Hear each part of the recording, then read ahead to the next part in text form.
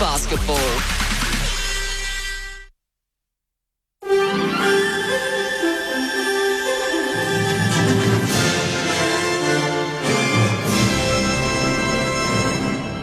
ABC News with Mary McDonald. Good afternoon. The condition of a young man who was badly injured in yesterday's deadly car incident outside a fan convention at the Melbourne Showgrounds has improved today. Yvette Gray reports. A man aged in his 20s has died and another was critically injured after they were hit by a car that veered across Langs Road, mounted a curb and was driven 120 metres down a footpath. The men had just left the Supernova Comic Con event in Ascot Vale when they were struck. The man who survived was taken to the Royal Melbourne Hospital. He's now listed as being in a stable condition. A 33-year-old male driver was arrested at the scene and is expected to be formally interviewed today. Police are working to determine whether or not it was a deliberate act and if drugs, alcohol or speed were involved. The fan convention reopened its doors today and held a minute's silence to mark the tragedy.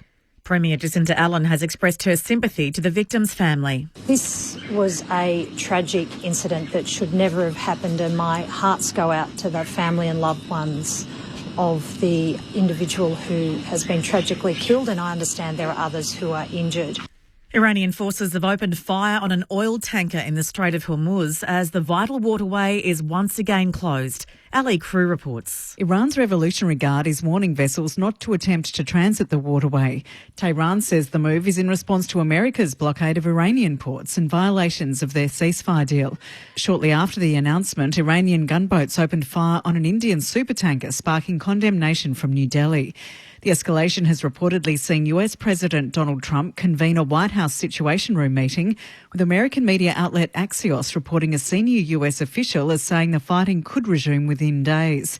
A 10-day ceasefire between the two sides is due to expire on Wednesday night, Washington time. Meanwhile, Deputy Prime Minister Richard Marles says he can't speculate on what sort of military assistance Australia might provide to secure the Strait of Hormuz. On Friday night, Prime Minister Anthony Albanese took part in talks with dozens of world leaders on how the vital shipping channel can be secured once the conflict between Iran and the United States is over. Separately, US President Donald Trump has been critical of Australia for not assisting his country in its actions in the Strait. Mr Marles says Australia is talking with allies about how it can help, but it's not yet clear what sort of assistance is actually going to be needed. We are working with the UK, with France, with all of our friends and partners, and that does include the United States, in respect of what the future might hold, and we are clearly going to help. But, you know, the nature of that help is something that I'm not going to speculate on.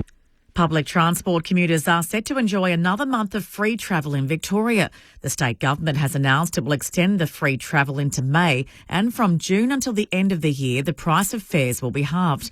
Public Transport Minister Gabrielle Williams says the measure will take the pressure off household budgets and fuel supply. The cost of both the free public transport through April and May, plus half-price fares till the end of the year, is about $432 million, mostly in foregone revenue. To sport, and Carlton Football Club has promised a thorough investigation into the circumstances surrounding Elijah Hollands' AFL game earlier this week. The Blues say the 23-year-old suffered a mental health episode during Thursday night's defeat to Collingwood, saying they will continue to provide close and ongoing care. Hollands will not travel with the team to Perth this week ahead of Saturday's game against Fremantle. Carlton CEO Graham Wright says the club doesn't suspect illicit drugs or alcohol were a factor. At this stage, we don't suspect that is. We're dealing with a mental health issue with what we're dealing with right at the moment, but we're in the process of going through all the circumstances leading up to the game, 2 or 3 weeks prior to the game, were there changes for Elijah in that regard. And just ahead of the weather, a life jacket worn by a survivor of the Titanic disaster has sold for just over $900,000 at auction, almost twice what it was expected to fetch.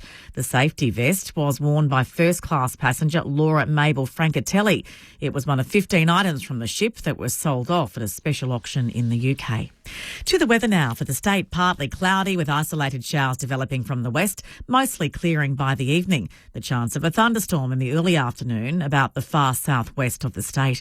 For Melbourne, partly cloudy with a slight chance of a shower late this afternoon and evening, with a top today of 20 degrees. Tomorrow, partly cloudy, 22. Cloud clearing on Tuesday, 25. Wednesday, partly cloudy, 24. Right now in Melbourne, it's 15 degrees. ABC News. There's no doubt that country music is bigger than ever right now. Join me, Outback Tom, as I get you around the artists that are blazing a trail. Listen to Country Club, Sunday night at 6 on ABC Country or anytime you like on the ABC Listen app. ABC Sport. This is AFL Sunday with Matt Clinch and Cameron Lee. AFL Sunday on radio, ABC Sport Digital Radio. and take us with you on ABC Listen. Look for the AFL button. 3 thrilling matches yesterday, giving us plenty to discuss and debate on AFL Sunday on ABC Sport. An inspiring tribute to the Dawson family following the death of Captain Jordan's brother during the week as Taylor Walker turned back the clock to lead an emotionally charged victory. Adelaide inside 50, flying early was Wood, off hands, Taylor to Walker! The Texan turns to the hill and celebrates as 1-5 for their all-time leading goal scorer. There is no one else you'd want with the game on the line. The Hawks made it 5 wins on the trot, hanging on against Port Adelaide after Mitch Georgiades missed this shot with 1 minute 14 remaining. Chips it towards Evans, who's moved to the outer side of the ground. Moves back to Berry. Hand pass to Reed. Oh! Little dab kick inside forward 50. Mitch Georgiades mark. That was well done. You know, we're right on a minute to go in this game. The clock is ticking. What a contest this match has turned out to be. Mitch Georgiades is lining up for his shot to put Port Adelaide in front in the dying stages of this match. Georgiades to goal is offline. It's a behind. He did too close to the man on the mark. He did. And 3 points is Hawthorn's lead.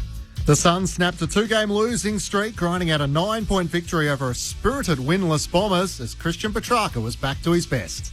Mac Andrew at the back of the pack for the Suns. Measures a pass, hits the target, and it's a handy one at that with Christian Petrarca 45 out. Directly in front. We'll have to kick it from right on the arc, directly in front, strikes it very well. What would you expect? 3 goals to Christian Petrarca. Today, 3 games to complete round 6 of the AFL. North Melbourne taking on Richmond from Docklands. The Demons take on the Brisbane Lions in Lachie Neale's 300th game. And the West Coast Eagles and Fremantle in the local derby to close out the weekend's footy. Hello, welcome to AFL Sunday on ABC Sport. That's without mentioning Taylor Burns' missed shot against the Pies, the Lightning that took place in Sydney and the delay there. And, of course, the events at Carlton, where their CEO, Graham Wright, has spoken this morning. We'll bring you all that in the breaking news in a few moments' time. 0437 774 774 if you want to add your thoughts to ours and tell us the best things you've seen across the weekend. Matt Clinch with you for AFL ABC Sunday. And I'm joined, of course, by triple premiership player, premiership captain. He is a legend of Geelong, Cameron Ling. Hello and welcome. Hello, Clinchy. Great to be with you. Hello to everyone out there. Hope you're enjoying this Sunday. Yeah, what a round it's been so far, Clinchy. Throw in some real horror moments for the Bulldogs on Friday night, and a generational player in Sam Darcy going down with that horrible ACL. So much has been happening, so much to talk about. We'll try and get through as much as we possibly can. But we try on a Sunday to start off with a real highlight, a real positive. I'm going to hand it back over to you, Clinchy. I go first all the time on a Sunday with a highlight. I thought you can go first. What's your highlight of the round so far? I like the fact you've handballed this to me, but I have had a small forward hawk on my eyes for the last couple of weeks, and Nick Watson is the one for me. When you get given or take on a nickname like the Wizardling, you've got to live up to the expectations. This is a guy who was picked 5 in his draft. Pretty handy draft if we look back on it. And just the last couple of weeks, his ability to finish in front of goal. 5 goals yesterday against Port Adelaide and able to do what he did against Geelong on Easter Monday. It sort of had me posing, is he now the best small forward in the game? Ginnivan has it, just wants to ease it further forward towards Weddle. Gets paid the mark, then wants to play on quickly. Again, he's going in the Sicily direction. Jones gets himself in the front of him. Then Watson, Groves takes it and puts through another goal. That's 5 for Nick Watson and 2 in the space of a minute. So he was the fire starter for the Hawks when they need to try and get a bit of a wriggle on Lingy. But I'm posing the question to you. Is the competition now on notice that he is one of the best small forwards in the game? Well, first of all, great shout out. He's been in brilliant form. I don't think Lachie Jones will ever play on him again. Some of his starting points on him could only be described as horrific, and that's just a fact. Sorry, Lachie. You can't let a player like Nick Watson just get out the back of packs and you fly and he stays down and things like that. So, bit to learn there. Is he the best? I will disagree and say that I would still give Cozzy Pickett and Tommy Papley the nod over him right now, but he is very quickly closing in on that group. I think Jamie Elliott's probably in that group. Isaac Rankin's in that group. But for performance in big games and in big moments, it's a fair call. He's in the group of some of the best small forwards in the game. Not yet the best in my eyes. And that's okay. Ben King leads the way in the race for the Coleman with 24 goals through 6 games. But Nick Watson has 16 goals for the season. And you look at sort of other small forwards, Jack Higgins with 11.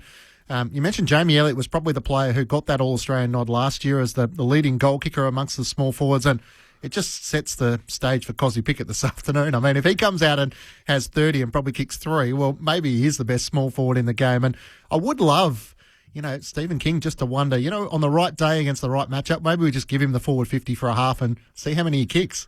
It's too tempting for Kingy just to leave him in the midfield, though. That's the trouble because he's so dynamic up there. But you're right. When he's resting, he should never go to the bench. He should just rest deep in the goal square and let him have some space. So it's a good shout. Clinchy, I'm going to use the word because we say it, highlight for the week, and certainly not around a highlight, is the emotion of last night's game at the Adelaide Oval. The Adelaide Crows and what they and their captain Jordan Dawson have been through the week with the passing of Jordan's brother Jared.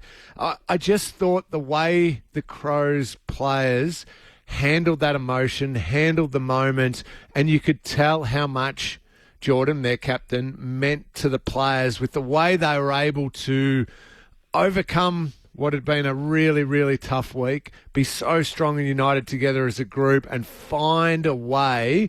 And there was the emotion through the game, the 12-minute mark of the first quarter where there was the round of applause, the standing ovation as a mark of respect, all of that going on. For then that group of players to somehow find a win, I just thought it was a magnificent show of solitude by the Adelaide Crows players. No, you've summed it up beautifully. A beautiful tribute on what's been such a hard week for Jordan Dawson, the passing of his brother Jared and obviously his wife Jessica and their young son dealing with those tragic circumstances. But the way Adelaide honoured the Dawson family as they went through the grief certainly deserves to be acknowledged.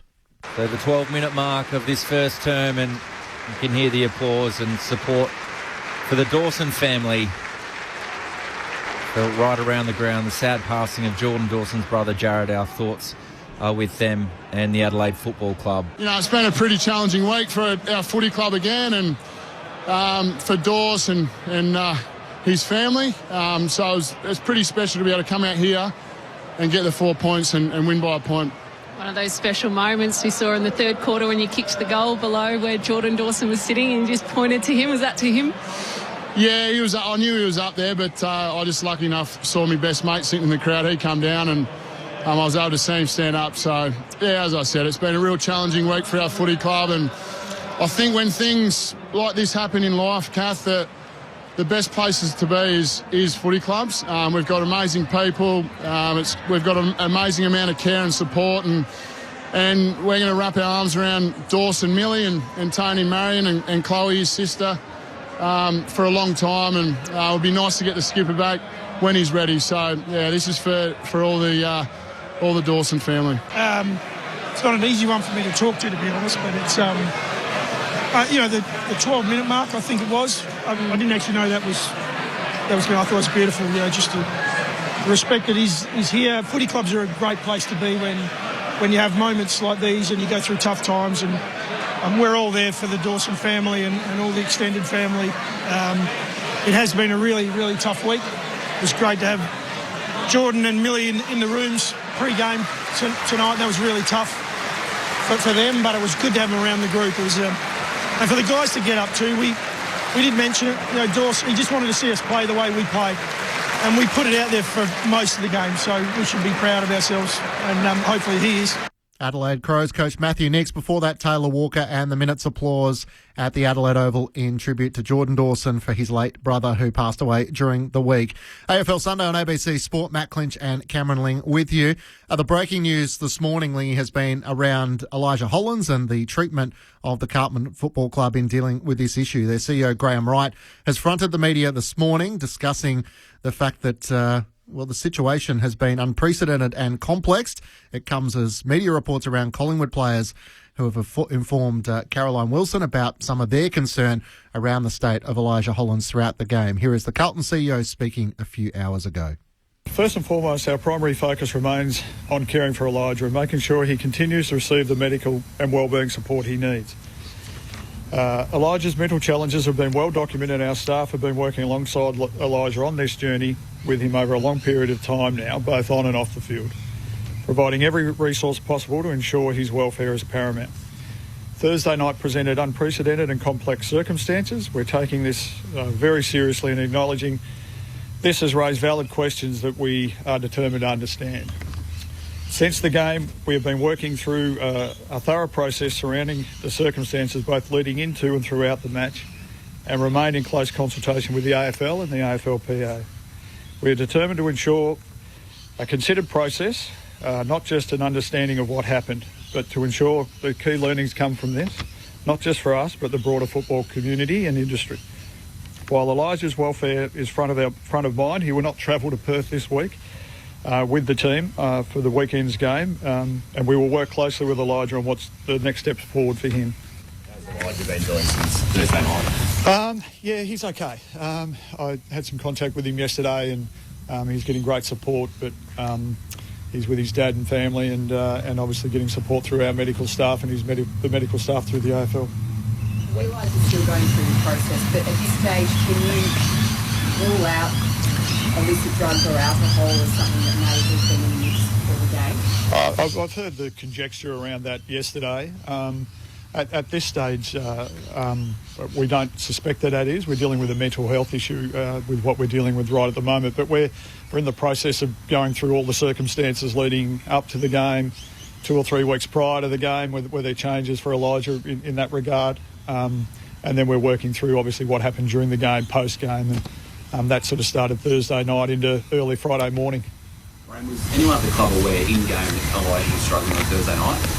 We were aware that he was struggling in the game, and he's had, as I said, I'm not quoted on this. That potentially had anxiety previously and panic attacks, and our guys were dealing with him in the game. That obviously he was having some problems. You mentioned off the top that the club's put the most resources they can into Elijah. Do you feel that was the case on Thursday night, or could you have done better as a blue club? I think everyone's got the right and to ask those questions, and we're asking those questions of ourselves. And as I said, we're really determined to get to the, I suppose, a better solution for what happened in that game. But as I said, we understand people have got to ask those questions, and we're asking them of ourselves as well. There were reports that Elijah had told some Collingwood players that he had been drinking. I realise he's still trying to work out if that's the case, but are you liaising with Collingwood to talk to them to see if any of their players had in fact been told anything? I heard that report yesterday, and I haven't heard anything from Collingwood or the AFL, so no one's come to us with anything from that nature. I've been contacted by work regarding a potential investigation. Not at this stage, as far as I know. When did the football department first realise that something was wrong with it? Yeah, good question. And as I said, I'm not quite sure I've got that answer today. But yeah, we'll work through that in the next few days as well. Carlton CEO Graham Wright, who spoke to the media about an hour and 20 minutes ago. AFL Sunday on ABC Sport. Matt Clinch alongside Cameron Ling. We did put in the phone call to the Blues to ask if Graham Wright wanted to come on to expand in some of his thoughts, but thanks to Will Batulis, who said the club had made their statement at that press conference and didn't really feel like they had any more information to be able to elaborate. So I suppose, Lee, that last question is the one that we're all trying to wrestle with, is now the compliance, the duty of care from Carlton as a sporting organisation, as a workplace, is when did they realise that Elijah Hollands wasn't right and should have been ahead of three-quarter time when he was taken from the ground in the last 10 minutes of the final quarter. The good news is he's with his family, he's being supported at the moment, but certainly leaves you with a lot of questions that are unanswered at the moment. Yeah, it does, and I understand there is a process that needs to be gone through, and lots of those questions that need to be asked. Got a little bit of a problem with just that last answer that you played then, Clinchy, in that when the question was posed, when did the coaching staff or football department first realise that something wasn't right with Elijah? And he doesn't have an answer to that yet. It happened Thursday night. It's now Sunday. I thought that's one of the first things I would have wanted an answer to. And I'm not looking, and if I was them, not looking to blame anyone, or you should have spoken up. But what was our communication process throughout that pre-game and early on in the game, in the warm-up? Who noticed that maybe, let's just say they didn't realise it was a mental health episode or anything, but just who noticed that he wasn't in the right frame of mind to compete? Maybe was a bit anxious about the game. Maybe just was not calm and warming up the way he normally would. Who noticed that? Was it fitness staff? Was it assistant line coaches? Or was it medical staff? And what was our communication around that? Who noticed it and then should have brought it up with someone? I would have liked to have got to the bottom of that first to understand what our match day procedures are. If a player is ill, but is, as in I'm talking about gastro, for instance, but doesn't want to declare it to the medical staff because he's desperate to play. Yeah. Do you notice that he's flat and tired in the warm-up? Therefore, hey, we need to bring this up to the senior coach or to the medical staff and let's have a discussion about it. We don't think he can perform to the level that we need him to. Therefore, let's look at an alternative of bringing in our emergency. That's almost basic footy department and match day procedures that I'd love an answer to that pretty much immediately. Yeah, I think listening to the pre-game on Friday night with you and Mick Moldhouse made the reference as a coach. He spoke to all of his players before the game took place. Now, every coach is different, so Michael Voss might not necessarily have done that, but you would assume one of his line coaches would have spoken to him before the game. You would assume his brother might have known that something wasn't quite right, or one of his teammates. And at what stage did Carlton realise that he wasn't in a position where he was able to compete and to do his job, which is what, at the moment, he's out there competing as part of his workplace? And that'll be the question. The AFL have issued a statement saying the health and well-being of every player is the AFL's highest priority. The AFL has requested Carlton to, once concluded, provide the outcome of its review, the circumstances relating to Elijah Holland's fitness to play in Thursday night's game. And the AFL will continue to make inquiries with the club in relation to this matter. So the Blues, by saying they think it was a medical episode, doesn't answer the questions that the AFL is going to ask of them.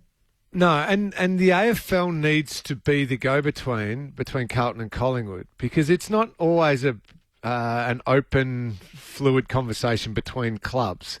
So let's just say if, with those reports yesterday, there's alleged to have been Elijah telling Collingwood players that he'd been drinking before the game, any chat of that, the AFL needs to be the one who then goes and interviews the Collingwood hierarchy and the Collingwood players to get an answer from that. And if they determine that it's fact and it's credible, then they need to be the ones to then go back to Carlton and say, hey, this is actually something that we find as a genuine thing that could have happened. We need you to dig further into that. Because I don't think Carlton are going to go to Collingwood to find that out. And Collingwood's not going to offer it to Carlton because it doesn't work like that between clubs. So AFL have to liaise between the two of them and get the answers, just to, at the very least, to shut down that story if it is false. If there's any truth to it, well, absolutely, of course we need the answers to it. And I don't think Carlton are able to publicly say whether he took a drug test after the game, whether he passed or failed it. But if you were the CEO of the AFL, Cameron Ling, would you be asking that there should be a drug test that takes place to just put that to one side? Yes, absolutely, 100%. Because it can, rightly or wrongly, there is a large portion of the footy-loving public who had already jumped to the conclusion that he was under the influence of something. Now, whether it's alcohol or illicit drugs. We want to believe the medical health episode story, but you can't help but be a little bit sceptical. Yeah. A little bit sceptical. So give us a definitive answer and say, no, we have done a test and we've ruled out illicit drugs. We have gone and interviewed Collingwood players and found it to not be credible because it was just a bit of a throwaway line, that sort of thing. Let's put those two options to bed, and then the footy public can go, okay, all right, I had my doubts, but no, I trust totally that it was this.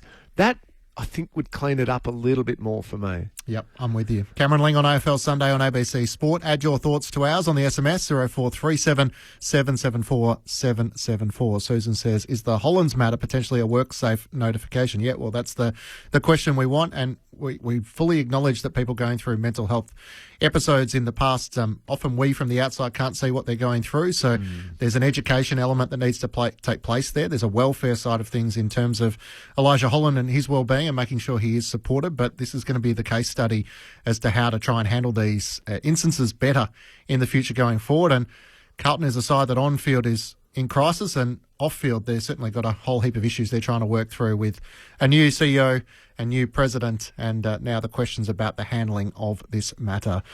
Back to the on-field, and we'll work through some of your messages that took place. The events at the Adelaide Oval last night as the Crows claimed their third win of the season to get their season back on track. Trailing by 26 points early in the second quarter. They then booted 7 goals, including 6 consecutive, and it was the veteran Taylor Walker at 36 years of age next Saturday, Lingy, who booted 5 goals, including the match winner. But they did have to survive 10 seconds of hell at the end. Here's how our ABC Sport team called it last night. The Saints need a miracle in the city of churches. They've got to get a goal here out of the stoppage. Down 7. McAndrew down, waiting there. Owens gets it, kicks and goals. We're going to the wire. You can hear a pin drop at the Adelaide Oval. They are devastated. Put Wangani Miller in the middle of the ground. Don't leave him forward. Crows by a point. 10 seconds to go, and this is where St Kilda does its best work. Oh, no. Is this Melbourne all over again? There won't be an infringement for a 6-6 this time, surely. Interested to see as well if they sent Michael Annie in the middle. No, they haven't, so they're backing the guys in, the Rochelle, Berry, and the young fella, the first gamer in Edwards. But, wow, this is a big play. The forwards for St Kilda are all dragging them forward. Even the midfielder is that Windhager, who's pulled right out from the centre bounce circle. He's essentially at centre half forward. Yeah. In the middle of the ground, McAndrew knocks it down to Berry. Handballs to Rochelle. He kicks over the top. They're going to ruffle it there with Rankin. The time kicks down, kicks inside the forward 50. Silthorpe runs onto it. The goal won't count, but they get the 4 points. A Saturday night thriller at Adelaide Oval has been an emotional week, and the Crows get the win for the Dawson family. So that's how our ABC Sport team called it last night. Aaron Bryans alongside Tom Wilson and Josh Franco was part of the call team. Lingy, it had all the emotions, including St Kilda heartbreak once more. Yeah, it was a riveting game of footy because of those momentum swings. At various times throughout the game, it looked like Adelaide was superb and St Kilda were hopeless, and then it looked like St Kilda was superb and Adelaide were hopeless. It was huge swings, and the Crows found a way. Oh, gee, they had some nice moments. Even go back just before that commentary started there, the way they kept bouncing back and responding with another goal, and the Tex Walker goal was superb. But there was a moment where Braden Cook, who I don't know that much about, I haven't seen him play heaps, he's only played 35 games, but just where he spun out of traffic and just hit a beautiful little pass under enormous pressure, I'm like, wow, like that's another Adelaide name who a little bit unsung here in Victoria, but there's class there and quality, and they just nailed the crucial moments when they needed to be. And terrific win. And the Saints, unfortunately, they've just got a few players who, under pressure, can turn the ball over and butcher the footy a little bit, and just gave it back to the Crows too many times. So we might come back to the Saints, but for Adelaide, you know, the battle between Taylor Walker and Cal Wilkie after he was taking, I think it was 5 intercept possessions in the first quarter. The coaches went to Tex at quarter time. He knew that he had to be better than that. Can it galvanise Adelaide for the emotional and for the on-field? They're not quite at the peak of their powers as they were to be the minor premiers last year, but can it be a turning point for them? I think it's something that they can use throughout the whole year, absolutely. But I think I've been pretty consistent on this. I rate Adelaide really highly, but they are just a little bit thin with the players at the moment because of injuries. And of course, sadly, with Jordan missing as well. But they found a way to win. and if they can just keep pace with some of the top teams by scrounging wins, then they get their players back. I think this Adelaide Crows team can still do some things come the end of the year. They just can't get too far behind while those players are missing. Yeah, they have the Brisbane Lions at the Gabba next week, so I think we'll get a better answer to that question, Lee, and we can probably touch on it on next Sunday's program. Our South Australian audience, you're off to the footy. It's North Melbourne taking on Richmond from Docklands, and of course you can catch up as a podcast if you want to hear the second half of the program under the best of ABC Sport. Join us on Anzac Day across the ABC. From Gallipoli and Villers-Bretonneux to the dawn service and march in your capital city. We will remember them. On ABC Radio, TV and iView and on ABC Listen. You're listening to AFL Sunday with Matt Clinch and Cameron Ling. AFL Sunday. On your radio, ABC Sport Digital Radio. And take us with you on ABC Listen. Look for the AFL button. Adelaide? Did they play finals last year? Adelaide didn't play finals. Did Adelaide play finals? No, Did Adelaide play finals last year? Yeah, Adelaide. Okay. Yeah. One final, two finals? Yeah. Two. Did they make a prelim? No, lost I can't remember. Lost two at home. Yeah, so I think from where we're at and where we're trying to get to, out of the bottom reaches of the ladder or the middle of the ladder, whatever you want to call it, and I think 5 out of our first 6 opponents have all been finalists, prelim, back-to-back premiers and finalists bar one. And we've been in all of those games. I would think if you take out win-loss, we've improved. We're not devastated, but we're hurting because we come here to win. We don't come here to compete, we come here to win. But we didn't get it done, and we're just a little bit inconsistent in a key area that we've been really good at all year. So those guys on midfield would be hurting, and we know they're better than that. But stress under load equals growth, right?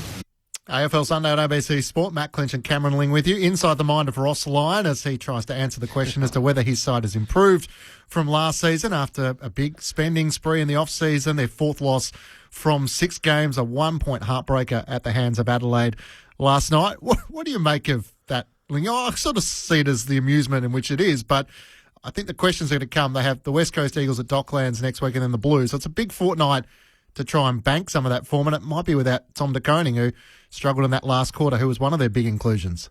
Yeah, I listened to that, and that's Ross being Ross and playing games and trying to just own the narrative of the press conference. Just confidently answer. Yes, Adelaide played finals last year. However, they were missing key players. Do you think that you, as a team that spent this money and also brought in key players, should be winning these games of football? Well, yes, if they want to get to where they want to get to. They should be winning those games of football. Of course, they've improved a little bit. There's no question. I'm not denying that. But have they improved enough yet? Well, the jury's still well and truly out on that. Now, they should win the next 2 games. So maybe it's just him sending a bit of a message to his players, just going, hey, we have improved, but let's get to work, because they win the next 2. And then we start getting a few games where they will be tested a lot more, and we'll understand if they have improved that much. But I still look at St Kilda and I think it's Nasiah Wanganeen-Miller, who is an unbelievable footballer. It's Sinclair. It's Wilkie down back, absolutely. He's a star. We know that. He probably got Tex Walker got the better of him eventually. I don't mind Maxie Hall around the middle of the ground, but it's still a bit thin with who I'm really turning to when the moments get hard. There's a few other players out there that I'm like, oh, yeah, I don't know. Don't know if that's a finals type player. No, I'm with you completely. I guess the reference point he's trying to make is we played some top 8 sides, some top 4 sides. We weren't in that position last year. It's unrealistic to think we'll be beating those teams this year. But then the argument, Collingwood is not the team they were last season, and the Giants are struggling a bit at the moment. So they do have 8 of their last 10 games at Docklands. My expectation for them is they've got to be competing for that sort of 6th to 10th spot, featuring that wildcard game. And then, yes, we'll probably all concede they'll be a better side next year once they have some chemistry and they know how to use Tom De Koning in a better way alongside Rowan Marshall if he wants to hang around. So I get they're a work in progress. But am I right in saying that, Clinchy, next year, Wanganeen-Miller is back out of contract at the end of that year? Yep. So you kind of got to make some real moves, like as in I'm talking momentum up the ladder to show to him, we are on the absolute doorstep of a premiership here. Otherwise, he's going. if you're still sitting, let's say they make 10th or 11th this year, and then their step up is to get to 7th or 8th the following year, he's not hanging around for that. By next year, you'd want to be top 4 and absolutely kicking the door down of a premiership. I would have thought, if you want to convince him that your future is here at St Kilda. But this is the perennial question, isn't it? Is what is the motivation for the individual? So Nasai Wanganeen-Miller is signed till the end of 2027. So it's St Kilda's challenge to convince him that we're building something that's going somewhere, as opposed to being a middle of the road side that might get to, a wild card final. You got 2 years to prove to this guy that he's worth the $2 million you're paying and that he wants to be in that environment because he can see something that's going to grow to be. Zach Butters has very much a similar conversation. He could stay at Port Adelaide and maybe be one of the richest paid players in the AFL. Or if he wants to leave, what is his motivation? Does he want to be back amongst family in Victoria? Does he want to go and play at a side where it's successful and it's going to be a perennial final side? This is where the market has probably changed. The landscape has changed a little bit to what it was 10 years ago. Yeah, and every individual has different motivations. Some, it's pure money, and that's fine. I certainly don't begrudge them that. That's completely okay. And for everyone, money is one of the deciding factors. But for certain players, it's big crowds, MCG, Adelaide Oval heaving showdown type thing, like just being in the cauldron of the truly big games and being able to play in those deep into a final, a preliminary final in front of your home crowd with 90,000 in the house or 50,000 in the house, that type of feeling. Players crave that. But they also want really good programs. They want terrific coaching that's at the cutting edge of innovation, great relationships. They want really good teammates who they can bounce off and play good footy with, but also spend time with. There's all these deciding factors. And you've got to show a player of the star quality of Wanganeen-Miller, that's what we have and that's what we're building and that's what is right there. If you sign the next contract with us, we are going to be in prelim final, grand final day, the St Kilda Footy Club at the MCG in front of 95,000 plus. You're going to love this. Yeah. That you have to show that to him. Yeah, and I mean, some clubs like Geelong, your former club, they bill on the fact that we're not going to pay you the top dollar because you're joining a successful organisation. And I don't know if you're saying $2 million is the top price tag that a player could earn in today's market. You would wonder what would you be willing to accept if you are a top 10 player in the competition to be part of a successful organisation. That'll be the challenge for Nazire and for Zach Butters and for Zach Merritt, really, if he wants to stay with the Bombers or if he wants to chase success elsewhere. Yeah, that's a good question. And maybe it is $2 million. That's a huge figure. It's a lot of money, like it's life-changing. That's without mentioning Tassie and what might be on offer for a joining bonus there. But this is going to be the conversation in the next 2 years. Yeah, and you're right. And a lot of players signed those 2-year deals to enter the Tasmanian window, to not necessarily go to Tasmania, but to use Tassie as a leverage bargaining chip for their current club and for other clubs. Hey, pay me this because Tassie's going to pay me that. That's all part of good management and good negotiation. But there has to be a balance point. You cannot pay one player $2 million, another player $1.8 million, and another one $1.7. It doesn't leave a lot for depth if you're going to build a really high-quality premiership team where your 6th to 23rd player can stand up on the G on grand final day when they're fighting over scraps. You have to balance that salary cap. Cameron Lee and Matt Clinch with you for AFL Sunday on ABC Sport. Your thoughts on the SMS, 0437 774 774. Fran has been in touch. I suffer with anxiety and it can cause panic attacks. I've had anxiety all my life. No one would have ever guessed. And I ran a successful business. So clearly, as I said, we need to learn more about the personal situation and whether that's public or not, I guess, is still to be told. But to try and educate ourselves as the best we possibly can as an industry. Michael says if that young man attended the game, his workplace, under the influence of alcohol or drugs, it's still clearly a mental health issue. Well, yeah, that's going to be one of the questions that gets put forward. Zane from Coburg says some people like this are great at masking their emotions or symptoms to those closest to them as they have done their whole lives, and not until something like Thursday night happens, it does unravel. I might just read a few more of these messages before I read them straight off the screen. So we might read a few before the program closes. But the events at Docklands yesterday, Lingy, where the Hawks got out of jail courtesy of Mitch Georgiades missing with 1:14 to go. It felt like the big upset was on at that stage. Here was the Hawthorn coach, Sam Mitchell, relieved to be on the other side of it. It's probably a bit of relief. Like, we felt after you get a big lead and then you give it up so quickly, you lose complete control of the game. I think they kicked 6 goals, 1 from 11 entries, or might have been 13 entries, something like that, to 2 points in a quarter of footy. To be able to then wrestle the momentum back, there's a level of we needed to get the win. It's been a big couple of weeks for us. That's our third game in pretty quick succession. So we didn't move across the ground as well as we would like today, and there's probably a bit more relief than there is from some other wins. So the Hawks get the win and they survive the scare. Will McCabe on debut was able to kick a crucial goal in the last quarter. Mitch Lewis also came up big for the Hawks. What do you take out of that? I mean, they've now all of a sudden won 4 on the bounce. They were able to get over Geelong in that tight Easter Monday clash. They don't have the Western Bulldogs last Saturday night, so there's going to be some ups and downs. But if you can get the lesson and the 4 points, geez, that's beneficial. Yeah, it is. And I look at that and I don't think they played really well last night or yesterday at all, but they won. Against the Dogs, I thought they were pretty sharp, but the Dogs were pretty ordinary, but they won. Against the Cats, really Geelong should have won that, or it should have been a draw, given the state of the game, but they found a way to win. So they're banking wins without playing brilliantly yet. That is pure gold, pure magic for later on in the season. You've already got those wins under the belt. So then you build your form, and maybe Will Day comes back into that lineup at some stage, but you can take your time with him a little bit more now because you've got those wins in the bank. If John Newcombe gets a little bit sore through the mid-season or later on in the season, we'll just manage him. We don't need to take a risk because we've got those wins in the bank. So Hawthorn are set up beautifully.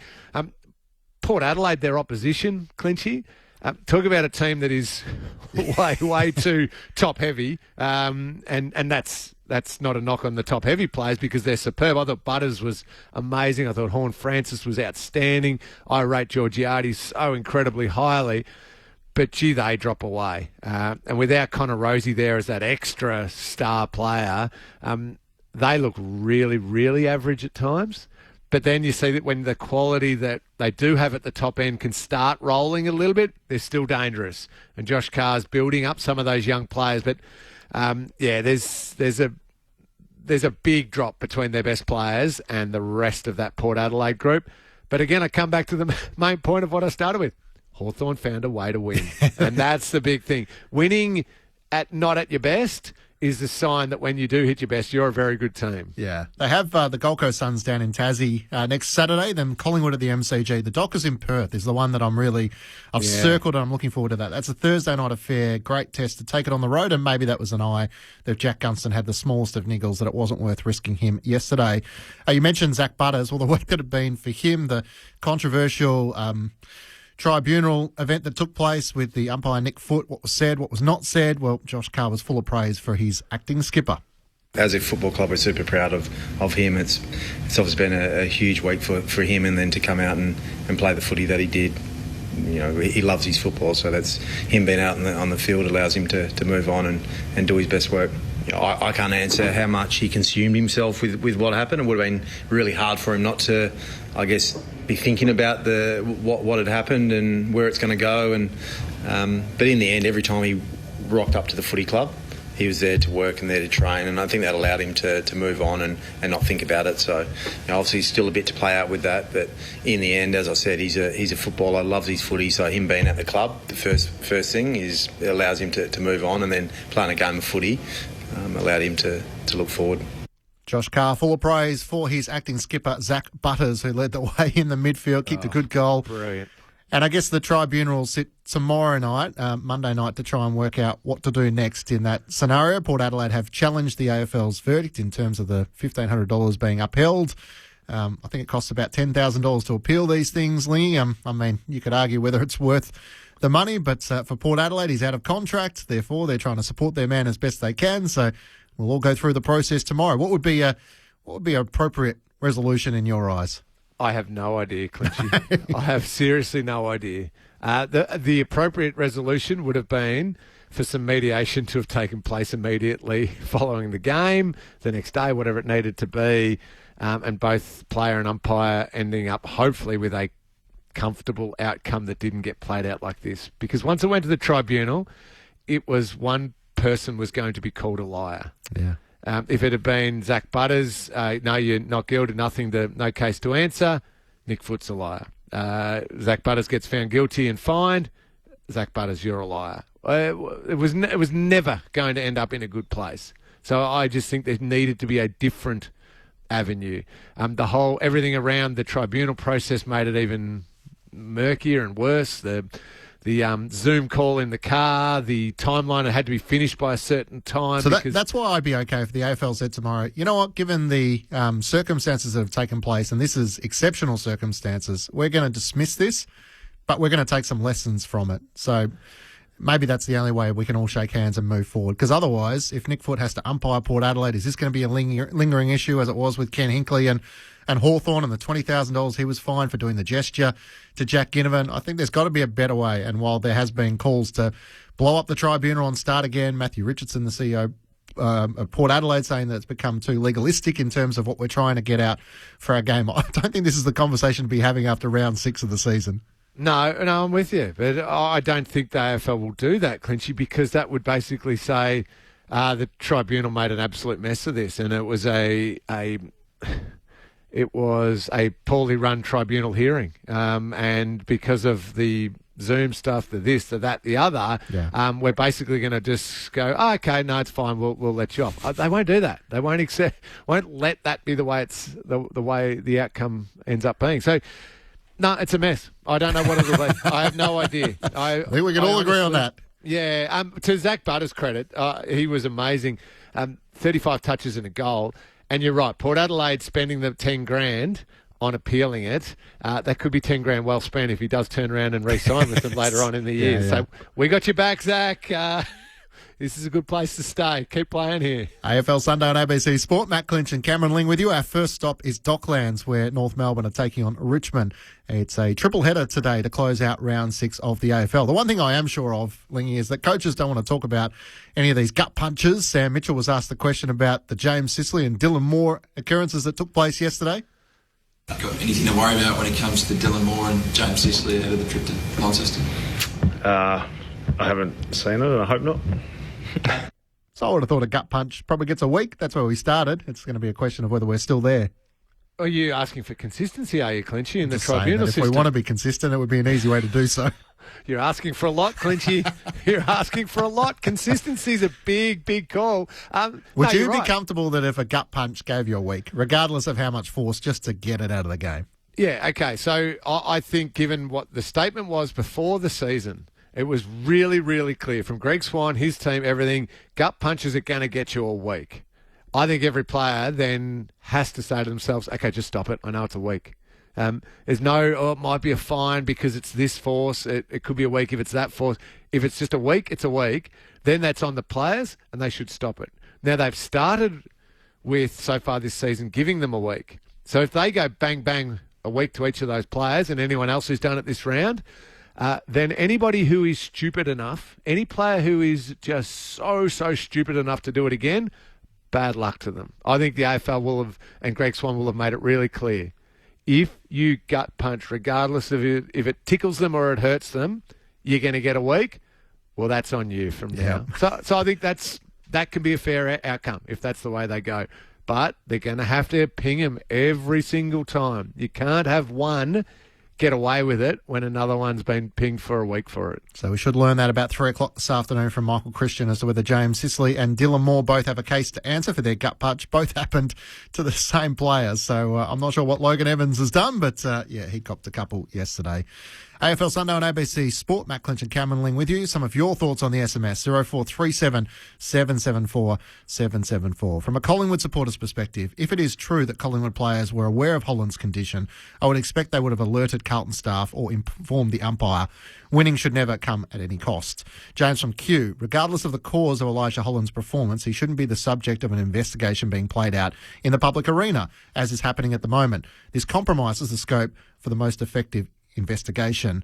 And Andrea says it was clearly a mental health event.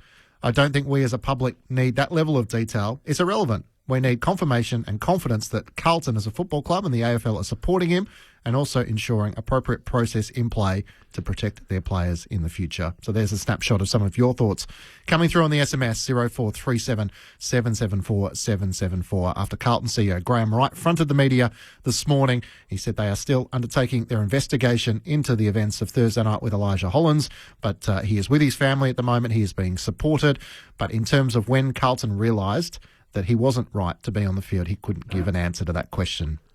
The only response I have there, Clint, and not to get bogged down in it again, to James and Andrea's text messages, and thank you for sending them in, is I agree that the public nature of the investigation, it could be counterproductive, but do we still need the answers that we spoke about before? Would James and Andrea like the possible illicit drug or the possible alcohol consumption to be ruled out, so then we can trust as an entire footy public that it is a mental health episode, and therefore then it should be totally private and can take place. I think once you separate even the 1% possibility of it being something else, if we can rule that out, then I think we can go, okay, this doesn't need to play out in public anymore. Yeah, and the AFL might do that, and they might do that privately, and we might not know, but they'll be the questions that were being asked of Graham Wright today, and will be continued to be asked of the AFL in terms of understanding how Carlton has handled this process.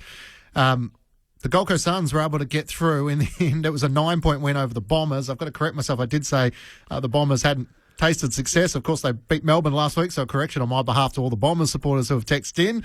They've been more spirited, the Bombers, in the last couple of weeks, firstly against Melbourne at the Adelaide Oval. But for the Suns, Christian Petrarca made a difference, and a little bit similar to the Hawks. 4 points might be valuable for them in the race for the top 10.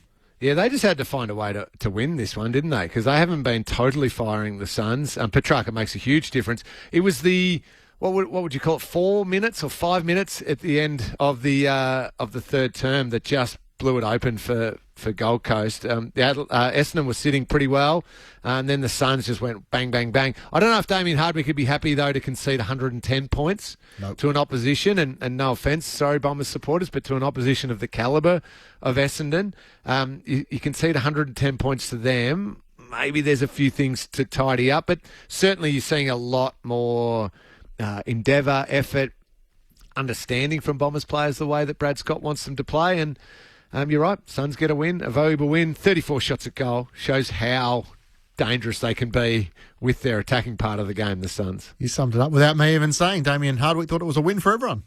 Tim, it was an entertaining game for the spectators. Absolutely. For the advertisers' dream, wasn't it? 30-odd goals. Yeah, how do you reckon it was for me in the box sort of thing? It was sort of frustrating. Offensively, we sort of got what we were after and that, but goals from some of our turnovers were poor. The Suns killing Suns, and then the stoppage stuff too was disappointing. So we've got some work to do. There's no doubt about that. Who would want to be a coach? Advertiser's dream for everyone except for the guy who's trying to structure the game to be played in a slightly different style. What should Bombers fans feel on this Sunday morning, Lingy, given they have made some improvements? Can you see some direction as to what they're trying to achieve? Oh, you can, but you also see some really good players, and the growth of some of the players continues to be there.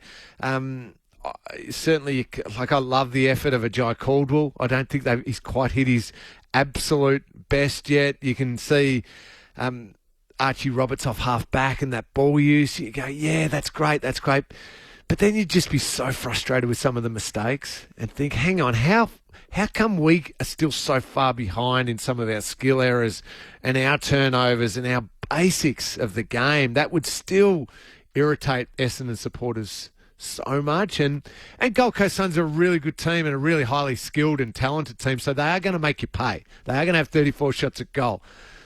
But they were some pretty simple ones at times. And again, that late in the third quarter where you've got the game kind of not you haven't locked it away, it's not game over, but you've really got it in your hand and you should hold on to that. And then to just concede 4 or 5 quick goals, that would really infuriate Essendon supporters. Yeah. Yep. I think, it's going to be interesting to see as they try and build over the next couple of weeks. The Bombers, they played well for a quarter. They were in the game. Can they try and build on that week to week.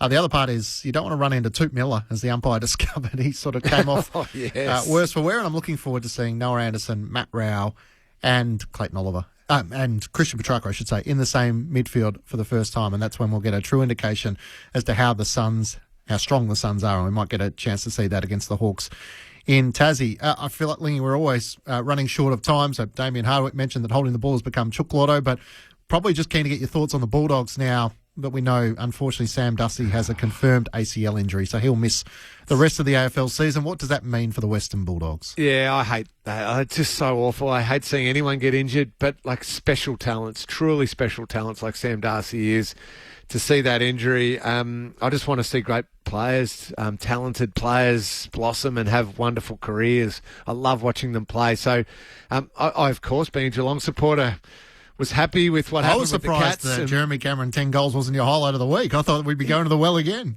Yeah, I thought in the theatre of kicking it with 1 second left on the clock and all that. So that was beautiful, but I couldn't help but just the Sam Darcy injury put a bit of a dampener on it for everyone, like footy lovers everywhere. Yeah. And then you throw in the soft tissue injuries, the worry around Tom Liberatore, another concussion.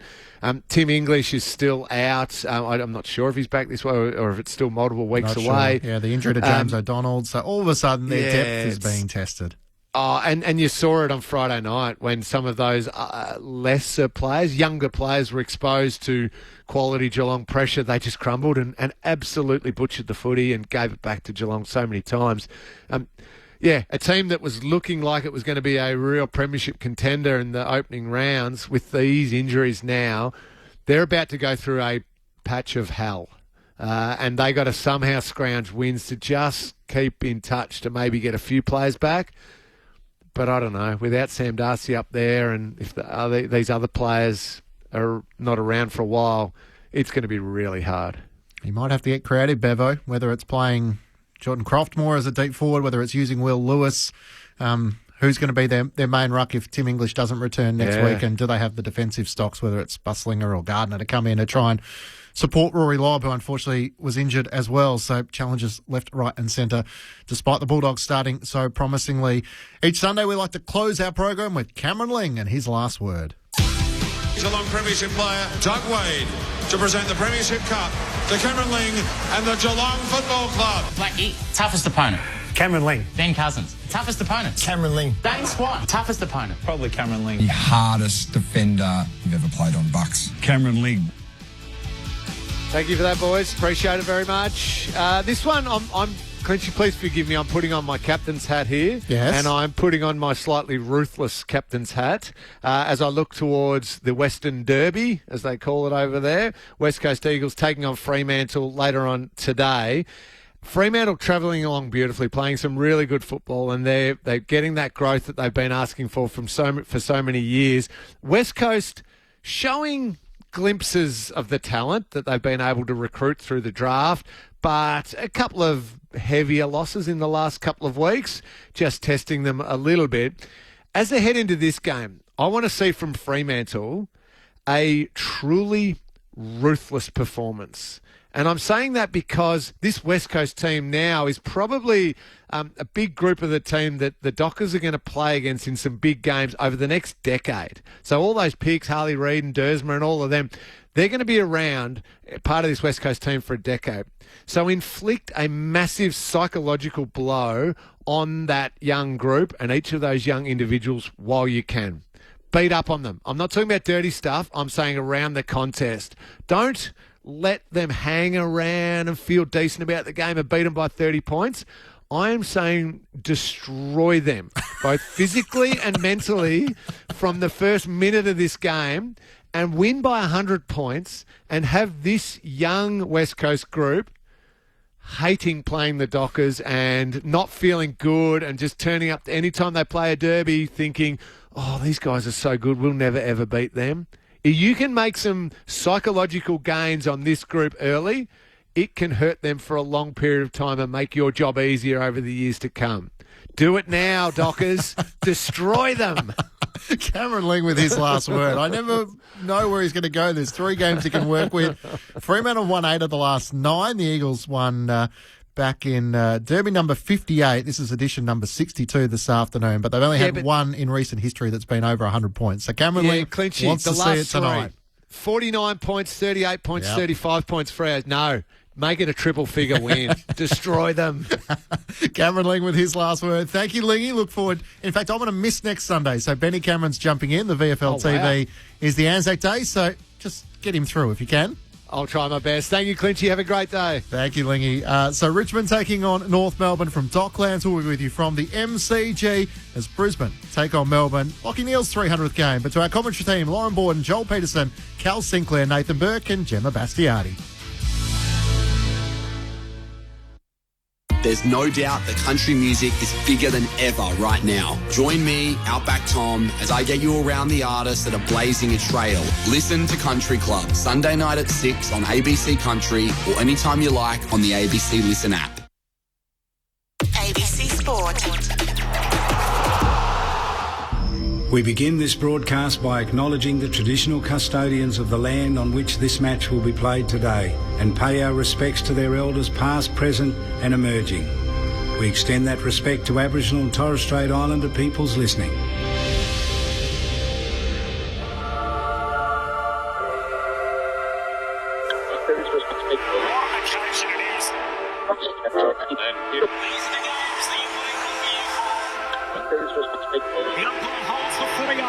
Boy, we're going to have some fun. The AFL in 2026 on ABC Sport. When the siren's sound, here we go. Listen to the roar. It is showtime. You take a seat because it don't get better than this. Right to the goal line. Jamie Elliott, the man who gravity forgot. That's why we love AFL football. On ABC Sport, this is the AFL. Sit back, relax, witness the greatest. It don't get better than this. From 45 and rides it all the way home. An ambitious effort. Unbelievable. The left foot is a goal. Oh, yeah. Take a seat because it don't get better than this. Rosen kicks on goal. The prancing pony. What a goal. He's off and running from 45 to get the party started. Take a seat because it don't get better than this. It's bouncing. It's through. Bailey Smith. He'll want the cameras on him right now. That camera action, baby. Spins around and buries it. Loads up from 55. That's a monster bomb. 40 metres out. Snaps towards goal. What a beautiful finish. Michael Goldsworth goes for glory. He eyes the goals and sends it home. 100% pure footy. Every minute of every match, all season long. Gathers, snaps, goal. This is just football at its best. Kick on goal. Dribbles it through. What about that? Took them all on and said, I'll have some of this. Bailey pinches his pocket and bang, bang, bang. That's the price you pay against the Premier. Watson snaps. Oh, Watson puts it through. And the Wizard arrives precisely on time. He's built for the big stage. On his left boot, his kick is good. Inside 50, off a step, turns and goes bang. And snap. And goal. There's some bravery through the middle of the ground. How good is that? What a goal. He wastes no time. He whacks it through for another. It doesn't have to be your night, but it can be your moment. Hands it to Charlie Cameron. He can walk it in. Show him your tail lights, Charlie. Welcome to ABC Sports coverage of the 2026 AFL Premiership season. Runs the 50 out. What a way to finish. On radio, ABC Sport Digital Radio, and ABC Listen. You take a seat because it don't get better than this. They've both returned from their trip to the vineyards of the Barossa in gather round to square up at Docklands today. Early signs this season show the Kangaroos continuing their slow rise with 3 wins already this season and showing plenty of good fight in their loss to the reigning Premier last week. But the Tigers, though, have stagnated. They won when few gave them a chance last year, but so far in season 2026 remain winless and not good on those promising signs. My name's Lauren Borden here with you at the Docklands today. We've already had a great weekend of footy in round 6 so far. Big hauls from forwards across the weekend. Close finishes, of course, Every game yesterday was decided by 9 points or less, and of course the full slate of matches will be on ABC Sport across today. We're all assembled for another Sunday afternoon. On a nice day in Melbourne, the roof closed though at Docklands, and calling alongside me is Joel Peterson. Hello to you on another Sunday, Joel. G'day, Loz. Good to be here. Turn my mic on. That's a good start. So 3 games yesterday, a total of 13 points, the cumulative margin between those between those 3, and we get a good little slate of games today. This one's interesting because in previous years, this has kind of been the battle for the number 1 pick, potentially between North Melbourne and Richmond. This year, North, of course, have sort of started that rise that you referenced, 3-2. They were just outside the top 6 as the round started. Richmond, the only winless team left. And for North, it's kind of the game that you need to win, and you need to win well, because no matter what the rest of your form line says, it's the kind of game that you just can't be dropping if you are to go on the trajectory that they hope they will. So just what we get this afternoon, it'll be an interesting watch. We've got the Brains Trust assembled in the back row. We never know what we're going to get from them on a Sunday. Former Eagle and Swan, Cal Sinclair, welcome to you. Thank you very much. I'll be careful what I say today. The Kangaroos fans weren't happy with me the last time I called them, that they'd be more suited to be in the Sunshine State, but we'll leave that one past us. But I completely agree with you, Joel. They'll be hunting their 4th consecutive win over Richmond, so you think they'll be red-hot favourites to get it. I just think there's just a lack of experience out there for the Tigers at the moment. Toby Nankervis, obviously with a hamstring injury.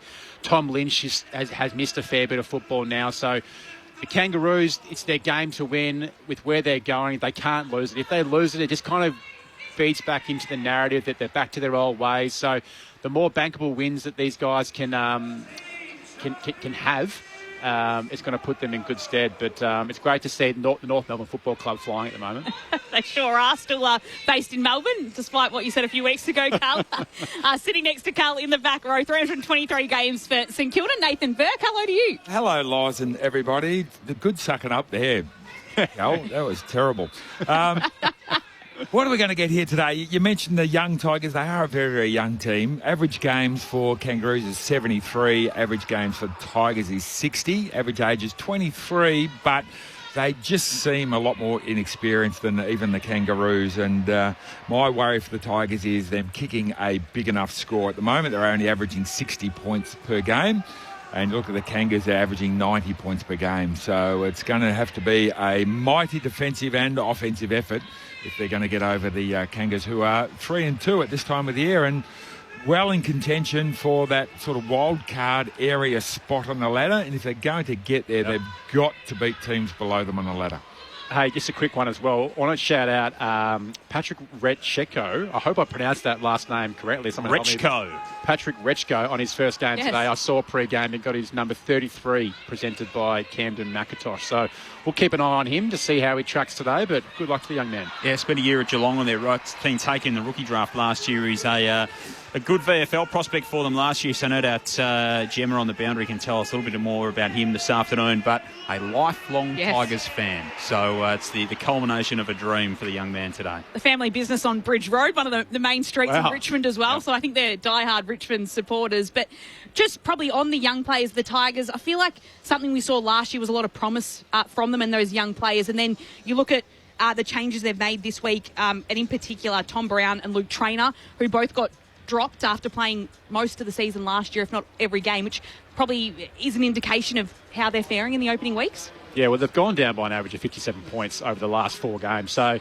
they're averaging just a score of 60 points this season. So and one thing that they really do need to work on is that they're actually ranking last in the AFL for ball movement and scoring efficiency. So they actually can't. They're having real issues moving the ball. And when they do, it's been seen that they're wasting it. So the inexperience is there. But I think overall, Berkey, it'd be good to get your perspective. I think we kind of like from an overall list strategy kind of what they've done. They've got a lot of talent out there, but it just seems from the outside they're just banking a lot of games experience into this young team. Yeah, absolutely. If I'm a Tiger supporter, I'm not necessarily coming along and hoping for the W. It'd be nice if they get it, but I want to see what the next 2-3 years is going to look like under Uze in terms of the way that they're going to move the ball, the way that they're going to defend, who are the green shoots that have come through that you're going to go, hey, you know what, they're going to be better than average, these guys, rather than just an average player that's going to be okay. Who are the ones that are going to rise above average level. So that's what I'm looking for when I see the Tigers, because what we've seen with the Kangas, we're probably in that same mindset with them 2-3 years ago. Who are the ones going to rise up? And now you've got Cheezel and Wardlaw and these guys who have risen, Luke Davies-Uniacke, etc. So who are the Tigers are going to follow in their footsteps? Nathan Burke and Cal Sinclair, your experts on ABC Sport this afternoon. The fifth member of our commentary team is making her AFL debut on the boundary for ABC Sport. In the AFL season, you would have heard her across the AFLW season and on the VFL coverage now on Channel 2 across this year with the ABC TV and ABC Sport. So it's very exciting to welcome Gemma Bastiani down on the boundary. Welcome to you, Gemma, for game number 1. Hey, team. It's good to be here. It is a closed roof and very loud down here, but Tim Taranto won the toss and opted to kick to the boomer end, which is the right of your radio dial. Let's see what plays out here. And the boomer end is the renamed end for North Melbourne home games, not just picking on a demographic of the public, Joel. As we said a couple of weeks ago, Loz, boomer as in Harvey. That's the right boomer. Also known as the Coventry end. Am I a boomer? You certainly are, Berkey. Wardlaw, Darling and Zerha all starting on the bench for the Kangaroos. You'd think they'd be in the starting 18. Good pick up, North Melbourne and Richmond. Opening term, you with Joel Peterson. Samson Ryan and Callum Coleman-Jones, a former Tiger, start things off in the ruck, and Simkin gets the opening clearance for the Roos, smashes it to half forward. Curtis is up to mark. It was touched on the way through, so Curtis not paid the mark up at right half forward. And it is a ball up. Nick Janovskis, Matt Nichols, Eleni T, Jordan Fry, our 4 field umpires this afternoon here at Docklands on ABC Sport. Davies-Uniacke has a go at the stoppage. Stevens has been in good form to start the season for the Kangas. Now the entering kick. Larkey's on the charge. Has it knocked away from him by Miller. Spilled to the top of the 50. Powell's there. Gives some ground with the hand pass. Off to Parker. Set up kick for Dersma. And Zane Dersma rises in front of the Richmond defence and pulls in the mark. He'll have an early crack from 40 out. Well, the umpire hasn't paid us. Oh, well, very, very lucky there, the Tiger defender. Rule number 1, punch from behind. Coleman-Jones got the clearance and dribbled it toward goal. It's out for a throw-in, so no player in front. I'm sorry, but isn't that a mark what we just witnessed? It's a mark. Yeah. And the Tiger player deserves it to be a mark because of a pathetic effort of not punching from behind. Umpiring in the VFL next week. So toss back inside forward 50 for Richmond. Taranto takes it, hand passes it away to Campbell. He gets a hand pass away, but Myers can pick it up for North Melbourne. Taken to the turf by Ross. Locked in, the umpire will circle and toss it up. So a little bit of a confusing start to the match so far. This ball tossed up and comes out towards Prestia, who tries to grab it, hand passes it back to Lawler, and Richmond will clear it away. Coming to a pack where it bounces in front of Daniels. He doesn't have a go at it. Fawcett has a go. Also can't get it in the end. Comben grabs it. Hand passes it away to McKercher. It ricochets off him towards Prestia. It's back in the hands of the Tigers as Green takes it. And hand passes it back to Full, who moves it on to Short. He can kick it out wide to centre half forward. It'll work in the end for Ralph Smith, who dubbed the kick inside 50 for the Tigers, and will be a set shot at goal now for Richmond down the other end of the ground with Campbell holding on to it. So quick transition there from the Tigers to switch it to the outer side of the ground. And it'll be a set shot, a little tougher than a 45-degree angle, about 45 metres out as well. Just shows the benefit of turning your body corridor for your handball, and I guess how the ground just opens up, particularly with, albeit Richmond are inexperienced, but Kangas have got lack of experience as well. Seth Campbell to put the ball towards goal for the opener. He is offline, and proceedings will just be started with a minor score. That's what Richmond lead by. They've got the one behind. North Melbourne are yet to score. 2.5 minutes played in the first. It's good to see Ralph Smith back in the team. Gives them a run up and down this nice dry ground. Didn't recognise him without the mullet flowing. He'd be one of your men, wouldn't he, Berkey? Hugo Ralph Smith? Absolutely, yes. In your stable? Yes. Played with his father, Sean, at the Saints. Thor, as he preferred to be known. As in Greek god? As in... Oh, Thor. Thor, not as in... I thought you said four. Not the number. No. The numeral, as they called him. I have the integer. I'm working on my list, but... Come on, point, Dexter, calm down. Don't start, Loz. Ball to be chucked in. Right half forward for Richmond. Coleman-Jones had it, and Daniel's hand pass was knocked down. There's a free kick that's been paid here off the footy, and it'll go to the stand-in skipper for Richmond, Tim Taranto. I hate it when the whistle goes and you've got to look at 3 umpires to see which one's got their arms up, because I'm pretty sure Lenny didn't call that one.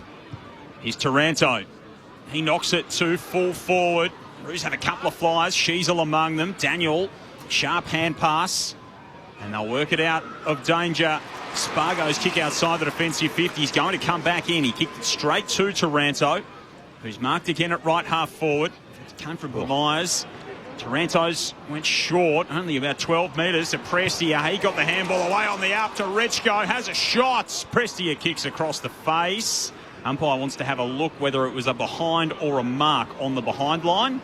I think Luke Parker was pretty happy to concede the behind there and just bring it back into play, but we're going to go upstairs to assess this one. Score review. Umpire's call is a behind. So Richmond by 1 behind as it stands. 4 minutes gone in this opening term.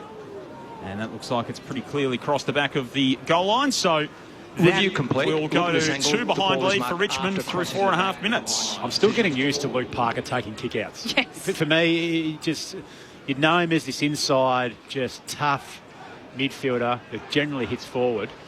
But he's been a revelation this year, going back. From a leadership perspective, he's been terrific. Interesting setup here by the Tigers on the kick out. They've just gone 1-on-1. There's no zone, there's no positions, just one each. So Parker's taken 3 bounces before taking a kick in from 40 metres out of defensive goal. Goes over the top of Trembart's head. Lawson can collect. Hand pass to Short, who hand passes back defensively.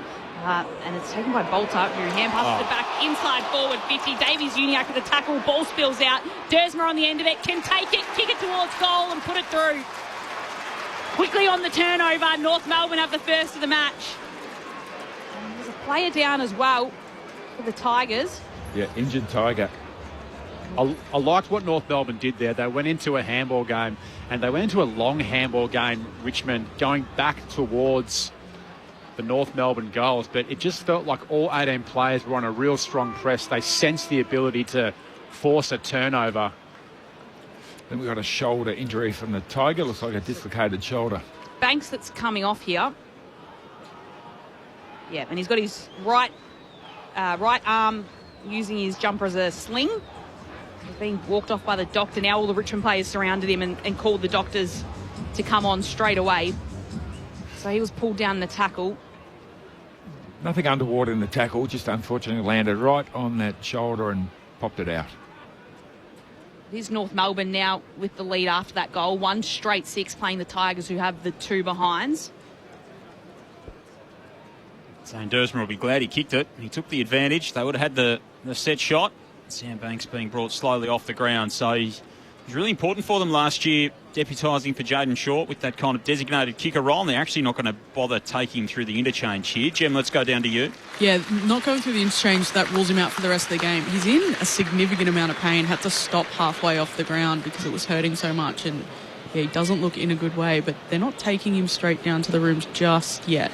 Oh no, they've just changed their minds. They're going to go straight down now. This could be the shoulder or potentially the collarbone if they aren't going to even bother to try and bring him back in. You wouldn't imagine you'd make that call with a dislocated shoulder, bringing him off the ground. So that's a sour note to start for the Tigers. Roos with the first goal. Coleman Jones with the clearance from the secondary ball up in the middle. Larkey couldn't take the mark. Spargo was onto it in a flash. He was tackled, playing his second game in North Melbourne colours. And we'll have a ball up at the top of the 50. Sunday footy on ABC Sport. Roos by 4 points in the early going here at Docklands. Coleman Jones goes in again. Ross had it, lost it, knocked down by Wardlaw. Diving in on top of the footy there was Short. Flipped it up, and the Tigers are away off half back through Prestia. Prestia dabs the kick forward where he can find Campbell, and he wants to put it to half forward. Lawler's there, can't quite hold on to the mark. Daniel was right beside him, wins the footy and kicks away the free kick. I'm not sure how he gave away the free kick in that. I thought he just used his body well, but Lawler wins the footy in the end for Richmond. Hand pass across to Short. Of course he'll go for goal from a long way out, but he misses to the left-hand side. And it's just a minor score for Richmond. 0437 774 774. If you'd like to get in touch throughout the afternoon, Jen from Euro's a big North Melbourne fan. She's already hoping that her side can believe and get the win. Colin Jones has taken the mark off the kick outside the defensive 50. Might have just lost his boot there. He's sort of limping toward the bench as well. Infield kick for the Roos was messy. Simpkins turned it over. Taranto picks it up on halfway for Richmond. Off to Ryan. Kicks inside the 50. Lafau. Comben got a hand to it. Races on back toward the goal square. Lafau couldn't get boots a ball. And the North Melbourne defence can clear up. Through Core and Zurha working deep in defence. Exiting kick toward Doverston. Had Floston coming over the top of him. The two number ones going to battle. Floston dives on the footy. Curtis is there trying to force the contest for North Melbourne. Comes out now. McKercher couldn't take it. A kick inside the 50s. A poor one. Sprawling forward was low. Couldn't take the mark down low in the back line for North Melbourne.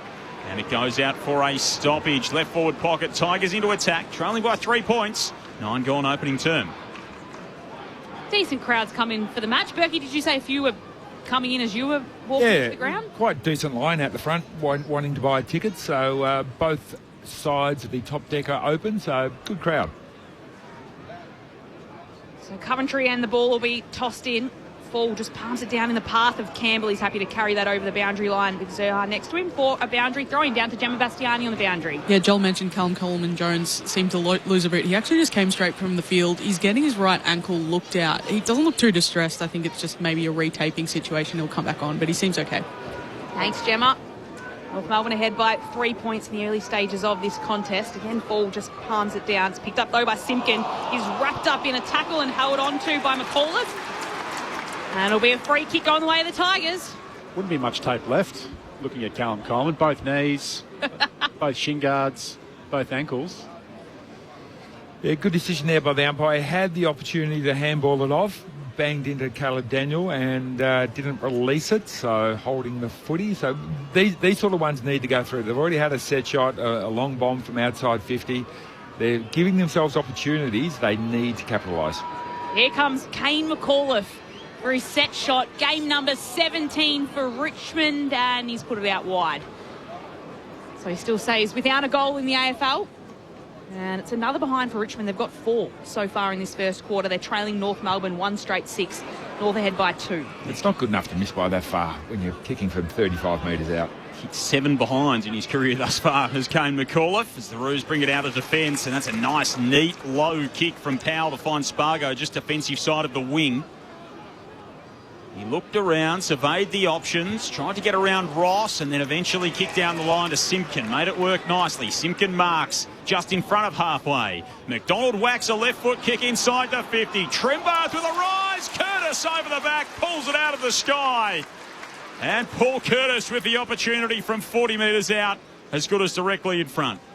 I didn't get a chance pre-game, but what I'm really excited about today is to just see that further evolution of the big three. You got Curtis Trembath, Paul Curtis and Larkey all working together, Dersma floating around.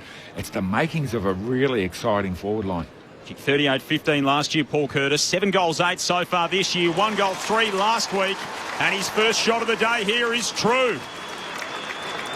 And the Kangaroos with 2 to start. 2 straight 12. The Tigers 4 behinds. 12 gone first term. He kicked 5 last they met, Paul Curtis. He's off to a good start. Sunday footy on ABC Sport. And you've also got Jack Darling with a bit of experience flying around there as well. But one thing that's not really spoken about with small forwards is if you've got small forwards that are actually very good overhead and have good marking ability, not that they're going to take contested mark every week, but when they get the opportunity to fly and display a little bit of athleticism, it's just worth their weight in gold, those guys. Tom Papley, very similar, very, very good hands, quite good overhead. Luke Parker, when he went forward at the Swans, was very good overhead. And if you're a Richmond defender, though, you'd probably be pretty disappointed in your effort there to not be able to bring that one to ground.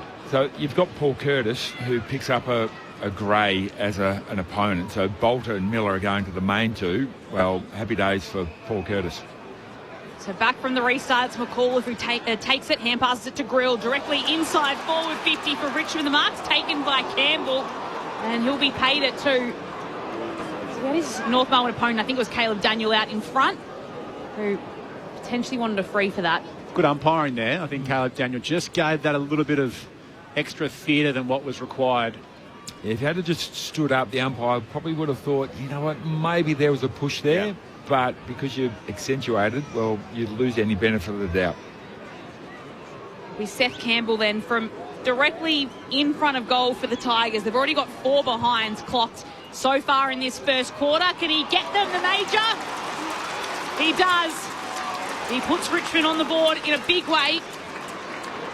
And it means they move to 1-4-10. The Tigers, North Melbourne 2 straight 12. North Melbourne ahead by 2 points. 13 minutes played in the opening term on ABC Sport. Before the thoughts of our experts Cal Sinclair and Nathan Burke, we can head down to Gemma Bastiani on the boundary. Yeah, unfortunately, Sam Banks stays done. As we mentioned, it's a right collarbone. They did show on the screens the vision of him going to the rooms in a lot of pain. And ironically, it's Jack Zeeble now tasked with reorganising their rotations through the middle of the ground as Richmond's midfield development coach against his old side.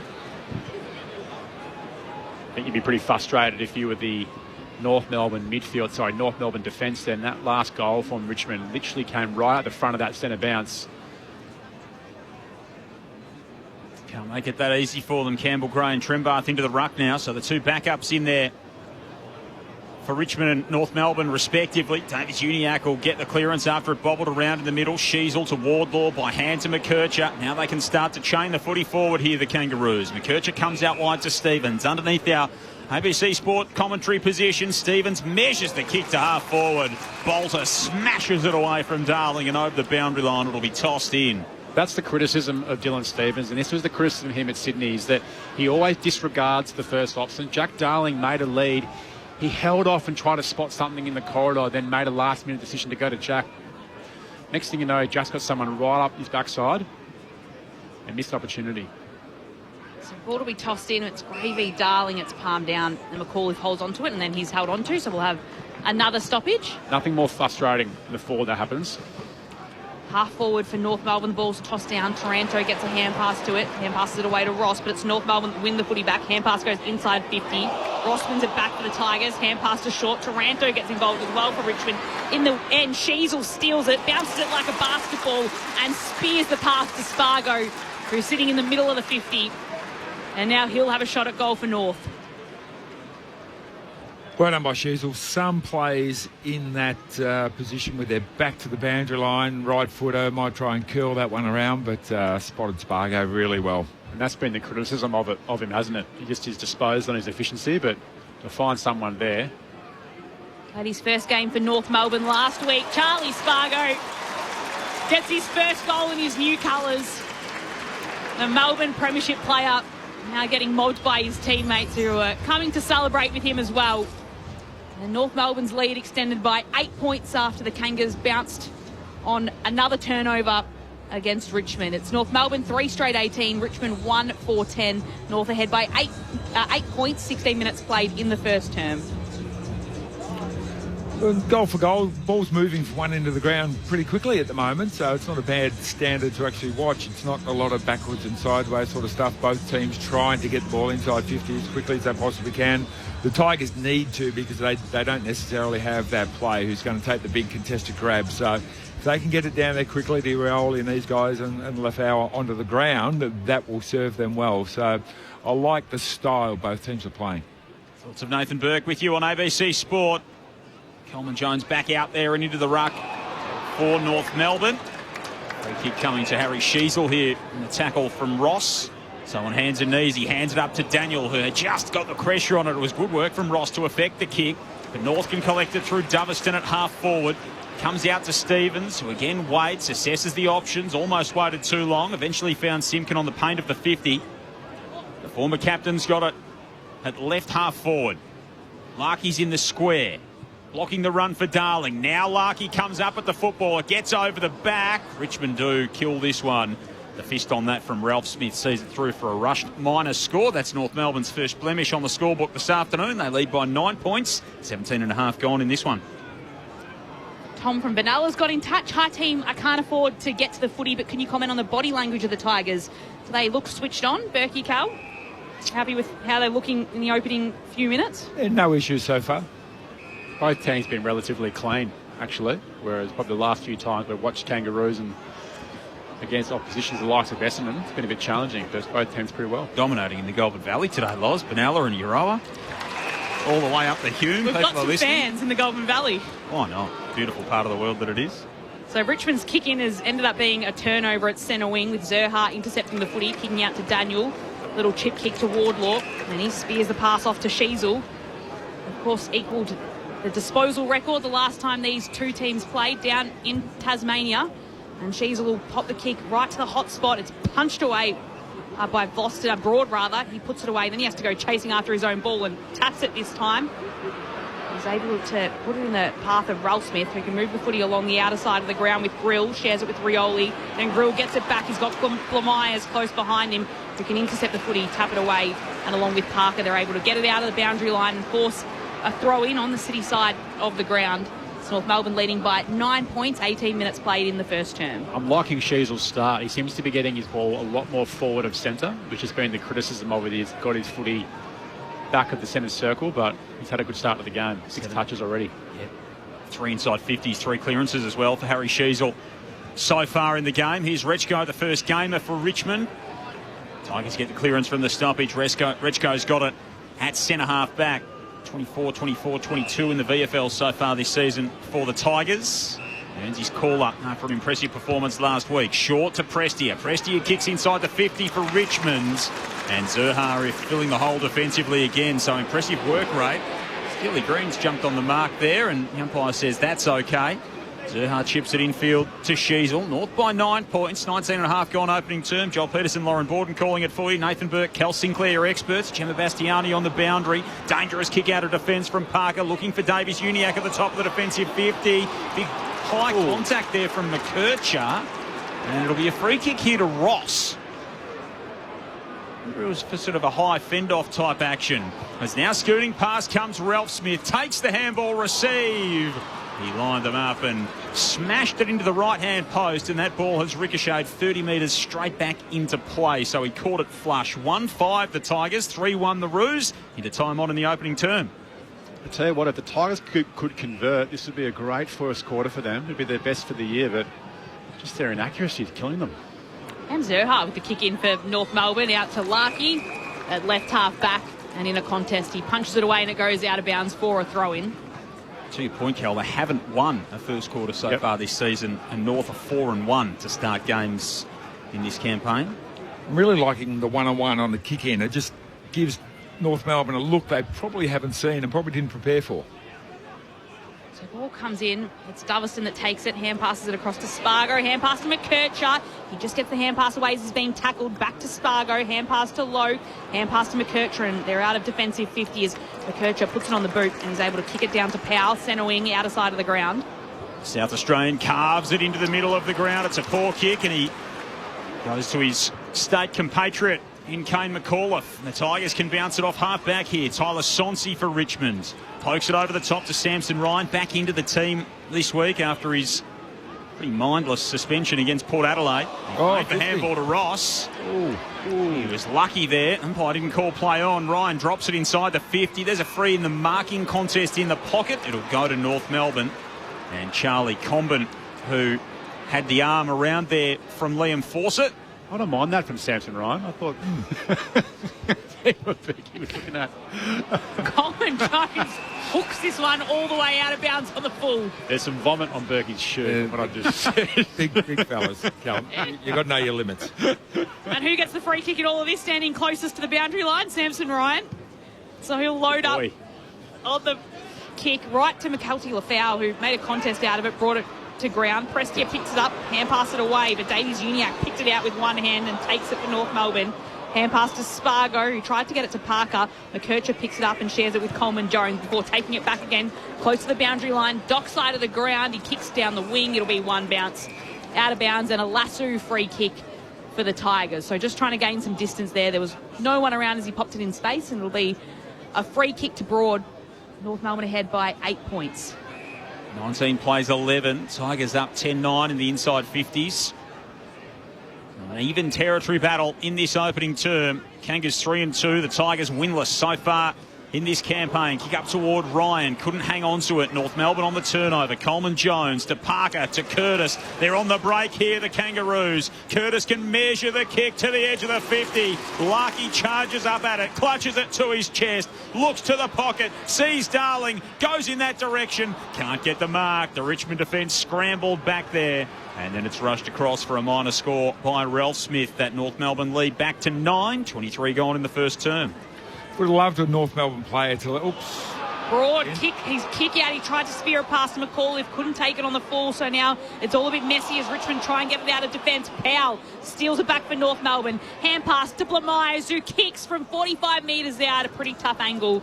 And it's just another minor score for North Melbourne, but another turnover that Richmond have let go of the footy inside the defensive 50 again. North Melbourne 3-3-21, Richmond 1-5-11, 23 minutes ticked over in the first. Tigers back into play this time. Sam Grill. Seth Campbell working in defence.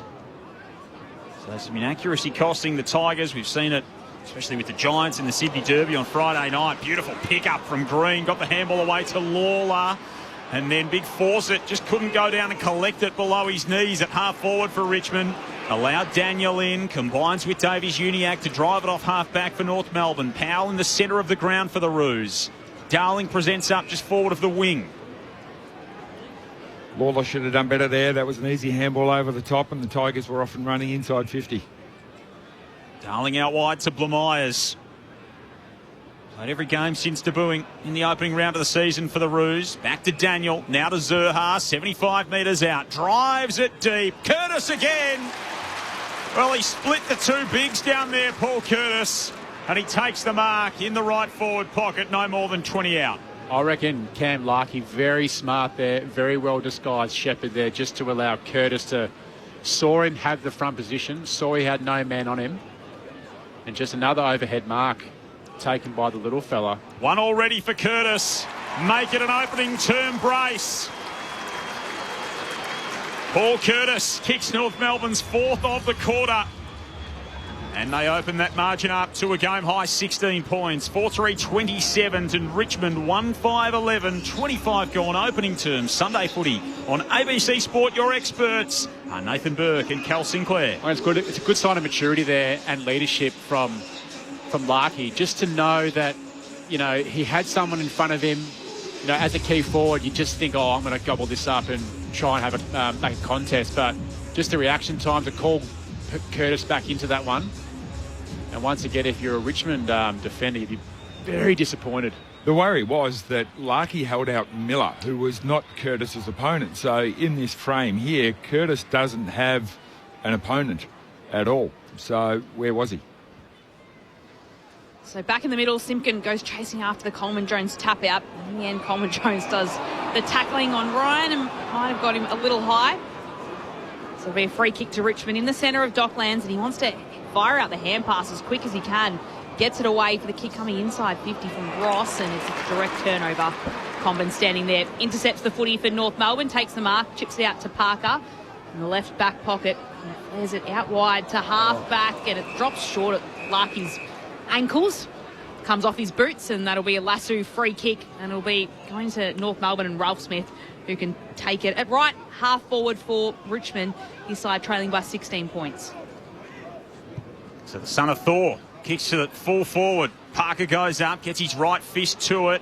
Ross has been good for Richmond in this opening term. Couldn't take it with him there. Terrific tackle from Green. Brought down Wardlaw. Wardlaw got to his feet. He got dragged down again. Umpire says mine. 40 metres out from the Richmond goal. 1-5 on the board for the Tigers. North 4-3. 27 gone opening term. Sunday footy here on ABC Sport. Ryan a hand to it in ruck for Richmond. It's going to be a free kick to the Tigers. Tim Taranto held off the footy. The beneficiary again off the ball. And it'll be Taranto with the set shot. 45 metres out, slight angle to the right. And for a team that has not taken advantage of its opportunities thus far, this is an important kick nearing quarter time. The stand-in captain. Can he steady Richmond here? He gets into his work. Let's go from 45 metres out. And misses. 1 goal, 6. North Melbourne's lead, 15 points. Let's go downstairs. Gemma Bastiani. Yeah, Tim Taranto is one that I wanted to get Berkey and Cal to keep an eye on. He's actually really trying to drag Jai Simpkin, his direct opponent, from midfield deep forward and actually force him to defend. So an interesting little one-on-one for the team to watch. Parker kicks out to Wardlaw, who kicks it right into the hands of Nathan Broad. He's sitting back at half-back for Richmond. Just chips it forward towards Ross. Hand passes it across to Short, who goes for a run, puts it on his boot, inside 50, looking for Lafau, who was on the lead. That's a mark. This will result in another set shot for Richmond. Just haven't been good at converting them in this first quarter. They've been great at scoring inside 50. This is their 13th entry. And the Kangas have had 11 entries. So this will be, if he scores here, it'll be 8 scores from 13 entries. So their efficiency inside 50 is great. It's just their effectiveness that is letting them down. What's McKelty Lafau got for us? He puts this goal towards the sticks. It's a high ball and it drops across to the far side. So another behind for Richmond. They're 7th, 1-7-13. Richmond, North Melbourne, 4-3, 27. Nearly 29 minutes have been played in this first term at Docklands. It'll take them a while if they want to keep doing it in behinds, the Tigers. McDonald off half-back after kicking for North Melbourne. Larkey had probably 4 goes at it, couldn't pull it in. Simpkin roved it nicely off his hands, pops the kick over the top to Wardlaw, a little bit too hot for him. Lawler intercepts for Richmond, handball to Broad, made, Bolter works, Simpkin dragged him down. Broad has to go back and get his own footy. All happening just in front of the wing for North Melbourne. And they do prevail. Wardlaw to Simpkin, scooting past his McKercher. He kicks an aggressive ball across the corridor. Sonsi knocked it away from Blamires, but Parker was there to offer support. Forward handball to Davies Uniacke. Inside the 50, Curtis again. It could have been either he or Powell. And Paul Curtis takes the mark. 35 out. He is dead in front. One of the more risky kicks, Berkey, to go 50 metres into the corridor, but I reckon any other a top 4, a top 16 would make you pay. But Lou Parker probably sensed that he needed their support. But once again, Paul Curtis, who's on him? I'm in the minds of the Tiger supporters at the ground and listening, saying, who is on him? Curtis lets his set shot go. He pumped the fist as soon as he struck it. 3 in the opening term for Paul Curtis. And that is already his best return of the season. We aren't even at quarter time. 5-3-33 to Richmond, 1-7-13. North on top by 20 points. 30.5 played in the opening term. Sunday footy on ABC Sport. I'm just waiting for the Tigers to break from the huddle here, because every time he's marked it, there hasn't been a Tiger player within 3 or 4 metres. So let's just see who actually trots up there and takes responsibility for this. Probably 3 marks there that he should not have taken. But as good crafty forwards do, they find space and they find the ball through the middle of the stick. So it's a tremendous start from Paul Curtis. And it looks like Voston is the one who's reluctantly trotting up there saying, well, I'll get you now. So he's taking responsibility. Is from the middle. It's Simpkin that takes it for North Melbourne. Hand pass to Wardlaw. Shares it with McKercher. He hand passes it back to McDonald. Launches this kick. It'll be a shallow entry inside forward 50. Larkey rises and takes the mark. He's got the footy. He's marked on the paint of 50. He might be getting told now how long's left in the quarter. Curtis was out then, Berkey. I reckon. Yeah. While Vlosten got stuck on the mark. And Miller was going, oh no, my man's marked it. So Larkey knew what to do. He squeezes the footy and decided that he'll be taking the shot. And he'll be kicking from about 54 metres out by the time he lets go of his kick. Nick Larkey launches this one towards goal. That is a good-looking kick. It's punched away on the line. It gets put away by Samson Ryan, who's there, punches it away, and it'll be no score after the siren at quarter time, which means North Melbourne maintains their 20-point lead. 5-3-33, Richmond 1-7-13. North Melbourne kicked the first 2 goals of the game. Then in came Seth Campbell to kick Richmond's only major for that term. And then it was 3 more goals to North Melbourne to close out the opening quarter. So it is North Melbourne ahead by 20 points at the first change. The goal kickers so far, as I mentioned, Seth Campbell, the only goal kicker for Richmond. They've also got 7 behinds on the board, so a lot of wayward kicking there. And then for North Melbourne, Paul Curtis has 3 already in the opening term. He kicked 3 goals last week against Brisbane as well. Charlie Spargo with a single and Zane Dersma, the goal kickers so far for North Melbourne. So a handy break for them, 20 points at quarter time. The second quarter to come in just a moment. This is Sunday afternoon footy on ABC Sport. Look at me. Anne Edmonds, Kitty Flanagan, Magda Zabansky, and so many more. Good morning, everyone. No one cares. In comedy gems like Fisk, Kath and Kim, and Bad Company. This is fun. No, thank you. Comedy that leaves an impression. ABC iView. This is the 2026 AFL Premiership season with ABC Sport. Gold whacks a left foot kick inside the 50. Trimbards with a rise. Curtis over the back, pulls it out of the sky. And Paul Curtis with the opportunity from 40 metres out. 1 goal, 3 last week. And his first shot of the day here is true. He's got a shoulder injury from the Tiger. Looks like a dislocated shoulder. Banks that's coming off here. Right arm using his jumper as a sling. Not going through the interchange, that rules him out for the rest of the game. He's in a significant amount of pain, had to stop halfway off the ground. Zerha, 75 metres out, drives it deep. Curtis again. Well, he split the 2 bigs down there, Paul Curtis, and he takes the mark in the right forward pocket, no more than 20 out. 1 already for Curtis. Make it an opening term brace. Taranto with the set shot. Let's go from 45 metres out. And misses. 1 goal, 6. Handball to Davies Uniacke. Inside the 50. Curtis again.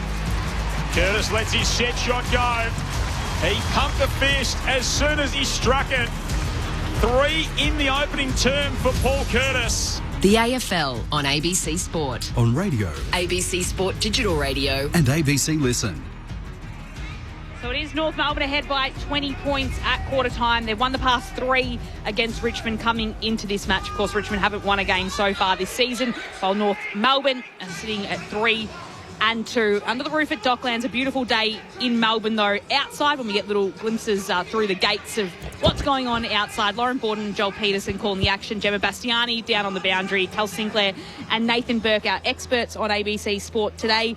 I think we've started some generational wars on the text line, 0437 774 774. During North Melbourne home games, it is the Boomer end after Boomer Harvey. That's the Coventry end when it's not North Melbourne home games. A couple of people coming in support of you, Berkey. Thank you. Berkey is not a Boomer. You're Gen X. That's from Midge, formerly of Mentone. The Traralgon Tigers just called you Boomer Berkey, so you are a Boomer.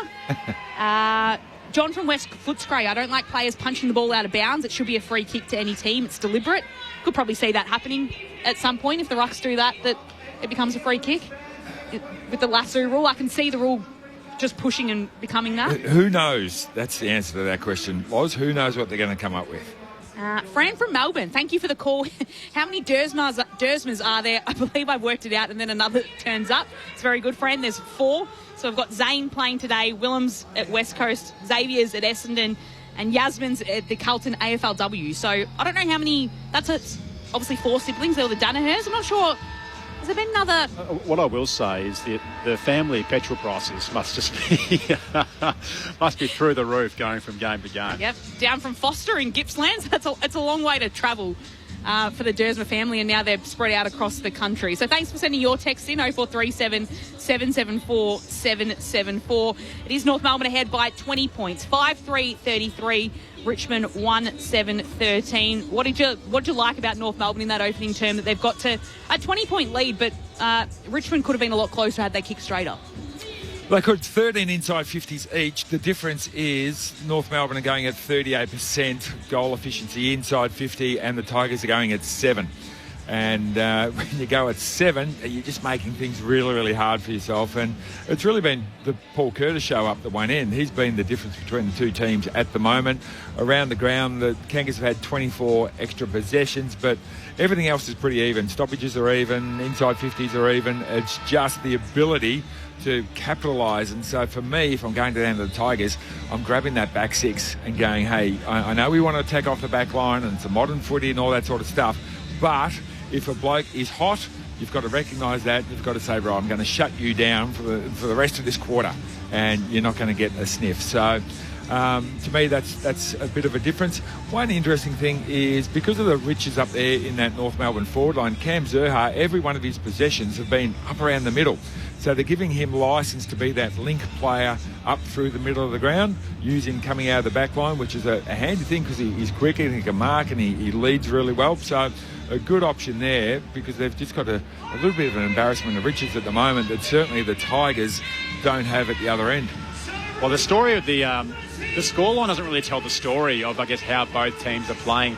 I think I made the point before the first bounce that Richmond's disposal efficiency overall this season, they're actually ranked last. They're actually going just under 72% disposal efficiency throughout that first quarter. But as Berkey said, their inability to convert, this could have been the best first quarter of their season. Curtis has been troubling. One thing is interesting, when they go into handball game, both teams need to look corridor. They're completely stacked on the corridor side, and that's when they'll score and get efficiency going inside the forward. But is North Melbourne ahead by 20 points. Coleman Jones taps it to his own advantage out of the ruck for North, then goes in after it, paddles it out to get it to Sheasel, hand passes it to Wardlaw over the top of his head. A Wardlaw hand pass finds Daniels, can hand pass across to Zurhaar, hand pass to Simpkin. Now they're moving through the corridor here until Simpkin will hand pass it to Powell. He spins around and puts the kick inside forward 50. Miller had front position for Richmond, could push it down. Curtis goes in after it. McKirch is there as well, and in the end McKirch does the tackling. Ball spills out. Brill takes it. It'll be a free kick going the way of Richmond. If Curtis didn't fumble there was once again no one around him. Nope. So he's obviously very smart to find space for himself and lose his opponent. Cam Zurhaar started on the half-back flank on that occasion. Started inside the D50. He kicked a career best 6 a couple of years ago against Richmond at this very venue. Cam Zurhaar has been operating at the other end today, as Berkey said, at quarter time. Kick up toward half forward for the Tigers. Coleman got hands to it. There is Zurhaar blasting it back the other way. Bolter almost took the mark. Couldn't hang on. Rechko with a play at it. Ball spills out on that outer side centre wing. Let's go downstairs to Gemma Bastiani. Gem, what did you spot on Adam Uze's whiteboard at quarter time? Yeah, defensively, which is obviously the area that the team have been flagging, they've been breaking down a little bit. Speed was the thing that they seemed to be lacking. They were happy with the numbers that were back there, but not the speed with which they were reacting to what North Melbourne was doing. See how they can rectify that here in this second term. Some speed away from the stoppage. Presti, Aaron Campbell. Presti kicks inside the 50. They all collided there, the Richmond forwards at full forward. And Zurhaar will come away with it for North Melbourne. Off to Stevens. And he took the bounce and eventually found Coleman Jones. I cannot unsee what you said earlier about his first option now. He makes me nervous, Stevens. He does it every time. He got away. He got away with it then to hit Callum Coleman Jones, but it's just one to watch. So Coleman Jones takes the kick right down the wing. A few North players in Myers and Wardlaw overrun it. So Bolter can take it for Richmond. He's going to kick very close to the boundary line. He can find Lawler, who marks. And hand passes to Rechko, who can put the kick to right the top of the 50. It's punched away. It stays in play. They do well there. Ralph Smith takes it. He got a little confused where the ball was, and he's taken by 3 North Melbourne players. And there'll be a ball up at the top of the 50. Richmond kicking towards the Lockett end in this second term. North Melbourne ahead by 20 points. Ball's thrown up. Gets tapped away in the end, and it'll be kicked by Fawcett, whose kick is out of bounds on the full, it looked like. And he's given it straight back to North Melbourne. So a hurried kick from the ruck, and Stevens takes it for North. Just looked down at our stats laptop, Loz, and noticed that Liam Fawcett hadn't had a kick. That was his first out of bounds on the full. So not ideal for the young South Australian, who's come outside defensive 50. And that's a poor option there in the end from Aidan Corr. Goes out of play. It'll be tossed back in left half forward for the Tigers. In fact, it's going to be a lasso, so I'd say that's been overruled. No, it's not a lasso. He touched it well before the line. No. So they are still having the conference here. Lenny T's saying, so it looks like they've called a North Melbourne lasso. But North Melbourne kicked it out of their back line. So now another boundary umpire is coming in. So we've got 2 field umpires and a boundary umpire here. I think they are going to throw it in. And after all that, we're going to throw it in. So that's what the original decision was it not? I'd love to be part of that conversation. Just go like, what were these three speaking about? I reckon you'd be dumber if you were just quietly, Cal. Boundary umpire forgot who was going what way and what the line meant. This community umpiring round, of course, but we've had some strange moments so far in this one from the officiating. That was another one there. At least we got it sorted out. We got it spun back in immediately into another stoppage, still at half forward for the Tigers, who trailed by 20 points. So the ball is balled up. Coleman Jones takes it and kicks it out of the ruck. It'll be a turnover as Boston marks for Richmond. And a wing and a 50. Curtis encroached on the mark. Boston made sure to point it out as well. Yeah, once you're inside the 5, that's it. You're stuck. It looked funky, didn't it? Yeah, he went outside the 5. He was playing 2025 rules. Back in the day. Back in the day. Back in the day before things. We're really sounding like boomers back in the day. But Nick Boston gets a shot now from directly in front of goals, 30 metres out. Puts this one across the face of goals. And from directly in front, he's only scored a behind. You'd be pulling your hair out if you had a Mouze. Like, they're just doing a lot right, Richmond. So much right. It's just their finishing skills at the moment. Melbourne now ahead by 19 points.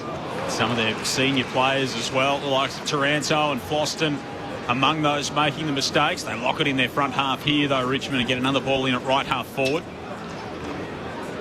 Joel Peterson, Lauren Borden, Nathan Burke, Cal Sinclair, Gemma Bastiani with you. Sunday footy on ABC Sport. Melbourne and Brisbane, West Coast Freo, the 2 games to come. Ball tossed back in. Coleman Jones in ruck for North Melbourne against his former team. Wardlaw picks it up for the Roos at half back and then goes in defensively to knock down the Prestia hand pass. And it'll be spun back in from that City side. They're doing well locking it in their half, the Tigers, not allowing easy exits from the Kangas. Out of sight of the ground, the ball to be tossed in. Samson Ryan at the back, double tap. In the end, it'll work for Prestia, who then hand passes it to Lawler. Hand pass to Taranto. Dodges right, dodges left to get around Sheasel. Inside 50, you'll send the kick for the Tigers. Ball spills down. It's picked up by Zerha. Hand pass to Stevens. Hand pass to McDonald, who clears it away towards Sheasel. That's out of bounds on the full. It doesn't even matter about the Lassu free kick at times today. Oh, no, we're going to have a conference. That was out of bounds on the full. Richmond free kick from the naked eye. And that's from how far away? About 70 metres away. So that's 2 umpires have come together here. And we're going to throw it in. It'll be a throw in. So, City side, half forward. It must have been touched at the point of disposal, not by Sheasel on the line, because Sheasel was clearly out of play. Sure. Am I just trying to find an explanation where there may not be one? Yes. Okay, fair enough. It was reasonably intentional or something like that. What did we have the other week? Here's McDonald off half back. He kicks to half forward. That's a really nice ball for Powell, who goes up and grabs it. Hands it off to Simpkin. Simpkin drives it to full forward. Larkey was looking for it. The rest of the defence was scrambling, and now a free kick. Nick Larkey had the arm around from Miller. What bozo buffoon at the AFL decided that just an arm on somebody's belly from behind is a free kick, is a hold. Not necessarily a hold. He's running back. Goodness me. Tony Lockett would have kicked 3,874 goals if they had been playing this stupid rule. Nick Larkey gets the free. And from point blank range, he makes them pay. Gets the first goal of this second term, 7 minutes into it. Now Richmond again have had opportunities at the other end. North comes straight back down and take full toll. 6-3-39 plays 1-8-14, so 9 scoring shots apiece. That's a 25-point ball game for 8 minutes through the second quarter. Now, I just saw a replay of that handball that they threw in. McDonald handballed it a metre over the line to Sheasel, who tapped the ball knowing it was a free kick. Yeah. And they didn't pay the free kick. But there was no chance it was touched when he handballed it? No, because the players were behind him, tackling him from behind. He handballed it out of bounds. The ball should be up the Tigers' end. Now it goes down the other end with a ridiculous free kick from some, as I said, bozo buffoon at the AFL who thought that should now be a free kick. All right, so back in the middle, it's Ross who takes it for Richmond, sending them inside their forward arc. And Logue sits back, takes the intercepting mark. Shares it backwards with Daniels, who turns backwards, dodges around. Hand pass to Core. They're in a bit of trouble back in their defensive end. Hand pass to McKercher, who's going to take a bounce and try and get them out of there by sending the kick into the centre of Dockland. She's front position. Boston was at the back. Easily worked himself to take the footy and just chips it inside forward 50. Well, fouls on the end of it and a mark for Richmond. He can just dab it to Morris Rioli, who's 15 metres ahead of him and in some space. Colby McKercher reminds me of an ant. You know when you see an ant on your kitchen floor with a little bit of sugar and he's got to get back quickly, so he runs left, right, sideways, goes forwards, goes backwards, and then says, I'm just going to dump this sugar because you might have the mortine. That's what he did then. He just went backwards, sideways, and then kicked it to a contest in the middle, and that's why Richmond are having a shot at the other end. So I love your run, big fella, but combine it with some good decision-making. Here's Morris Rioli, 45-degree angle, 45 metres out, can't squeeze this one through. And that's another one that goes begging for Richmond, 1-9-15. North Melbourne 6-3-39, 24 points North Melbourne's lead. 9 minutes played in the second term. So what they can't afford now is for North to go at the other end and kick a goal. Hang in there, Tiger supporters. They're trying, they're having a crack. Yep. They're just not finishing. They're doing enough right. It's just that taking care of their work inside 50. Paid out a free kick. Pick up the line towards Darling, and Ryan came over the top of him. If I'm not a boom, I'm going to be one by the end of this job. This is annoying me. We'll send you up that end of the ground, Berkey. Darling hands it off to Daniel. Daniel inside 50. Run. Terrific mark from Bolter, who disposed of Larkey in the process of coming over the top of him. And takes the mark inside defensive 50 for the Tigers. Comes out to Gray and now to Short. And he's running outside the defensive 50. It was a nervous kick. Wardlaw saw the opening and forced it loose. Now Stevens, Despargo almost got the Morris Rioli treatment with the chase down tackle. Got his handball away just in the nick of time. Free kick to the Tigers across half back. And Campbell Gray can take it and relieve the pressure. 24-point North Melbourne lead. 11 gone, second term. Sunday footy on ABC Sport. Campbell Gray out Essendon's VFL program. Kicks it down the outer wing. Low again at the back. Gets a couple of hands to it. Pushes it down towards Wardlaw. Hand pass across to McDonald to Daniels. Hand pass to Shees. He has to get a kick away as Rioli's tackling him. Puts it in the path of Davies Uniacke. Running after it. Overruns it. Goes back. Then gets taken to the turf by McAuliffe. Ball will spill out and McKercher can gather. Hand pass to Parker. Now it's centre half back for North Melbourne. Little chip kick to Davies Uniacke. In the centre of Docklands, and it's a 50-metre penalty against Seth Campbell this time. It's just disappointing because Rioli had a terrific tackle there in the middle of the ground, and you could put it down to a bit of an unlucky bounce of the ball, but I just saw, Kangaroos gather that footy. They were surrounded by 4 Richmond players in the middle of the ground, and none of them made an impact. Anyway, they find something in the middle of the ground, and now we've got a 50-metre penalty with LDU having a crack now. 5 disposals and might go through for his first goal today. Players surrounding the footy everywhere as Davies Uniacke took the mark, then got the 50-metre penalty. He's right in front, stabs this one towards goal, puts it through. The Kangas have 2 in this second term. And it's a goal to Luke Davies Uniacke with his North Melbourne 7th for the match. 7-3-45. The Kangas are leading Richmond 1-9-15. It's a 30-point lead to North. 12 minutes played in this second term. It's Sunday afternoon footy on ABC Sport. Well, for 150 years, the 2 most inconsequential things in this sport have been standing the mark and the ball going out of bounds. And we've managed to make them the biggest talking points in the game for no reason whatsoever. That's 2 Tigers shot out a goal from a ridiculous 50, and now North Melbourne get a goal from a 50. We're giving away scoring, which is the most important thing in the game, because somebody didn't stand still like a statue. Ridiculous. Again, buffoons. Nathan Burke coming off the top rope this afternoon on ABC Sport. Right, happy, Joel. We like it, Berkey. We like it. Inject some life into this. 30-point lead for North Melbourne. It is the biggest margin they've had in the contest thus far. Tigers at half forward. Campbell. Now the chance off the set-up kick. Ralph Smith dropped it inside the arc. And hanging on to that is Sonsi. There was all kinds of flyers up in front of him. And it just dropped into his lap. He knew Luke Parker. He needs to spend. Luke Parker won't want to see that attempted hanger from him. He just saw his head drop and he went, Yeah, I shouldn't have done that. Know your limits, old fella. Yeah. Hasn't kicked one so far this season. Tyler Sonsi, 10 goals, 21 in his career. Game number 45 today. He strides kicks from 45. It's a horrible approach. Do you know what you need, Berkey? What do I need? Another Backs and a lie down? Another staycation. I actually picked up my ticket from the Quest Service Departments there in Docklands. I reckon you'd need a couple of nights there. You picked up your pass because you forgot it, Cal. Let's make sure we're clear on that. 1 goal 10 was the Tigers. They trail by 29. Oh, Daniels now will bring it in across to Comben. 6 consecutive behinds. It's not good. I don't mind this little halfback set up with Zerha and Parker. Yeah, I like it. So the kick comes down to Zerha as centre wing. Again, he dodges left and right and has time to put the kick to right half forward. It'll work for Darling. Marks. I just think it gets Zerha in the game more rather than his probably patchy performances that he has as a forward. Yeah, and he said, hey, I've made Luke Parker a defender and that's been an absolute success. Why not make another one? Jack Darling with the big switch kick across to Logue. Probably get more bang for your buck from him too. It's a couple of kicks from home, Logue. And he spots a lead. Just puts it out to Lockie Doverston, who's back in the side today. And in his bright pink boots as well.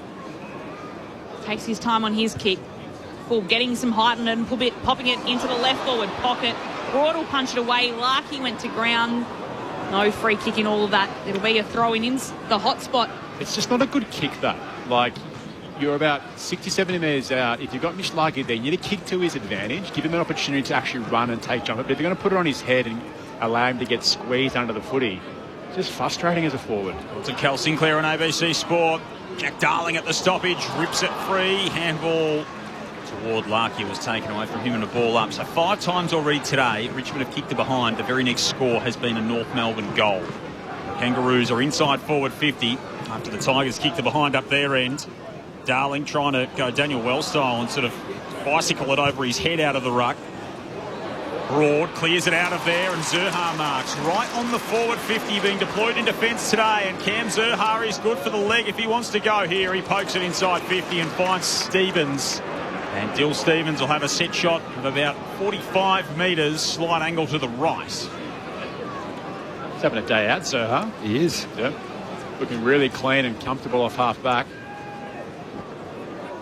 As his 150th next week, Cam Zerha. Dill Stevens has got a shot on goal here. He won't avoid this one, Joel. Yes. He's a 500 shooter in his career, 18 goals, 18. Kick. And that's a beautiful left foot kick. It's the kind of class that he brings to the table when he is up and going, Dylan Stevens. And he salutes there. He's playing some good footy in this, his 3rd season at the Kangaroos.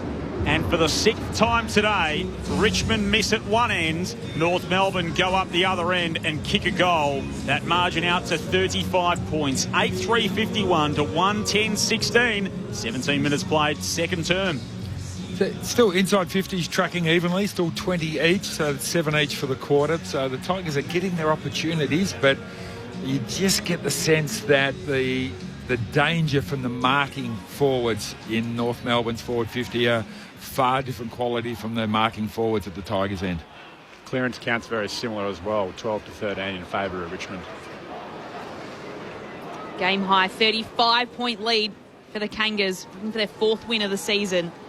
This play is restarted back in the middle. The foul is in the ruck for Richmond. He falls over his teammate, Ross, as the ball comes out the back, and it's Curtis that needs a second grab but can gather it and pop North inside forward 50. Sheasel on the lead. Sheasel marks. Left forward pocket for North Melbourne. He'll have a shot at goal. It's pretty handy when you can pop your leading goal kicker inside the centre square and he laces out somebody with a 60-metre kick out of the middle. That's a pretty handy weapon to have. Particularly when you've got 3 Richmond players all go to ground. So when that happens, you'd be very disappointed if you're a Richmond defender going, guys, they fell over each other. Help us out here, and they've come out of a stoppage, but not much you can do about that kick, though, as a defender. Here's Harry Sheasel with just 1 goal so far this season. Tough angle. Nails it. Harry Sheasel gets his name on the scoreboard for North Melbourne. And they're looking to make a statement against Richmond today that they have jumped above them in the stakes and in the competition. It's North Melbourne 9-3-57, Richmond 1-10-16. 41 points North lead. 18.5 minutes played. Sunday afternoon footy on ABC Sport. Your experts Nathan Burke and Cal Sinclair.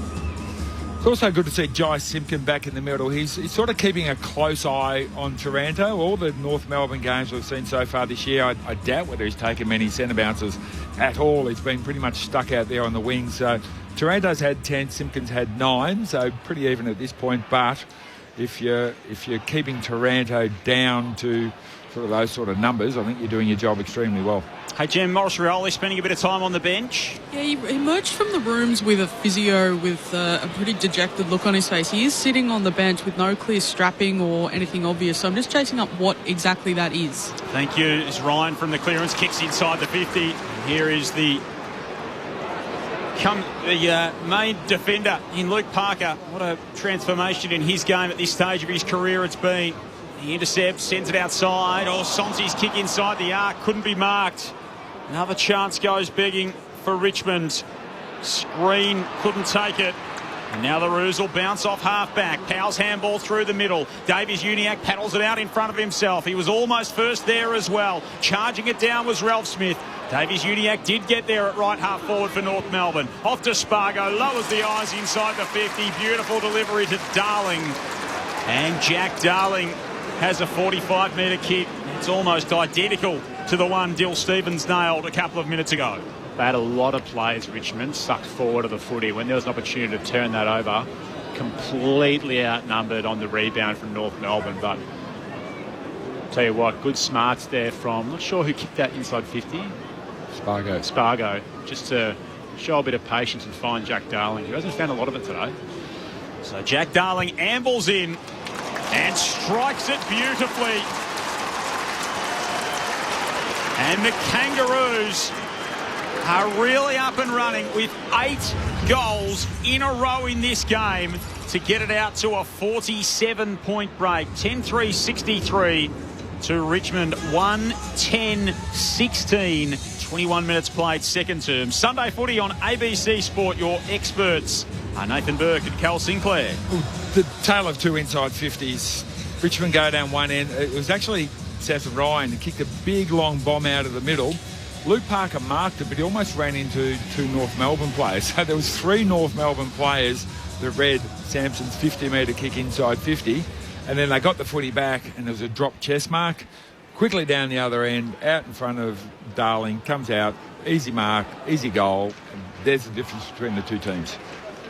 Already 8 goal kickers for North Melbourne in the game so far as Coleman Jones takes it out of the ruck himself, just hurries a kick forward, but Grill's standing there at centre half back for Richmond. He's got to wait and direct everyone as well. His little chip kick didn't go 15 towards Bolt up. He goes for a little run around in 50 before putting it out towards Short. Left half back, Short will gather, hand pass it to Grill, who hand passes it back to Short. Hemmed in at left half back, decides to put it on his boot. Put it far down the dock wing. Samson Ryan's at the front. Lafau was there. They fall over each other a little bit as well. Picked up by Logue. Hand pass to Daniel. Hand passes backwards to Simpkin, and the ball's with North Melbourne. Little chip inboard towards Wardlaw, who marks it right half back. Steadies. And then he'll put the kick towards Davies-Uniacke. 3 Richmond players surrounded him. Ball went behind him. Broad takes it. He's taken to the ground by Curtis, and it'll be a ball up at half forward for North Melbourne. We can check in with Gemma Bastiani on the boundary. It's a hamstring from Morris Rioli Jr. He looks really upset on the bench. He's still sitting at the front, but no ice or anything on his hamstring, so maybe a worst case scenario there. Thanks, Jim. Hopefully it's not too bad for Morris Rioli, but sounds like it's certainly not promising. Logue takes it off the pack as the Richmond team exit defence. Curtis got to sit over the top of McAuliffe, almost took the mark with his back to the ball. Oh, no, umpire. Kick. Umpire, you have no idea what is going on in this game. So Kane McAuliffe's had a free kick paid against him for going back toward the footy, and Paul Curtis sort of coming over the side of him. What number are you? Number 1. What's he meant to do? I don't know your name. I don't want to know your name, but that was a disgusting decision. I just don't understand what his alternative was to contest the footy. He just stand there and let the guy take a chest mark. That's all you can do. Paul Curtis has got the opportunity. 3 already. He won't add a 4th there. Trembath hasn't touched it today. He might have an opportunity. At full forward, he can't take it away. Bolter's handball. He made that. He just said, that's your problem, Hugo. You deal with that. Ralph Smith kicks it. Smothered. Back into the field of play. Lands with Dersma. He skies one goalward. And it's out of bounds on the full. The Tigers can bring it back in from the right back pocket. They trail by 47 points. 24 gone second term. It's just an observation with Richmond. They're just folding back too much. They're not pressing, putting any pressure on North Melbourne, particularly in the ground ball and handball game they want to go into. Boston puts the kick out to Grill at centre-half back. He moves it on to Lawler, who'll run right through the centre of Docklands. They're going directly down the corridor here, Richmond. And Lafau will mark centre-half forward for Richmond. Come on, champ, turn around. You can't kick it 75. Well, might make a liar out of me here, but now you've got every player in front of you.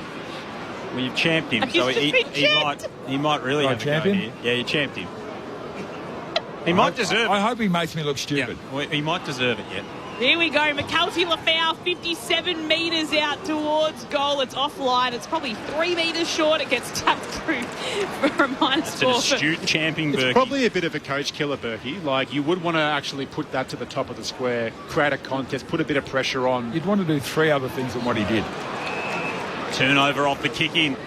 Parker straight to McAuliffe. Lefty comes in field to Short. North Melbourne by 46 points. Richmond have kicked 1 goal, 11 in the game. Short whips it to full forward. Rising high was Fall. Lafau at ground level. Dragged across the line by Logue. And it'll be thrown back in deep forward for Richmond. Haven't kicked a goal since the 13-minute mark of the opening turn. That was a great tackle by Logue then. Really could have put himself in a bit of danger in suspension territory, but just dropped his knees at the right time. Safely took him over the line, but it was a strong tackle too. Kangas with 8 goals on the hop in the ball game. Lafau slaps it toward full forward. Campbell was there, laid the tackle on Daniel. Look at Wardlaw trying to merge with it, kept the legs driving, got it off to Daniel, who kicks an inverse barrel out of defence. How's that a free? It'll be straight. It might be a mark paid to Short. So Short has been paid the mark. He's 52 metres out, and this is a man who does have the leg with his best kick. He doesn't look confident. We saw him a couple of weeks ago against Port Adelaide. He just didn't seem like he had the kicking boots on that day. From 65 metres out, he sends it to the goal line. Can they kill this, the North Melbourne defence? It'll be kept in play. Steely Green, that's brilliant. Oh, no. It should be a goal. Oh, a point. He's hooked it around the body, and it must have gone across the line. Gee, he did really well to try and keep that alive, Steely Green. It still wasn't a great kick going inside 50. It needs to be to the top of the square. When you put it on the goal line, you put the opportunity to score at risk. So they're 112, Richmond. Just 1 goal in this entire first half from at least 13 scoring opportunities. There's been a couple. We'll call it 3 goals, Loz. How about that? 1 goal, 12. Let's go. 3 goals to the Tigers. 3 straight, Richmond. Not quite. North Melbourne 10-3, 63. As Nathan Broad's won the footy back, just backwards of centre wing for Richmond. He's kicking down towards Samson Ryan, front position on Parker. He's had a few touches today, old Samson. He's doing okay. Salts and candy too. Back from suspension, puts the kick inside forward 50. It's picked up by Banks of the Tigers, taken to the turf by Stevens. That'll be a free kick to North. And Dylan Stevens wins it for them. Little chip kick across to court. And he goes 20 metres further afield of him to Caleb Daniel, who just wants to chip it back to Aidan Core. So a little bit of sharing of the footy here late in this second term. The chip comes down to Zerha, and now he's found its way back to Dylan Stevens, who's maybe 5 metres ahead of where he started the chain. North Melbourne ahead by 45 points. Late stages of this second term on ABC Sport. Richmond 1 goal 12. Just in case you're wondering, the record for the least accurate team with more than 15 scoring shots back in 1919 when Geelong kicked 0 goals 18 against St Kilda. Do you remember what happened in that game, Berkey? Were you there? I was on the bench. And then St Kilda did it the following year, a couple of years later against Fitzroy. So they thought, gee, that looks like a good idea. We might have a crack at that. Yeah, I was out that day. Ball will be thrown back in. Right on the wing, going to ground low was Prestia. Wardlaw kicked it right into the side of Dylan Prestia. Ross got it away to McAuliffe. McAuliffe kicks inside the forward 50. Zerha's across with a double fist. It'll be a free kick to Campbell. So Seth Campbell with a 40-metre set shot. 1 goal, 12, Richmond. 8 consecutive behinds in the game. Can you tell me how he ended up with a free kick? No, and I won't attempt to, based on what we've seen so far today. 1 goal, 12, they're just doing so much right, Richmond. They're intense there. It's just polish. They just need something here to go through the big sticks for a little bit of team confidence. So Seth Campbell is on the approach. Usually a good finisher. And he gets it. It just snuck inside the left-hand upright. And that'll bring a smile to Tiger faces around the ground as they applaud Seth Campbell for stopping the rot and kicking their second goal of the game. 2-12-24, North Melbourne 10-3-63, 29 played, second term before Berkey and Calgem. I feel like we were on the same wavelength. Yeah, Joel, I was going to come to you and say Richmond's poorest conversion in front of goal is actually 2-20-32 in 1975 against the Hawks. So they potentially are going to avoid that now that they've got that second goal on the board. I'm tipping the state of the ground back then, when they had their 220, was a little bit less conducive to good play than here under the roof with no wind and no wet and no nothing. I don't think they had the roof at Corio Oval back in the day. Back at Corio Oval, where Geelong used to play their home games in 1919. There's a good roadhouse there. Yes. North Melbourne winning out of the middle here. Sheasel shares it with Simpkin, across to McKercher. Hand pass to Dylan Stevens, right half forward. He'll kick North to a hot spot inside forward. 50 Dersmore was at the back. In the end, McAuliffe comes in from the right and intercepts the footy for the Tigers. He'll spear a pass forward to Short. Again, still locked in their defensive 50. Goes out wide towards Broad, and Broad can mark. Ahead of Myers. In defensive 50 for the Tigers, and he's just telling all his teammates to get to the city wing of the ground as he loads up on his kick. And we'll put it to centre wing in the pack that'll form. Ryan's at the back. The tallest player almost juggles it. It fell into his lap. Spills out of his hands. Zerha takes it for North Melbourne. Kicks it down towards Wardlaw. Spills out of his hands. But Myers will come in here and soccer the footy inside forward 50 as the siren sounds to mark half-time here at Docklands on this Sunday afternoon contest between North Melbourne and Richmond. It's North Melbourne leading by 39 points at the break. They got out to as much as 47 points in that second quarter. 8 goals in a row. 1, 2, 3, 4, 5, 6, 7, 8 goals in a row they scored from midway through the first term to almost the end of the second term, when Seth Campbell was able to put a goal on the board for Richmond, their first since the 13th minute mark of the first term. So they've had plenty of opportunities, Richmond, but just not able to put the majors on the scoreboard. Richmond 2-12-24 at half-time. North Melbourne 10-3-63. This is two sides who finished very close on the ladder last year. One finished 16th, one finished 17th, and now there's a 39-point gap between them at half-time. For Richmond, just the one goal kicker. That's Seth Campbell. He's got both goals. And then for North Melbourne, 3 to Paul Curtis. They all came in the first quarter. And then singles to Darling, Larkey, Stevens, Spargo, Davies-Uniacke, Dersma and Sheasel. So it is North Melbourne with a 39-point advantage at half-time. The thoughts of your experts at the main break, Cal Sinclair and Nathan Burke. Well, it's all the North Melbourne show. I think we spoke about this pre-game. This is the game that they have to win and take control of, just to build momentum for them as a football club.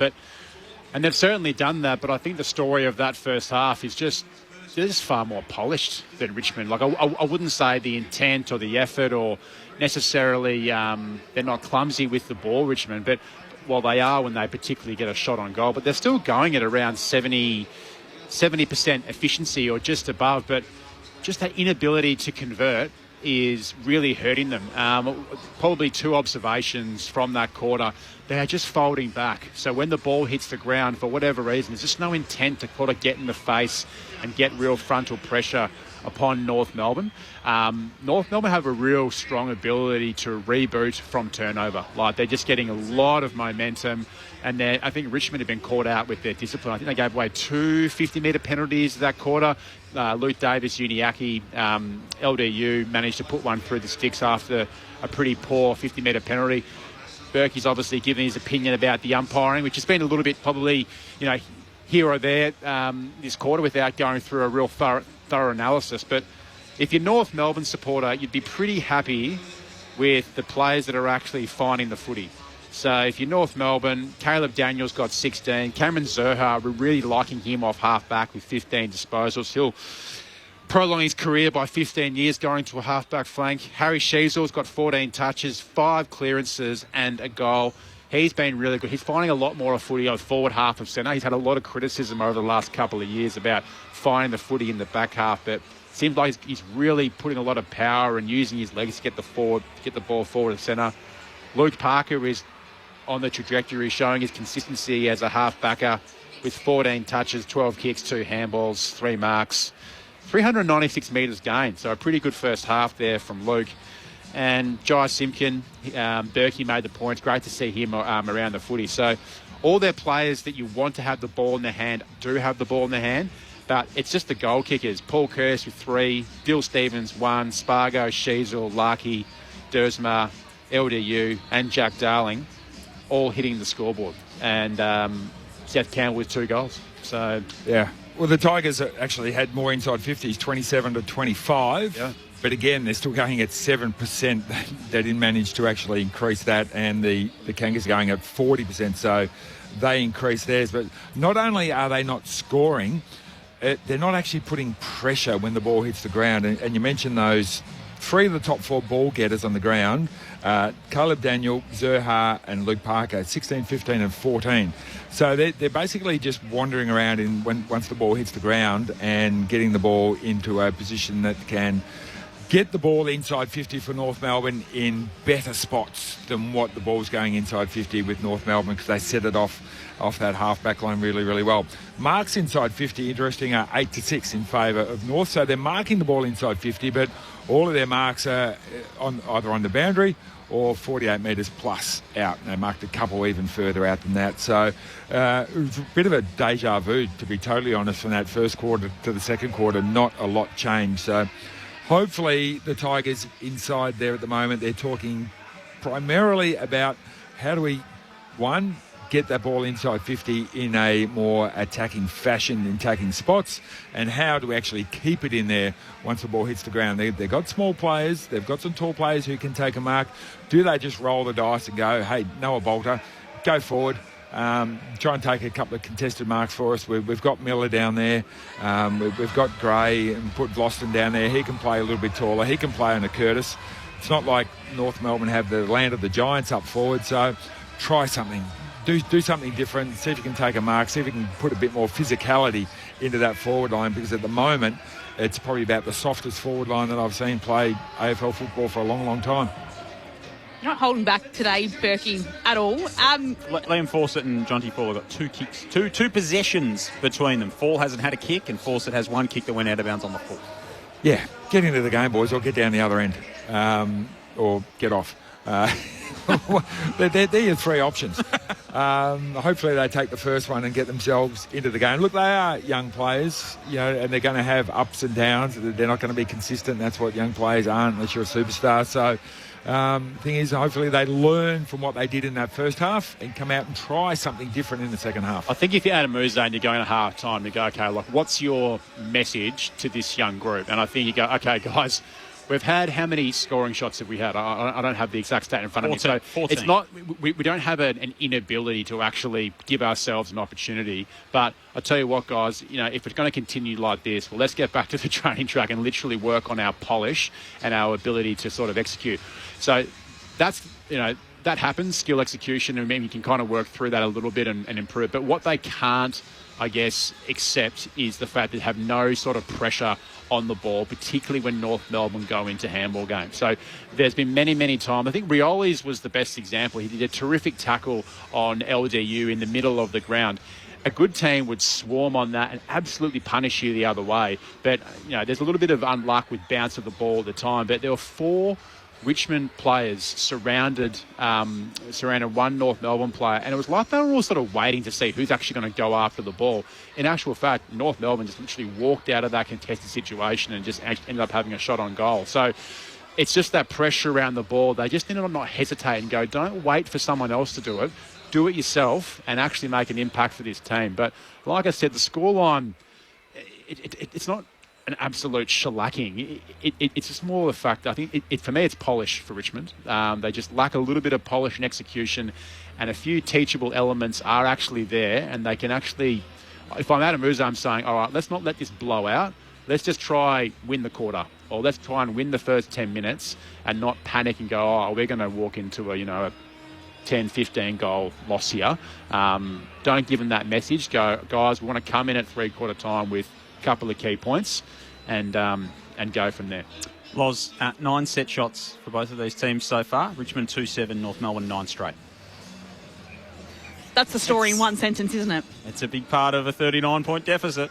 And that's where it sits at half-time. Last week, the Barossa Richmond managed to come back a little bit and show some fight against GWS. So maybe that's what they're sitting there and looking to replicate when they come out in the second half. But I'm sure there's plenty of things that Adam Uze will be pointing out to his side at half-time. But at the main break, that's where it sits with North Melbourne ahead by 39 points. 10-3-63, Richmond 2-12-24. There'll be the full slate of games on ABC Sport today. Melbourne taking on Brisbane at the MCG and the Western Derby, West Coast against Freo. Coming up a little later on today, we'll be back with the second half of North Melbourne in Richmond in just a moment. But first, we'll pause and take the latest from the ABC newsroom.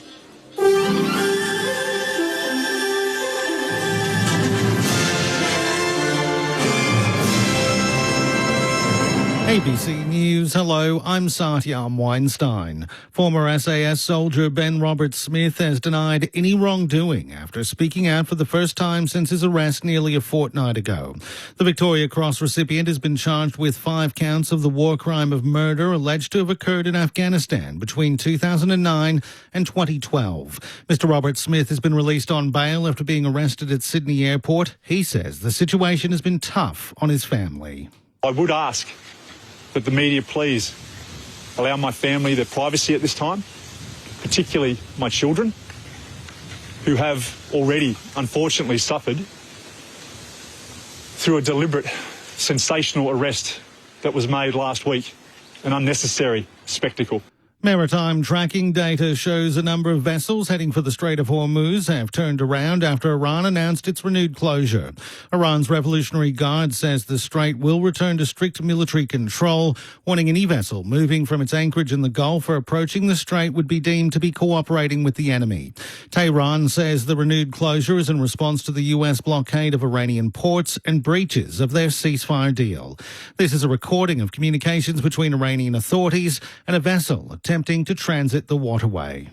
You are ordered to go back to your departure immediately. You are ordered to go back to your departure immediately. You get my message? Okay, copied your message. I will turn back. Investigators in Ukraine say they're treating a deadly shooting outside of a supermarket in Kiev as a terrorist attack. 5 people were killed in the shooting after a 58-year-old Russian man opened fire on passers-by. Video shows the man running through the street shooting at people with an automatic rifle. He then entered the supermarket where he took hostages and continued shooting before being killed by police.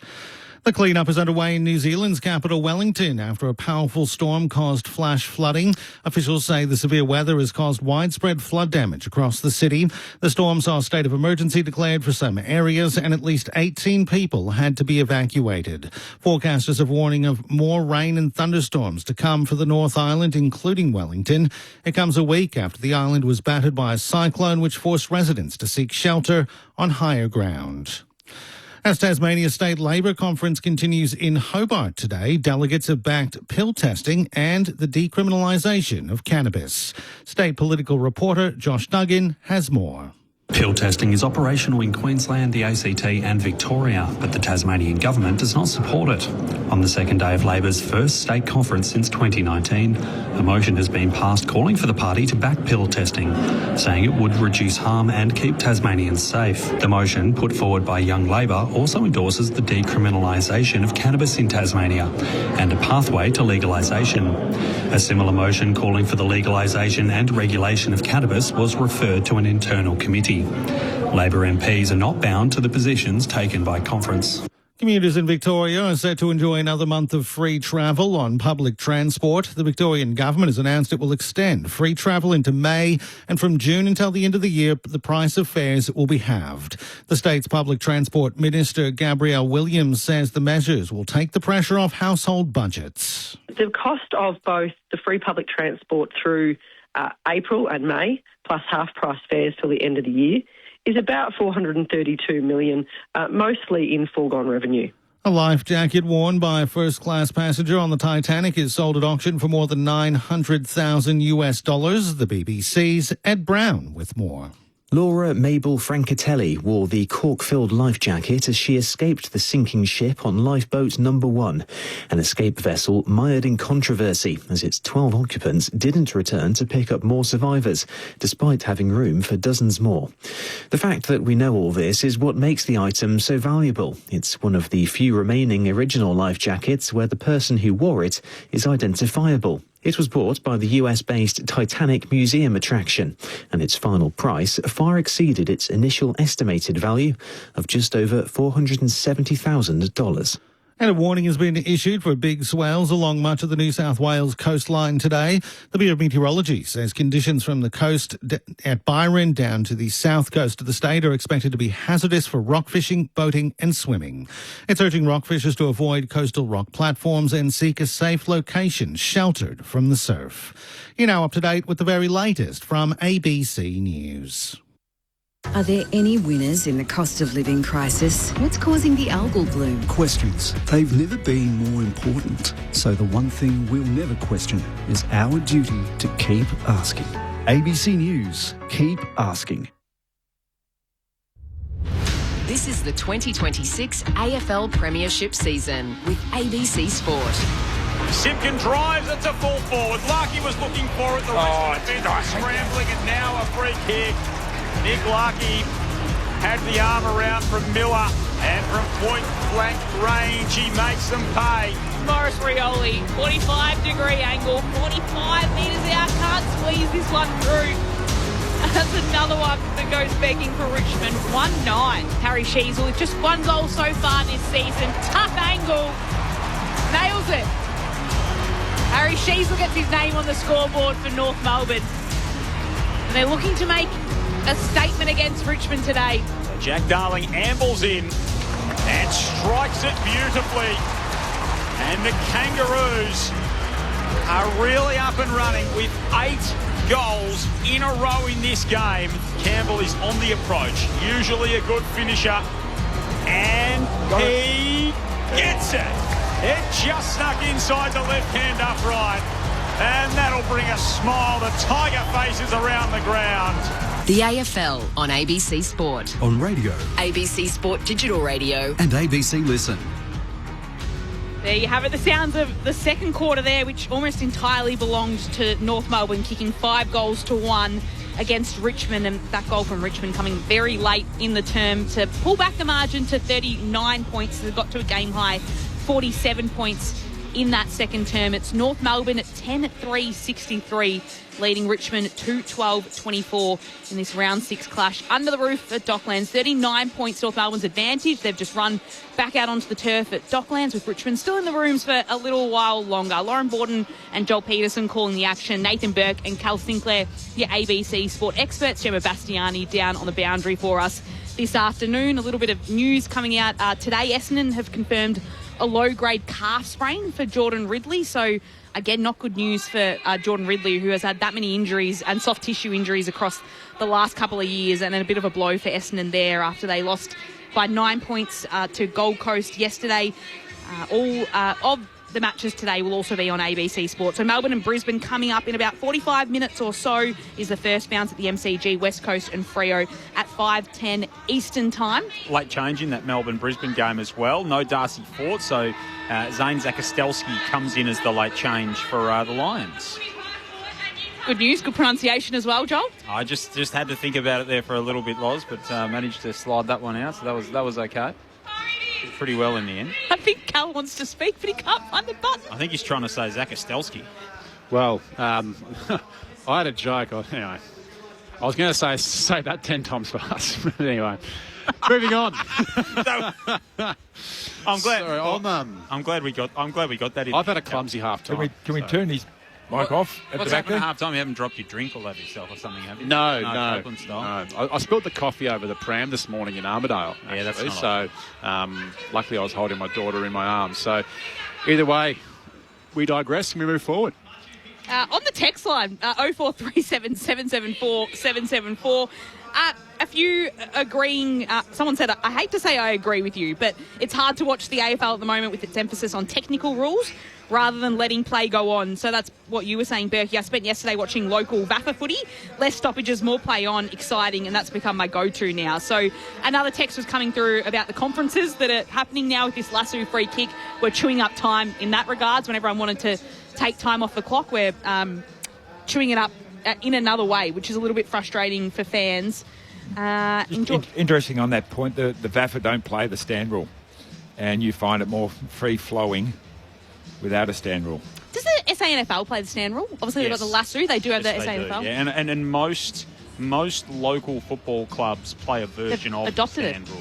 We play the stand rule, but it's got to be pretty obvious that a player was standing there with their arms up and then turns around and runs away. And that's the interpretation at most levels of local footy. Is the inference is that these aren't professional athletes that are doing it day in and day out, so they're not going to be across the rules to the same extent. So there's a little bit more leeway. Is there a case, though, to have a set of standard rules for all formats of the game? I do understand there are, I guess, different abilities and skill sets and athleticisms across all grades, but this is quite confusing, every state being able to govern their own rules and all those sort of things. Personally, I think it comes down to umpires, because if we're going to ask local umpires to umpire the technicalities of these virtually full-time umpires, that's a really, really big ask. So you tell the VAFA umpires, hey, don't even worry about the stand rule. Well, that just takes that out of their mind. They can concentrate on the other rules. I think there used to be, I think it was a National Football League or a National Football Commission, and they used to come across with representatives from the WAFL, the SANFL, the VFL, and they would come together and discuss rule changes back before it became merged as the AFL. So maybe there's a scope for that commission should kind of come back and chat about what's working and what's not working across the leagues. But I know, Berkey, you're often hot on umpiring, but today there's been some questionable decisions around the ground. So I love umpires. I don't know where you get that feeling from. It's just a hunch. It's just a feeling I get. But it is North Melbourne, 10-3-63, leading Richmond 2-12-24. 39 points North Melbourne's advantage as we get set to start the second half with Joel Peterson. You mentioned it earlier, Loz, that they got blown out in the first half last week. They were better in that third quarter last week, Richmond. Can they find some kind of spirit here as McKercher gets the ruse going from the stoppage? Davies Uniacke kicks inside the 50. Curtis was the target. He's a little bit sore after the marking contest inside the arc. And North Melbourne will get another chance. Well, there's a difference straight away. Ball went to Paul Curtis and the ball was punched away from behind.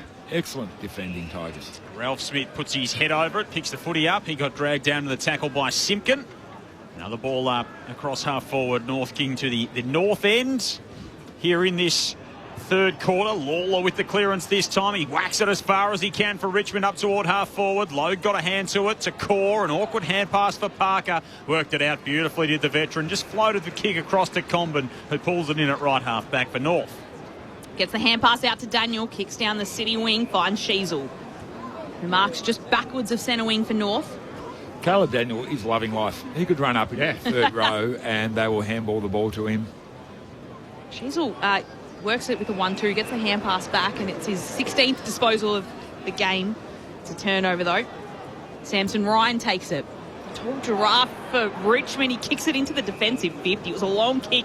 It sat in the air for a little while. Volta did take the mark with Trembath closing. Hand passes it across to Short. One bounce towards Bloss, and he spills it close to the boundary. Paddles it back to himself and keeps it in play. Takes a bounce just backwards of North Melbourne's bench, then kicks down the wing. It'll be a mark taken by Ross, and then Davies Uniacke falls over him. He's been good today, Jack Ross. Disposal number 14 coming up here. He continues to do all the tough stuff. Put together a good couple of years after some campaigns ruined by injury. Kick inside the 50. Zerha brought it down. He's been important in defence today. Game high metres gained for Cam Zerha. 15 disposals as well. 3 intercepts.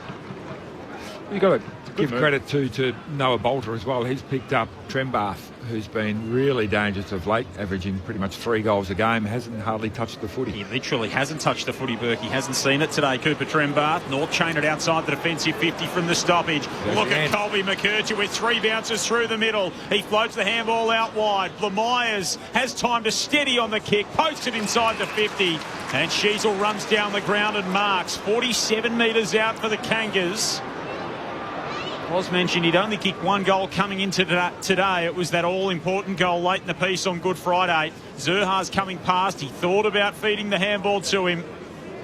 And Harry's going to go back and kick from right at the top of the arc. I reckon in previous years gone by, North would have just probably booted that forward and made it a foot race, but they've kind of matured a little bit, Berkey, and be able to compose themselves and just take a bit of time and find something inside 50. Their equal best and fairest winner. The arc's out to the right.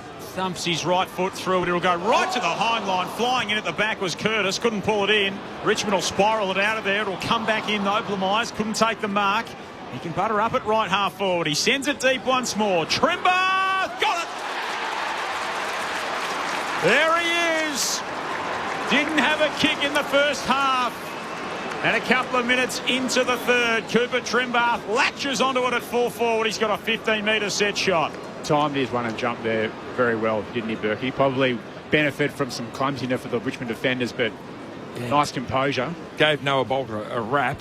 He tried to take a specky on Larky, I think it was, and completely mistimed it and allowed his player to mark over the back. Signed a 3-year extension during the week. Mid-season draftee last year, Cooper Trembath. He just sneaks it in. He's going to be doing good things in the royal blue and white for a long while yet. 11 goals, 69. North Melbourne, 2-12-24 Richmond. The contrast in the scoreline is stark. 4 gone, third term. Let's go to the boundary. Gemma Bastiani. Yeah, Morris Rioli, as we said, that hamstring, he's sitting on the back of the bench with the hoodie on, but there's still some smiles on his face when the young Richmond fans come and knock on the glass behind him, and he gives him a big smile. But question for Cal and Berkey, now that the Tigers are down to just those 2 on the bench, knowing they're a young, inexperienced side, how many more opportunities like that with repeat entries do you think North are going to start to develop in this second half with probably stronger legs? Yeah, look, they've probably got the run. I've probably had the run to start with, but it just means that the midfielders are going to have to change forward, stay on the ground, change things up again, and keep your better players on the ground for longer. From the middle, it's Davies Uniac with the clearance for North. Directly inside 50 he goes. Bolter had front position. Could palm it down, out to Miller, who takes it, hand passes it back to Vlosten. He'll switch it to the dock side of Dockland Stadium, where he's able to hit up Sonzi. Just shifts the kick slightly inboard and press the mark. Hand passes to a running McAuliffe, running past on his left and into the centre of the stadium. Inside 50 he'll go. It's a one-on-one. Lafau and Logue, they both get a hand to it and just punch it away. Picked up by Myers. Hand pass to Zerha. It's a clearing kick for North Melbourne all the way to centre wing. So McAuliffe kicked the ball right from the middle of the ground, lands 40 metres out. There's got to be someone else leading at him to get that short one. So the next one lands 10 metres out, or at least can be directed rather than a 50-metre kick, which is just playing into North Melbourne's hands. Gulliston gave away the free kick on the wing. Short drove it inside the forward 50 for Richmond, marked by Coleman Jones. He was, of course, traded a few years ago for Robbie Tarrant. A trade that probably hasn't really panned out for either team. Coleman Jones still in operation for North Melbourne, with, of course, no Tristan Sherry still out with suspension. As North chained it outside the defensive 50. McKercher now to Daniel. And Zerha, who's been influential down back today, he measures the kick beautifully. He dropped it into the bucket for Blamires, who accepted it to his chest at right half forward. A beautiful weighted pass from Zerha. Blamires sends it long. Deep target was Curtis. It'll spill to Paul Curtis here. Got the hands free. Handball only as far as Sonsi for Richmond, deep inside defensive 50. And now they can run it out. Rechko, in fact it was Campbell, gave it away to Lawler. And the Tigers will go down that city side wing in attack. They go a little wide to Ralph Smith. Chips it inboard to McAuliffe. He'll switch it across to the broadcast side of the ground, where he does find Rechko in his first game of AFL. A lifelong Tigers fan, kicks it to right half forward, back to Sonsi. Inside forward 50, pokes it to force it.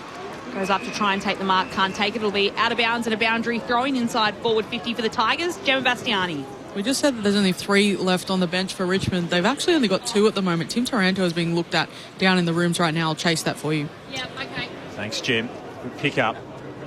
It's going to be a bit of a worry for Richmond as this game wears on. Coleman Jones front spot at the boundary throw in. Davies Uniac got caught. Good tackle, Prestia.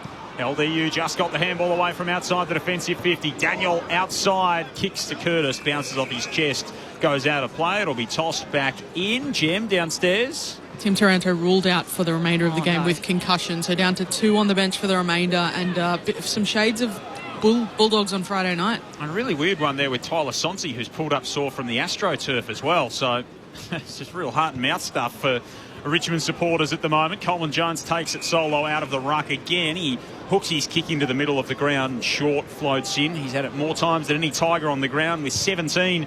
Jaden Short, his 18th disposals, a nervous one. It opened the door for Trembath. Bolter grabbed it.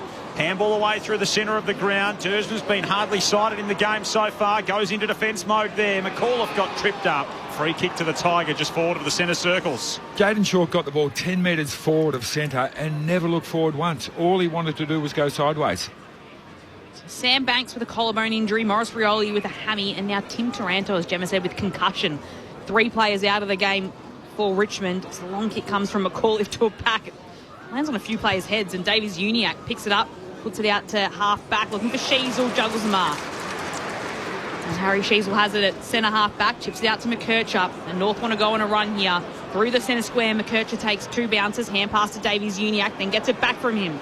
Another bounce, 2 bounces from McKercher. 3, the little ant's still going. He puts it on his boot. He'll go all the way to goal. Will Larkey let it go through? No, he'll mark it. He'll mark it on the line, Nick Larkey, and dab it through. There's a goal for North. A couple for Larkey. He wasn't going to let that one go past him. He just wanted to make sure he got his name on the scoreboard again. That's 12 goals for North. 12-3-75 the Kangas. The Tigers 2-12-24. 9 minutes played in this third term. The margin's pushed out to 51 points a game high. I've been impressed with North Melbourne's just running power, particularly off half back. Like, they are just looking really, really strong, covering the ground beautifully. McKercher then with 3 bounces. Sheasel's looking strong. Parker, Zerha. Like, I'm really liking, I guess, what their back half has actually done today. But I think the result of low numbers on the bench there for Richmond, they're just really struggling to kind of keep up with that sort of running power. Like, they need to stop them coming through the corridor because it's happening far too often. Back in the middle, Trembath and Ryan. North Melbourne with the only 2 goals of this second half so far. Wardlaw the clearance. Handball back to Trembath. To Sheasel. Front point of the square. Pokes it inside the 50. Tom Powell. They are full of run at the moment, the Kangaroos.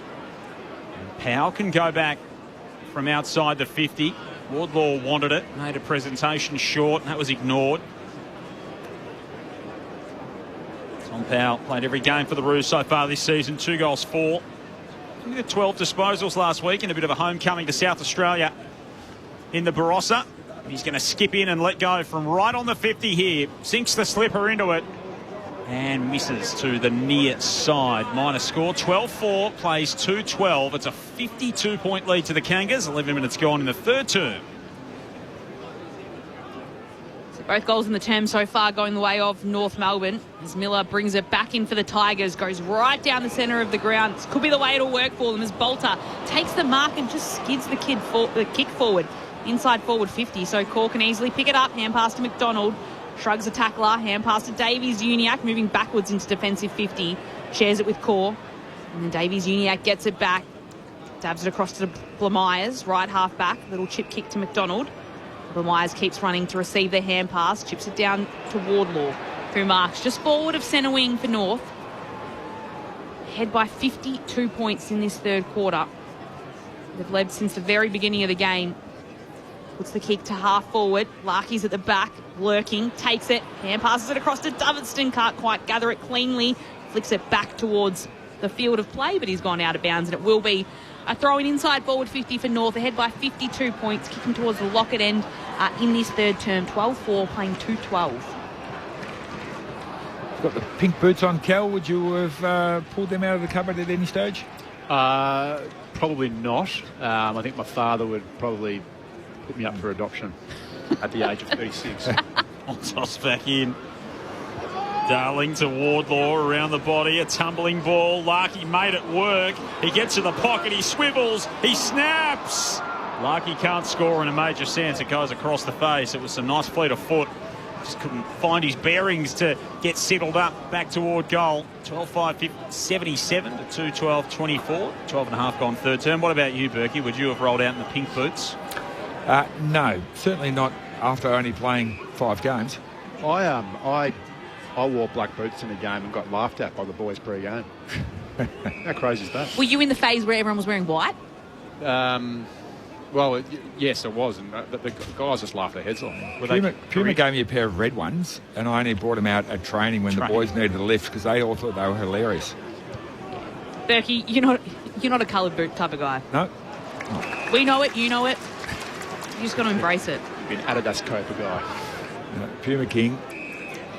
The kick comes down to half forward for Richmond, but it's North that win it back, and they share it across their defensive 50 until it does get to McKercher again, starting all the play from that half-back line. Kick is wide, and that'll be a last touch rule out of bounds.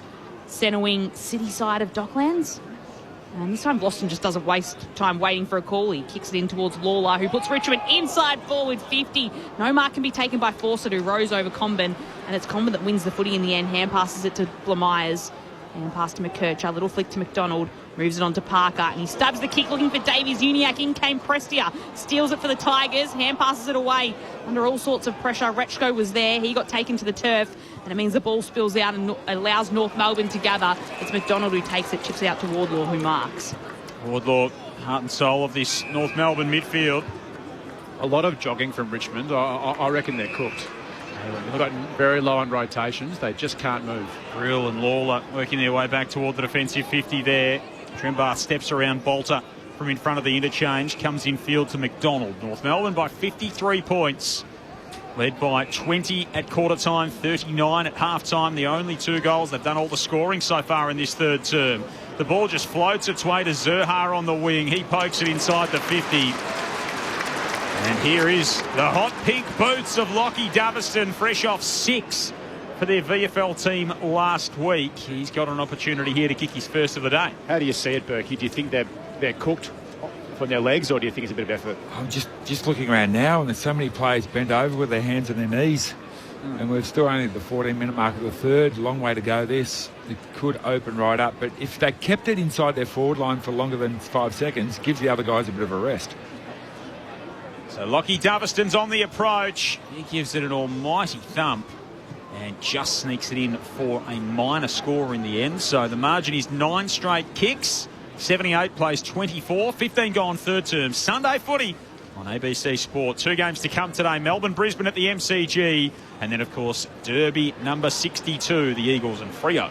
Short brings it in for the Tigers, but it'll be coming back his way as Darling intercepts. Hand passes it to Blamires, moves it to Comben. And he shifts it to McKercher backwards, and they'll just work it to centre half back to Zerha, who has it. Switches it onto the outer side of the ground, which is what they've favoured throughout today. Stevens has it, kicks it, 1 bounce to Parker, and passes it across to Sheasel. And he flicks it back to Stevens. All of these players taking it unopposed by their Richmond counterparts. Stevens takes a bounce and then puts it inside forward 50. He kicks a bit of a shocker, and it goes straight to short. Who intercepts it for Richmond, shares it across with Gray. He'll chip it out to right half back where he finds McAuliffe. Port Augusta product kicks up toward Ross. Had it belted away from him by McDonald. McDonald was there for North Melbourne, and then McAuliffe slaps it out of play. It'll be tossed back in. The worrying thing for the Tigers is once it goes inside 50, hits the ground, their small forwards are disconnected from the big forwards, and they're not getting there to hold the ball in or at least slow the game down. You can't bring the defenders off for rest if you haven't got enough players, so you've got to hold the ball in your front half, give them that opportunity to have a breather. Sheasel from the stoppage, it bounced his way and he flares it wide and it misses. Of course, no Lynch for Richmond. No Ryan Mansell, no Armstrong, no Sims. No Nankervis. So they are down some bodies, but they're two tall forwards today in Fall and Fawcett have been thoroughly uncompetitive. It's a 55-point lead to North Melbourne. But they bring it to ground. I'd be playing Prestia and Lawler saying, guys, sorry, you're not coming off, you're resting forward. Might be what they'll have to do with down three interchanges on the bench. Richmond work the footy to centre wing. And it's punched away in front of the benches where Samson Ryan, one of the tools, has come off for a breather.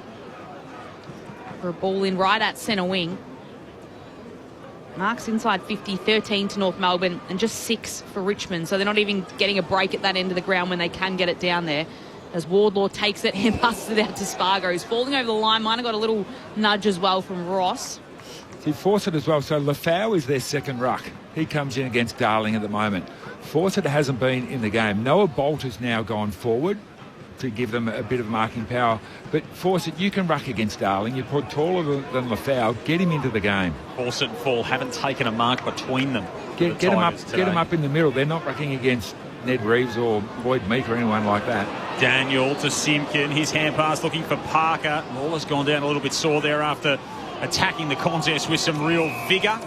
And now it's locked up on the AFL logo broadcast side of the ground. Sunday footy on ABC Sport. Joel Peterson, Lauren Borden, Cal Sinclair, Nathan Berg, and Gemma Bastiani with you. Kangas by 55 points. Richmond with just 2 goals, 12 in the game thus far. Another stoppage right in front of you, Gemma Bastiani. Just adding to the pain, yesterday in the VFL practice match against the AFL Academy, Zane Puka and Luke Traynor both went down with injury as well. So things are stacking up for the Tigers now. As North Melbourne are just working their way forward here. Powell shared it with Simpkin. He dodged around his opponents, pops it in the forward line. Trembath centre mark.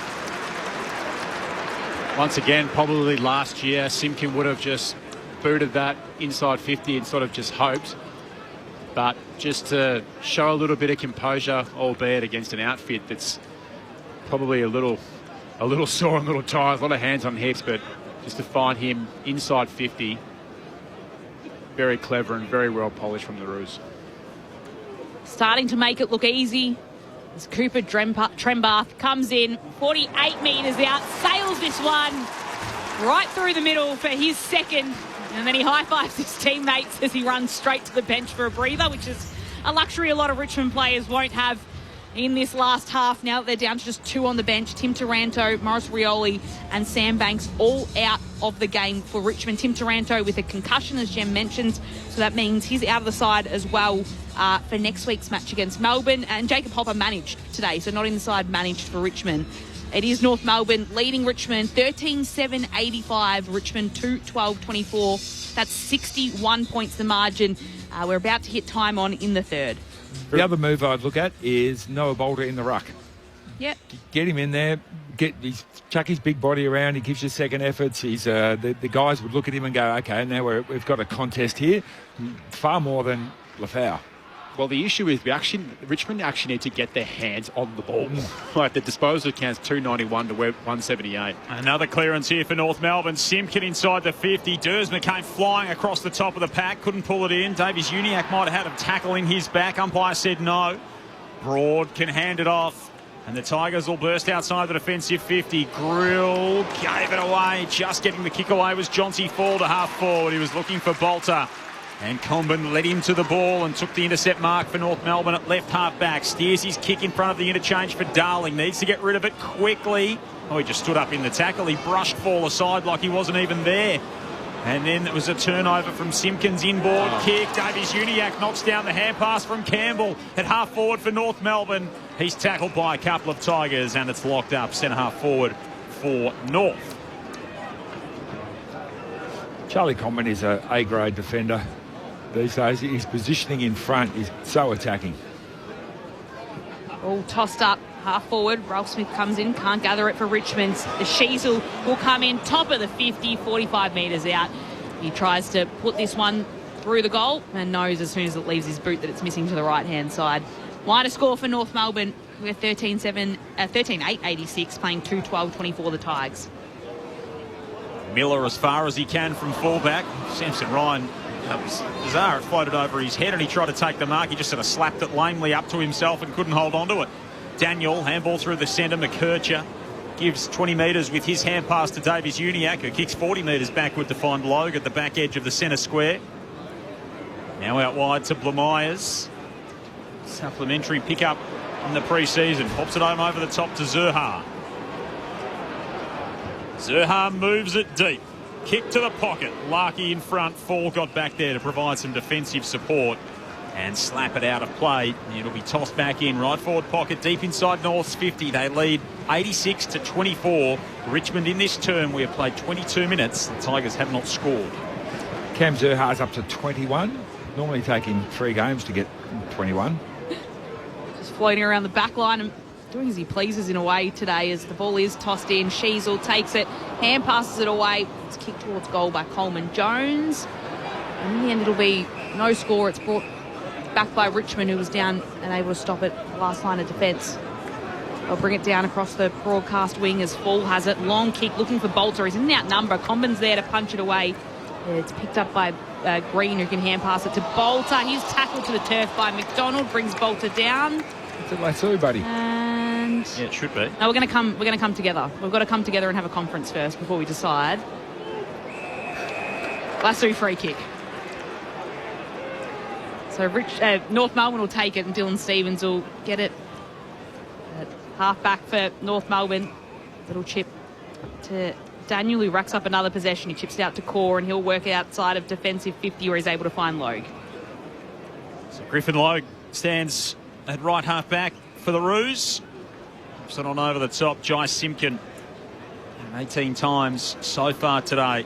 As Cal mentioned earlier, plus 120 disposals so far at North Melbourne. It's been a bit of a fill your boots afternoon for them, and it's going that way on the scoreboard, up by 62 as Broad walks it across. Umpire says he was under enough pressure, but he didn't have another option. It'll be tossed back in front of the wing. 0437 774 774 if you want to fire a question to Berkey or Cal throughout the course of the afternoon. 2 more games to come today on ABC Sport. Melbourne, Brisbane at the MCG.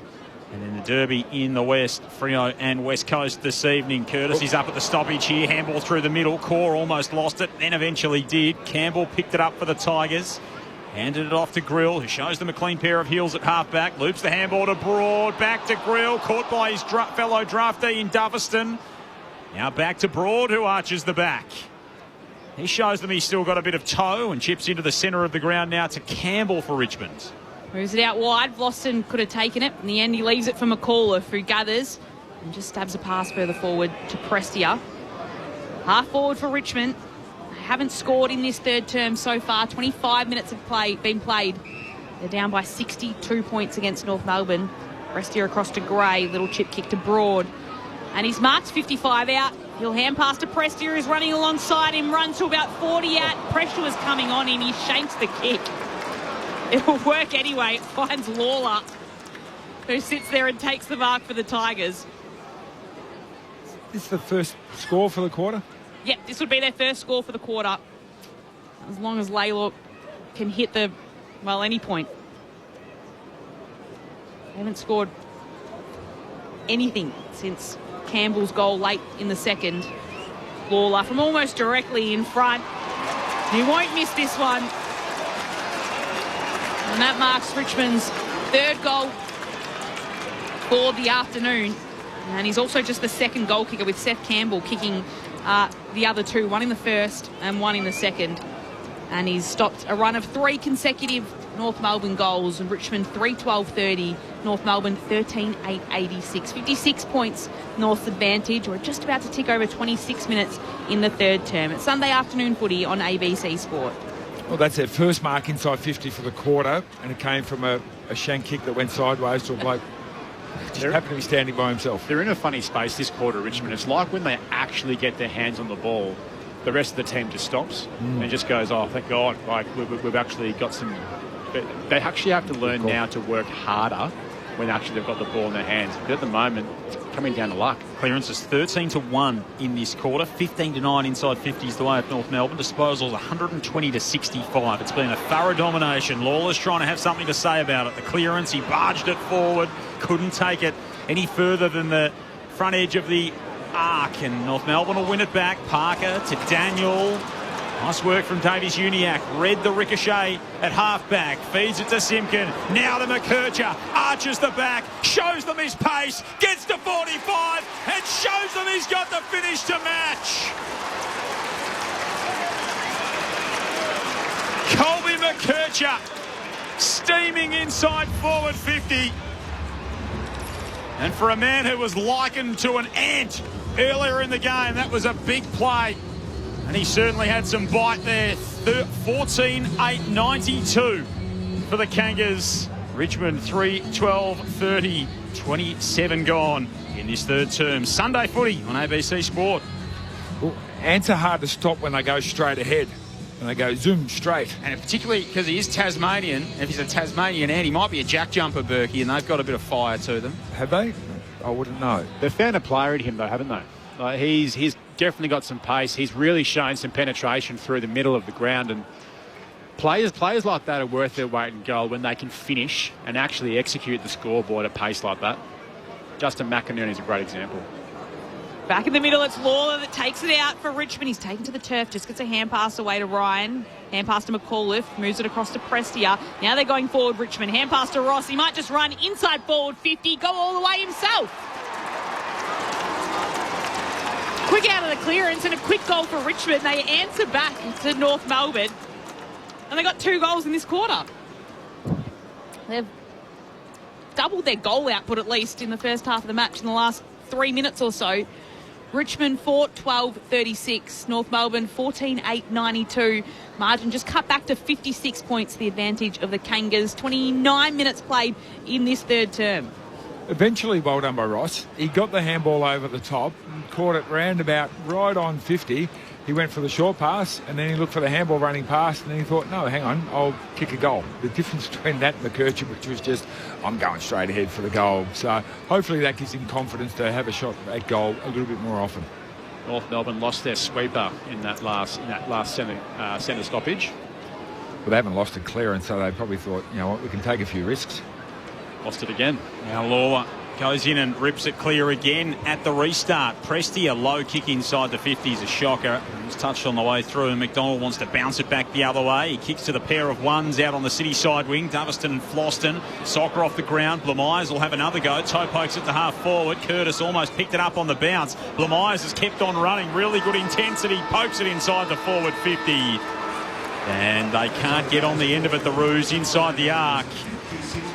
They did extend their advantage in that term. It took Richmond 25 minutes to get their first goal of the quarter, by which stage North Melbourne had already kicked 3 goals for.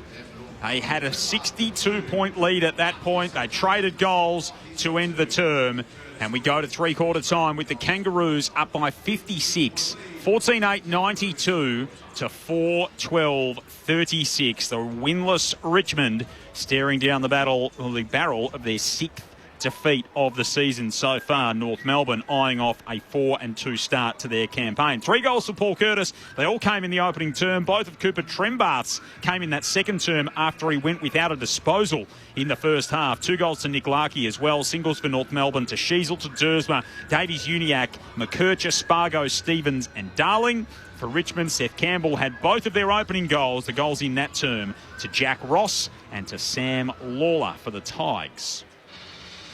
So all signs pointing towards a big win for North Melbourne against Richmond at Docklands. Melbourne and Brisbane coming up in about 5 minutes or so time. That'll be beginning at the MCG in West Coast and Freo a little later on this afternoon. The final term about to come between North Melbourne and Richmond. This is Sunday afternoon footy on ABC Sport. Okay, ready? Little listeners have a new space to get all their favourite podcasts. Hooray! Like exclusive new episodes of Bluey Listen Along. Let's dance to celebrate! Create a kids profile today by heading to the Kids tab on the ABC Listen app. This is the 2026 AFL Premiership season with ABC Sport. Sends it deep once more. Tremba! Got it! He just sneaks it in. He's going to be doing good things in the Royal Blue and White for a long while yet. Tim Taranto ruled out for the remainder of the game with concussion, so down to 2 on the bench for the remainder. 2 bounces from McKercher. 3, the little ant's still going. He puts it on his boot. He'll go all the way to goal. Will Larkey let it go through? No, he'll mark it. He'll mark it on the line. Clarkey and dab it through. There's a goal for North. Prestia is running alongside him, runs to about 40 out. Pressure was coming on him. He shakes the kick. It'll work anyway. Finds Lawler. This would be their first score for the quarter. Lawler from almost directly in front. He won't miss this one. Davies Uniacke read the ricochet at half-back, feeds it to Simkin, now to McKercher, arches the back, shows them his pace, gets to 45 and shows them he's got the finish to match. The AFL on ABC Sport. On radio. ABC Sport Digital Radio. And ABC Listen. That's what happened in the third term that's led to North Melbourne increasing its 39-point lead at halftime into a 56-point advantage at the final change of today's match at Docklands. Melbourne and Brisbane is about to get underway in 3 minutes or so at the MCG. So that's a Jim's game match. They're celebrating his involvement in the game and I guess the Irish involvement as well. That's kind of a tribute that they've got going at the MCG. And then the derby between West Coast and Freo at 5:10 Eastern time. So if the match that you want to listen to isn't available on your local radio, you can find it on ABC Listen. It is Richmond 4-12-36. Trailing North Melbourne 14-8-92. Lauren Borden and Joel Peterson calling the action. Gemma Bastiani's down on the boundary. Cal Sinclair and Nathan Burke, your ABC Sport experts. As you heard in the highlights there, Tim Taranto's out with concussion. He's the third player to be ruled out for Richmond. So Morris Rioli out with a hamstring injury in the second quarter, and they were already down a rotation very early on when Sam Banks injured his collarbone in the 6-minute mark of the game. So they've been down players on the bench since then. So obviously that's not going to define the game, Cal and Berkey, but that's a lot to be asked to run out there, and you haven't got any rotations. There's no use even looking at the bench in some aspects. You're not going to be getting a break when you're already doing some hard defensive running anyway. Yeah, really big questions here for the Tigers coaching staff. They're under the pump. They're down to 2 rotations. Players are going to get tired. There's potential for this to really blow out and be demoralising for the week and going into next week. So what do? Do you say, you know what, let's chuck a couple of extra players. So wingers, we want you behind the footy. Half forwards, you come up and play on the wing. We'll play only a couple of blokes in our forward 50. We'll try and limit the damage. We're not going to decrease this margin, so we'll decrease the damage at the other end. So what I'm foreseeing is that Tigers getting behind the footy, trying to limit the damage. Cam Zurhaar, Caleb Daniel, Luke Parker will probably have 10 possessions each this quarter, ball going backwards and forwards because all the Richmond players are in front of them. Or do they go, you know what, guys, we're not going to do that. Actively say to the players, we're not going to try to limit the damage. So if it happens, well, you know what, we didn't try to. I still want you to keep playing the way that we want to play. Let's have some good passages of play that we can work on and take into next week. So interesting to see what type of a coach Adam Uze is. Is he going to limit the damage, or is he going to let them play and hopefully they come up with 2 or 3 passages that they can review during the week and go, hey, look what we did even though we were tired and everything else. I think if you're Adam Uze right now, he's delivering his message like, I wouldn't be going down the tactical path with this young group and say, look, okay, we've been absolutely smashed today. We've had things in our control. We've had things out of our control. We can sit there and go, we've got rotations on the bench. We've only got 2 people on. We've got lack of experience. But now's an opportunity to look some guys in the eye and say, guys, let's win a quarter. Because that quarter then, I reckon, was really disappointing from Richmond. Like, I get it. The playing group is probably a little bit tired. They're probably got a fair bit of fatigue in the legs, but they literally allowed North Melbourne to run handball all around them and had them running around in circles at points. If you're North Melbourne, and if you're Clarko, us 4 sat here a couple of weeks ago and watched them play Essendon. Now, North Melbourne are playing a lot better than how they did against Essendon, but they allowed Essendon back in the game. Now, if you're North Melbourne, for where this group wants to go, this has to be a kill now. You've really got to absolutely drive this quarter with a ton of momentum and actually really put them away. You don't want to lose this quarter and, put the cue in the rack, because where this team wants to get to and the development of their players, they need a 4-quarter performance. Good news for Richmond is their set shot kicking was at 100% in the third quarter, 2 straight. It's a little bit different to what they were kicking in the first half, but it is 56 points North Melbourne's advantage as play resumes for the 4th term. George Wardlaw winning a free kick right out of the middle. Good to see him back in the side, Wardlaw. He's very important to that midfield. plays a critical role. I had him waiting that extra week just to make sure he was really right to go as he shares it with Powell, moves it across to Davies-Uniacke. Kick goes inside forward 50, top of the goal square for North. Curtis almost happy to take that one out in the end, and it'll be a ball in inside forward 50 for North Melbourne, very deep at that Boomer Harvey end. Trembath took the ruck and then shot himself down to full forward. Now Jack Darling does the ruck work in the forward line. Battling with Ryan, who takes front position, knocks it down. It's a good observation, Berkey, because you can feel that they're actually, playing a bit of footy together now. Trembath is playing to his strengths. Jack's playing to his strengths. That sort of stoppage ruckman. Darling wins another tap down. Sheasel. He lays over the top of the footy. Umpire's going to play holding the ball here. So a free kick to Richmond on the last line. It's going to be Kane McAuliffe to take it, who got taken out of the team after that game against Port Adelaide. They didn't play a VFL game for 2 weeks, Richmond, so he hadn't actually played any footy or get his way back into the team. He kicks it over the back of the pack and it hit Luke McDonald in the face. That was an unwelcome interruption for him. He drives it to a 3-on-2. Broad comes over the top part of the 2 with the fist. McAuliffe falls over. It's all a bit awkward to start this final term here for the Tigers. And a long kick outside the defensive 50. Can't find Lafau, who goes crashing into the TV monitor downstairs, and McDonald will bring it back into play for the Roos. The 3 key North Melbourne forwards all competed against each other in that last one. McDonald to Parker, inside 50 he goes, and Poulter and Ryan compete for the footy there for Richmond, and Broad takes it. The more experienced player wins it out. He chips it out to Rechko in his first game, takes a bounce as well as he's going down the outer wing, puts it down the city side of Docklands Stadium, gets towards Campbell, who does well to kind of keep it in with an awkward kick, but in the end it's punched away over the boundary for a throw-in. Melbourne ahead by 56 points. Warren Borden, Joel Peterson calling the action. Nathan Burke, Cal Sinclair, your experts. Gemma Bastiani down on the boundary for us this afternoon. The umpire to throw the ball in, city side wing. Half forward for North Melbourne. Gets tossed in, Ryan takes it, and he's pulled down to the turf for a ball up. Gives us a chance to check in with Gemma Bastiani on the boundary. Yeah, they might only have 2 fit players on the bench, but someone else has decided to sit down here. Adam Uze coaching from the bench in the final quarter. Makes sense given Berkey's suggestion about, leaning into the emotion of things in the last quarter. Should you see what kind of demeanour he has throughout it. Gemma will keep an eye on that for us. You're on ABC Sport. Great to have your company on this Sunday afternoon. Last day of the school holidays here in Victoria, and a good crowd here at Docklands as well. North Melbourne doing it pretty comfortably at the moment over the Tigers.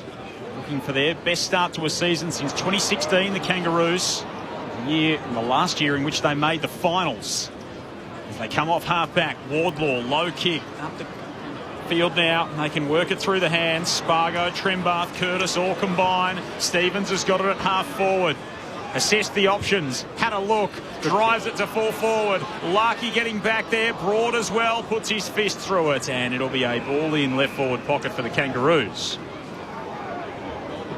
Wasn't a bad kick there from Dill Stevens. He did have Larkey out in his right side, but typical left footer can't go on their right. But anyway, he put it up enough height on the on that ball to allow Larkey to at least back a contest. Didn't work out, but at least they've got a stoppage inside 50.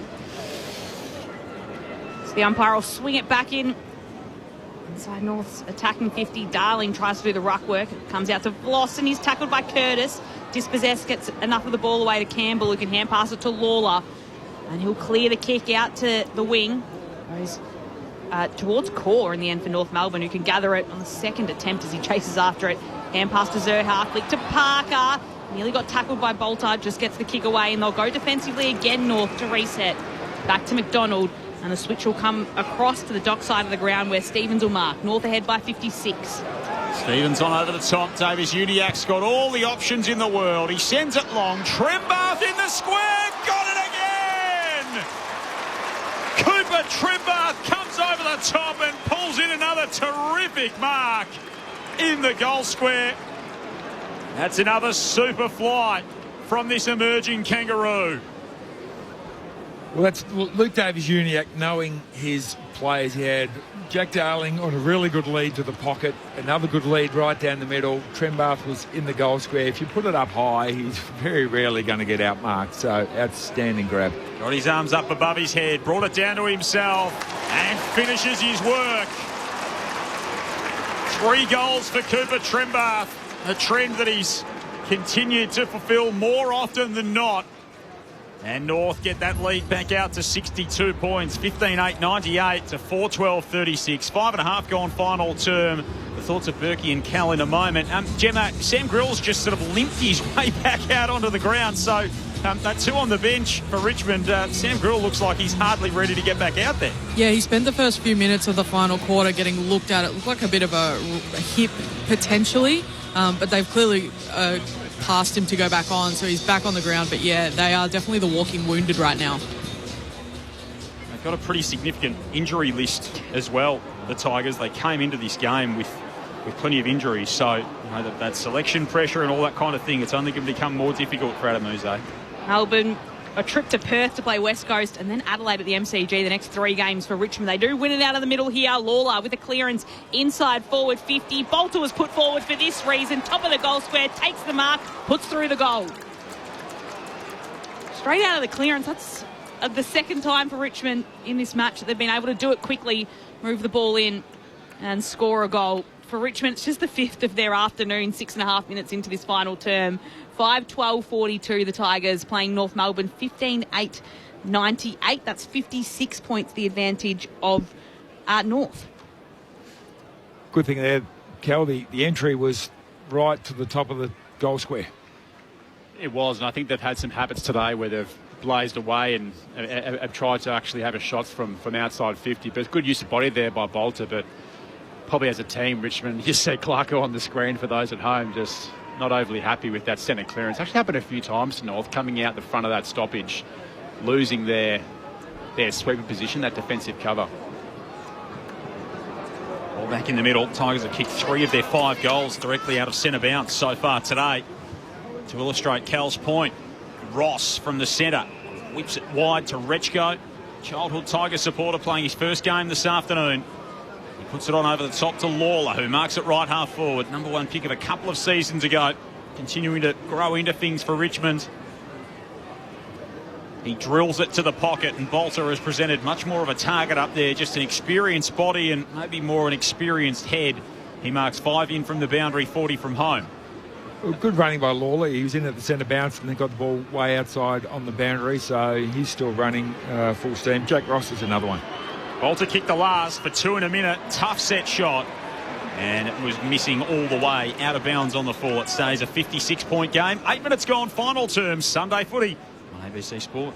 The inside 50 count's not that bad. 47-41 in favour of the Kangas. So it's not like they've been starved of opportunities, Richmond, for today. Clearance is 30-25.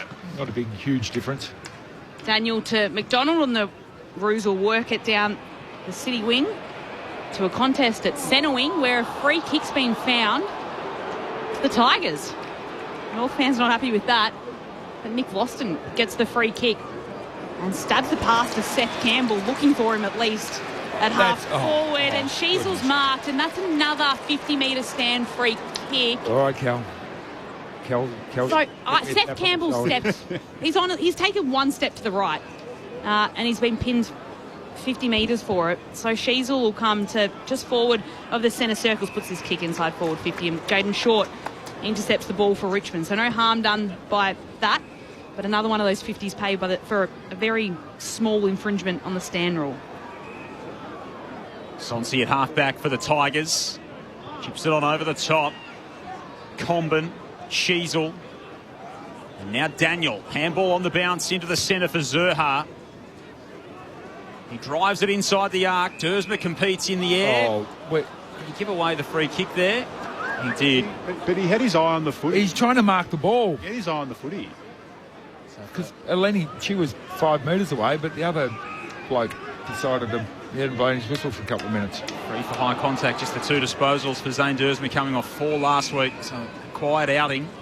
Been well held in that defensive zone by the Tigers today. Pressed here at half-back. Now to Sonsi. Pokes it on over the top, and they go into build-up mode with Hugo Ralphsmith. 98 plays 42. North led by 56 at three-quarter time. A goal each way. That's where the margin sits as we approach 10 minutes in this final turn. Oh, no, umpire. No, he stabs the kick towards Ross. You have no idea. Curtis stands the mark. Curtis hasn't moved. I'm not sure what's... No, he said because you grabbed him around the neck. Oh, so that's the freak. Okay, Alistair Clarkson, we've got a shot of him in the box. He's looking as confused as the rest of us. 50 was for around the neck. And he's given him a 85-metre penalty. That's an interesting interpretation. Oh, goodness me. Cal. So Ross now will kick from 25 metres out. And he'll come in here to kick his second for Richmond if he can make the most of his 50-metre penalty, and that he does. Good-looking kick from Ross. And he's got 2 after not kicking a goal before today for this season. A couple for Jack Ross. Richmond 6-12-48. North Melbourne 15-8-98. North Melbourne ahead by 50 points. Before the thoughts of Cal Sinclair and Nathan Burke, will give them a chance to take a breath down to Gemma Bastiani on the boundary. Yeah, let Burkey calm himself down before he says anything. No, Adam Uze really interesting on the bench. He's been in some really focused conversations with defensive leaders Jaden Short and Nathan Broad about their defensive layering and how they actually want to defend the ground with fewer rotations. So really interesting. He actually missed that free kick because he was so locked in on what their defensive structure was going to be. Jack Ross had, at three-quarter time, he had 20 touches, 13 contested, 5 clearances and 6 tackles. And that's a pretty good stat sheet for a team who's not doing that well on the scoreboard. Let's get honest. Player is Jack Ross. 24 games last year and career best season that he put together. He's continued on here. He just readjusts his boot after helping Richmond win the centre clearance. Rechko's got it on the wing. Kicks inside the 50. Logue leads the race to the footy and outmarks Liam Fawcett. That's been a regularity down back for North Melbourne today. Daniel, now McKercher. They've been 2 pretty damaging forces for the Kangaroos, along with Parker and Zurha. So much of their build-up's been off half-back. We talk so much about the importance of scoring from turnover. North Melbourne's kicked 10 goals, 3 today from turnover. Richmond's kicked 8 behinds. So they have absolutely dominated in that facet of the game. Tigers kicking 3 of their 6 from centre clearance. Lamyers does the roving on the wing now. Doverston kicks inside the 50. There was an intelligent pass for Dersma where only he could access it. Came back up with the ball. He got legged as he took the mark. And if the Paul Curtis one was 50, North Melbourne fans think that should have been as well. Dersma will have a 48-metre set shot. Absolutely, it should have been. But Dersma, he kicked the first goal of the day, I think, or should have been given a mark. He did. Hasn't really been cited since. Only had 1 disposal. There you go. There you go. It's not a good output considering the ball has freely been coming inside your forward 50. So when you get your opportunities, best you take them, Zane. He strots in and hits the post. He went to celebration too. He did. He liked it off the boot. It faded right late. Minor score, 51 points is the Roos lead. So Richmond with 2 goals to 1 in the term. A disappointing day from him. He looked like he's the type of player with all these inside 50s that can really get on the scoreboard and cut the Tigers up, but only a couple of possessions, not good enough. He's kicked 3 on a couple of occasions this season. Looked like he might have turned the corner a little bit and just regressed a little over the last couple of weeks. Little chip from Short to Miller, who kicks long down the wing. It'll be tapped out of bounds for a boundary throwing centre wing outer side of the ground. If you're listening to us in Perth at the conclusion of this match, you'll be heading to West Coast and Freo. If you don't know where I'm from, Joel, I say France, dance, answer, and Derby. Yep. And I'm happy with that. Okay. God forbid you say Derby when it pertains to that game in Western Australia, though, Ross. But I'm happy to stand by it as it's tossed in. Of course, Melbourne and Brisbane will be able to bring you a score update in just a moment. That's taking place at the MCG. The ball is tossed in. And there'll be a stoppage just at half forward for the Tigers. It's Short pulled up. Half forward for North, rather, as Short's pulled up from the turf. Ball up very close to the boundary line. Coleman Jones gets a little tap out. It's Ross that takes it for the Tigers. Hand pass to Short. He hand passes backwards across to Green, who's tackled to the turf. Wardlaw puts him down there, and it'll be a last touch rule which means it'll be a North free kick as Blamires will take it. 60 metres out from goal, wants to move the footy on quickly. He goes to a packet. This is everyone. It falls at the back where Doverston is, and he's pulled over the turf. And it'll be a throw-in inside forward 50 for North Melbourne. At the MCG, it is the Demons ahead of Brisbane by 1 point. 2-1-13 playing Brizzy 2 straight 12. Lockie Neal playing game 300. Josh Dunkley came 200 in that late change. Late change was in that game, I should say. Late change, no Darcy Ford. So Zane Zakostelski getting a gig for Brisbane after the late change today. Have a look at that from Tom Powell at the stoppage. The ball rumbled around. He threw a boot at it and put it in the back of the net off the ground from 30 metres out. That was a poacher's chance from Tom Powell, and he rifled that into the top corner. 16-9-105 to 6-12-48. 16 minutes played in the final term. And that was a very nice finish from Powell for his first. I'll tell you what, he might find himself a candidate for the International Rules Series if he continues. That was a rocket from the ground. But once again, it's just Richmond's inability to just control the ball. They didn't have to cough it up where they did, particularly in the middle of North Melbourne's forward 50, but he just capitalised with a strong goal off the ground. You don't see many of them these days off the ground, Berkey. That was like he nailed that one. A volley when the soccer ball comes bouncing to you and you can just crack it in rhythm. David King kicked a cracker in the early 2000s at this ground, actually, from about 50 out. Off the ground? Yep. Might have been against the Tigers. Samson Ryan just goes bang from inside forward 50. Inside the centre of the ground, 2 forward 50. The ball will spill out the back of the pack. Campbell tries to tap it away to the advantage of McCall. If it spills over his back, Blamires is in there for North Melbourne. Back out it comes to Seth Campbell. He just tries to chip it forward, hoping for a mark. It won't quite get there. Combin's at the back, very close to the goal line, trying to hand pass it. He's looking for the pressure to try and rush it through. In the end, keeps it in play. Hand pass to Parker, hand pass to Daniel, and he can put it to left half back for the Kangas. They get out of a little bit of trouble there as Darling marks. That was good by Comden. I know he was sticking through it very... Probably was under a little bit of pressure to actually make a decision, but he got out of trouble. He seemed like he was always going to keep it in. As the kick down comes to Sheasley, takes it, hand passes it to Blamires. Little chip kick will put it towards Spargo, who's at left half forward for North Melbourne in his second game in North Melbourne colours. Gets punched out of bounds and will have a throw in at half forward for North. They've got a 57-point advantage, 16-9-105 to Richmond 6-12-48. Well, the average points against the Tigers so far this year has been 105. And the Kangas have landed on 105, so let's see if they can keep the average. 68, 60, 42, 56 their past 3 defeats in terms of margin. Richmond stand at 57 at the moment, so it's going to script. And you just think back to that first half. They kicked 2 goals, 12. They had such the run of play before the injury woes that they've since found themselves mired in.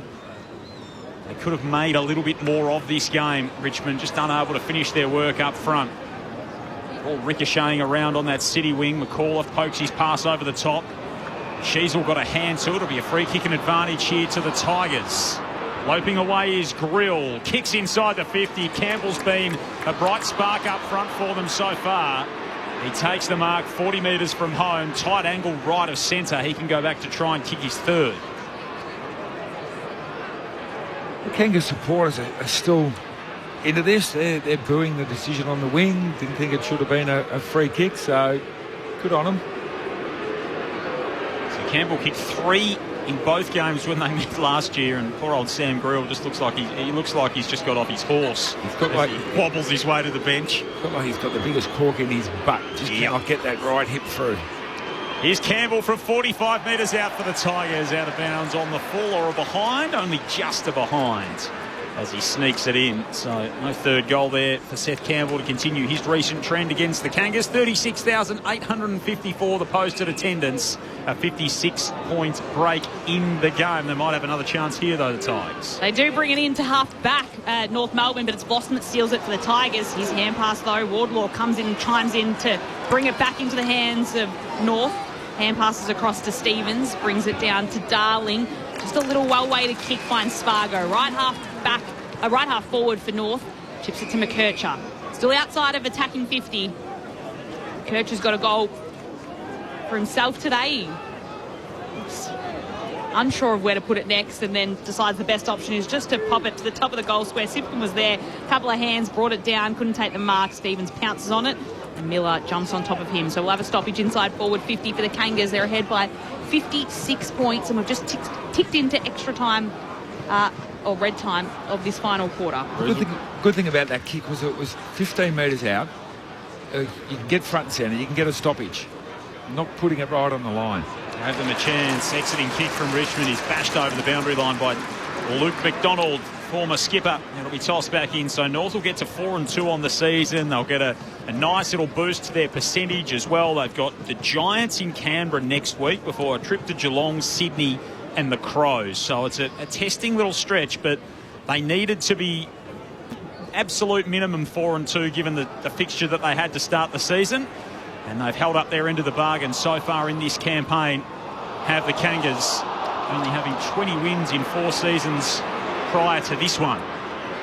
Lawler inside defensive 50 for the Tigers, fumbled it away. Doors open for Dersma, and he just sneaks in another behind. It was a free kick, and is he going to get another chance here, Berkey?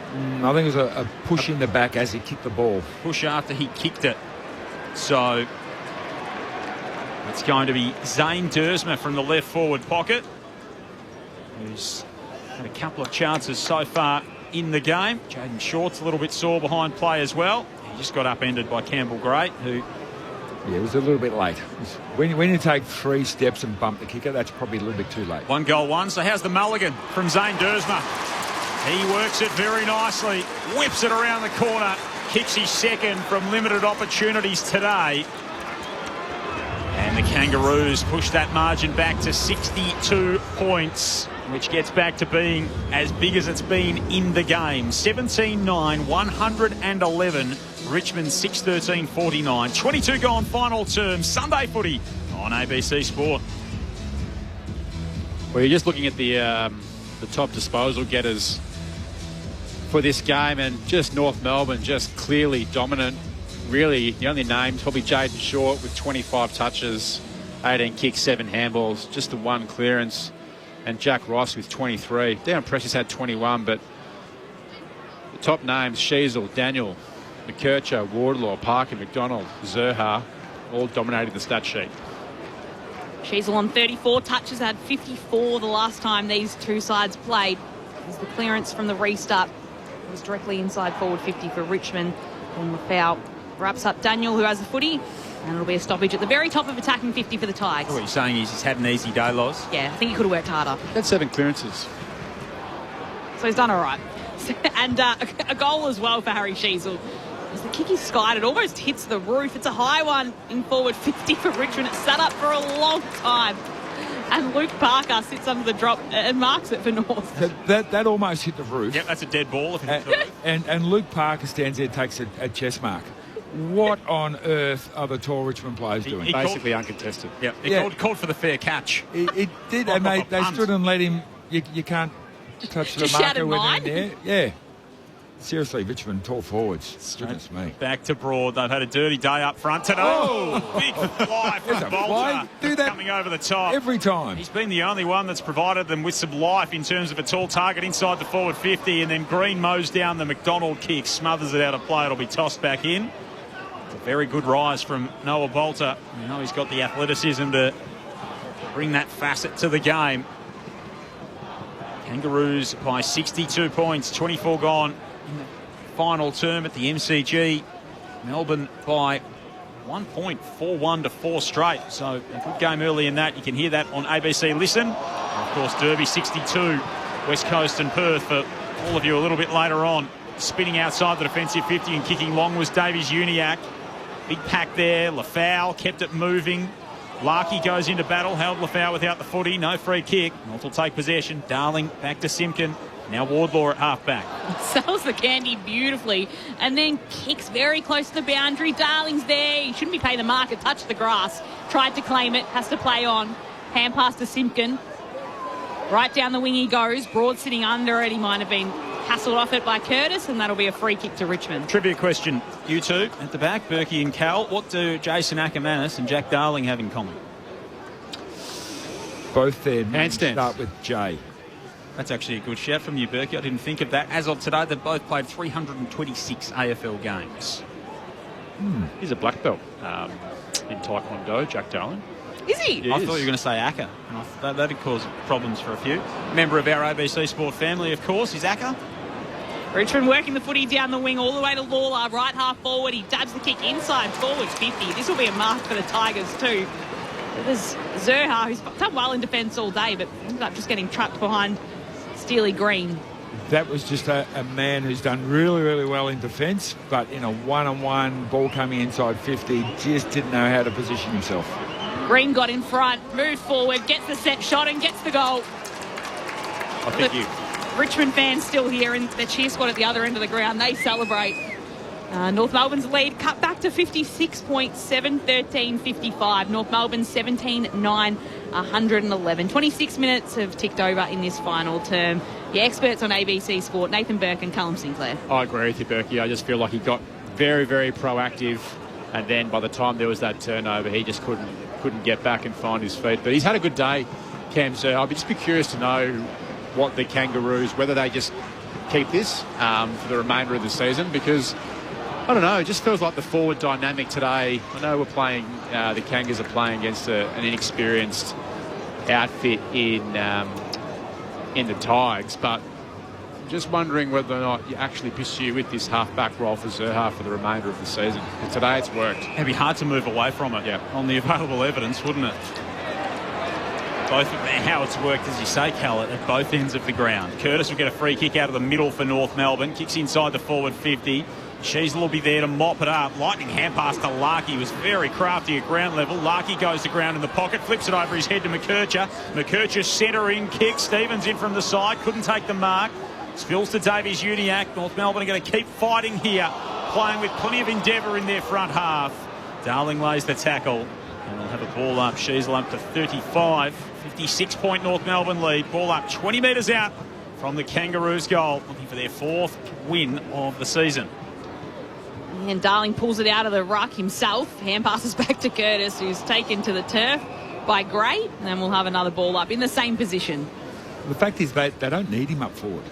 With Brembath and Curtis and Dersma and Darling and Larkey, they don't need him up there. So try him somewhere else. Darling picks it out of the ruck himself. Will kick towards goal. Top of the goal square. In comes Curtis. Sockers it through. Running through, Paul Curtis puts on his fourth goal of the day. And it's a late one for North Melbourne to celebrate. 18-9, 117 North Melbourne have ticked over. Richmond 7-13-55. That margin pushes back out to 62 points, which is an equal game high. 28 minutes gone in this final term, and that is 4 goals for Paul Curtis. Paul Curtis was at the stoppage, 20 metres out from goal. The ball got kicked straight to the goal square, and he was the one who sprinted out of that stoppage. No one else went with him. Everyone stood and watched Larkey and his opponent fight for the footy, and he worked hardest and he got the result. Interesting here, Trembath is in the middle, these bounces. He's got his hand to it a lot, but they haven't necessarily won the clearances. Just goes to show, may not be on the same page as his smaller blokes, but that's a great effort by him just then. Goes and wins the clearance himself that time. Prestia got a hand in on the hand pass to knock it away. Trembath has another go, and hand pass it straight to Ross almost for Richmond. Eventually North Melbourne do emerge with the football. Simpkin floats his kick to half forward. Davies-Uniacke was off there, called to play on. Got caught in two minds, worked away round his defender, popped it over the top. Lemeyer's inside the 50, eases the kick to the pocket. Sheasel takes the mark. And Harry can cap what's already been a prolific day. 36 disposals, 7 clearances, 6 inside 50s. He's got 1 goal, 2 to his name thus far. And he misses there to make it 1 goal, 3. Should have done better with the finish in the end, Harry Sheasel. 118 plays 55, and that margin gets out to a new game high of 63 points for the Kangas. Oh, Broad's kick-in is a shocker. Looking for McAuliffe. Should be locked inside forward 50 for North. No, it is Richmond that are able to recover, and McAuliffe's there again. Hand pass to Ross, who takes a bounce as he's running down centre wing. Then tries to kick it out wide towards Sonzi. He doesn't take it. It's tapped away by North Melbourne defenders. Does find its way to McAuliffe again. Ricochets to him. He puts the kick inside forward 50, but there's no one around. So it will be a stoppage, though, at least. And a forward 50 throw-in. Just overcomplicated it there. The Tigers had 3-on-3 inside 50, yet they're trying to run and bounce and create that extra handball. Just get it in there. I'll give your players a one-on-one chance of winning that ball inside 50. The conclusion of this match, if you're listening in Western Australia, will send you to the Eagles playing the Dockers. Everyone else will be headed to the MCG in Melbourne against Brisbane as it's tossed in. Darling takes it, hand passes it to Sheezel. A little curly kick towards Daniel. It's probably a little too cute for that. But the hand pass comes back to Sheezel and he can take it. Couple of bounces, hand passes it to Daniel. He'll take a bounce, gets the kick away before he gets tackled. The kick will go inside 50 and Paul Curtis is on the end of it. I think Paul Curtis had a great game today. He obviously started with 3 goals in that first term. And, the middle part of the game, he was still having an impact. He competes high in the air. His ground level, he's got really, really good balance when that ball hits the ground. But I said it earlier in the game, I think what you love about Paul Curtis is that his ground level play is excellent, but he's got an ability overhead as well to compete. This could be a great reward for him. Such a fun player for North Melbourne fans to watch. Paul Curtis comes in, slots his 5th, and an equal career high for Paul Curtis. He's had a sensational game this afternoon, and he's got the score on the board as well. 5 for Paul Curtis. North Melbourne pushes out to 19-10, 124. Richmond 7-13, 55. Tigers scoreboard's got a little more respectable than the 2-12 they had at half-time. 31 minutes played in this final term. 69 points North Melbourne are ahead by. Kicked 5 guys last time we played the Tigers as well, Paul Curtis. And that's the growth of North Melbourne. We talk about the midfield growing and getting a lot of the footy, but for a long time there, it was Nick Larkey or bust. If he didn't kick half a dozen, well, then the team were not competitive. Now, he's played second fiddle at best today. Last 2 games against the Tigs, 10 goals won for Paul Curtis. So it's been a very profitable opponent for him. Back in the middle, we'll have a secondary stoppage. Sheezel's kicked 1 goal 3 today, so he's had his opportunities. Richmond, of course, had 2-12, as Loz said at half-time. Free kick there going against Samson Ryan. North will get another chance. Davies Uniacke to full forward. Curtis again! Stand in front of him, for goodness sake. He's just kicked 3. The seas parted for him like they hadn't spotted him all day, and he came like a pop-up sprinkler at the footy. He's got 5 to his name, 3 in the first, 2 in the last, and this for a new career-high 6th. He will kick after the siren. Lazy, selfish defending. It's going to be a big win for the Kangaroos. And Paul Curtis takes a bag with it. 6 goals for Curtis. North win by 75 points. They start the season 4-2. The last time they did that was 2016. That was the last year they made finals. Who knows what could be possible for this North Melbourne team this season. But it is about as good a start to the campaign as they could have hoped. They beat the Tigers by 75. Join in the chorus. North Melbourne's on the ball. Good old North Melbourne, they're champions, you'll agree. North Melbourne is the team that plays to win for you and me. The Tigers just could not get out of their own way in the first half. 2 goals, 12 they had at half-time, trailed by 39 points. Things improved in the goal-kicking front for them from there. But the injury toll added to a 6th consecutive defeat to start the season. Their worst start to a campaign since 2010. And the headaches grow deeper at Punt Road. North Melbourne's on the ball. Good old North Melbourne, they're champions, you'll agree. North Melbourne is the team that plays to win for you and me. So 11 different goal kickers for North Melbourne tonight as they beat Richmond by 75 points out in the middle. In just a few minutes' time, if you are listening in Western Australia, we'll get you to the Dockers against the Eagles, and then everyone else will be heading to Melbourne and Brisbane. But it was 6 goals to Paul Curtis, a career best for him to highlight the match for North Melbourne. Cooper Trembath chimed in with 3, which he often, or so often does. He ends with 3 goals. Nick Larkey with 2, Dersma with a couple, and then singles to Sheasel, Davies Uniacke, McKercher, Spargo, Powell and Darling. And then on the Richmond side of things, a couple of goals to Jack Ross, a couple to Seth Campbell. He kicked the first 2 goals of the game. Bolter and Laylor with singles for Richmond. It's North Melbourne's biggest win against Richmond since 2000, when they were playing a home game at the SCG. Well, it's been a little while between drinks. They beat them by 70 and 74 in the interim, but you've got to go back to 2000 when the Kangaroos belted the Tigers up at the SCG in round 18, playing a home game in Sydney. And the last 3 matches before today, coming into it, they'd beaten Richmond by an average of 22 points. That's now extended out to a 75-point lead. So we'll let go of our Western Australian listeners and send them to Perth Stadium in about 3 minutes or so. So Cal and Berkey, looking at that and the improvements that we've seen from North Melbourne, how did you rate their performance today? I thought it was a really good performance from North Melbourne. One of the things that younger sides who are just learning their way, they can get dragged down to what the other team give you and start playing it, start overusing. They had a stackload of footy, so they've almost had 400 possessions. I didn't think they overused. They didn't get carried away. They still kicked the ball well inside 50. So I think that was probably the most pleasing thing from North Melbourne today, was that they maintained the way that they want to play the game in the face of an opposition that can quite often drag you down.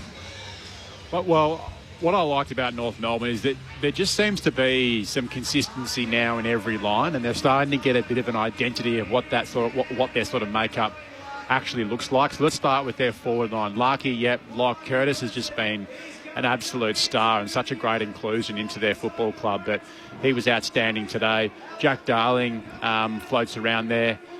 Luke Parker, Zerha can actually play as a forward as well. You then go to their midfield now. They're getting an identity. LDU, Sheasel, Sherry when he comes back. Jai Simpkin, as Berkey made the point that it's great to see him up around the ball. And I just think their defence is probably where they've had some criticism over the last kind of few years. But they're starting to, I guess, form a little bit of a unit down there. Comden's obviously growing week by week. He's an absolute star now.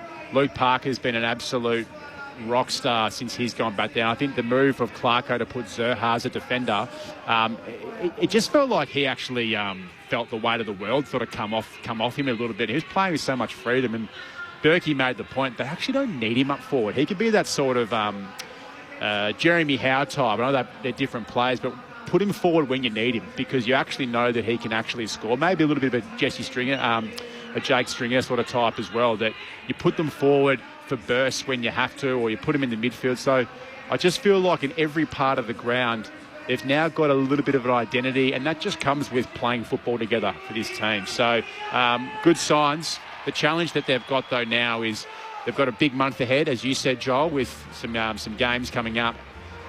Can they do that?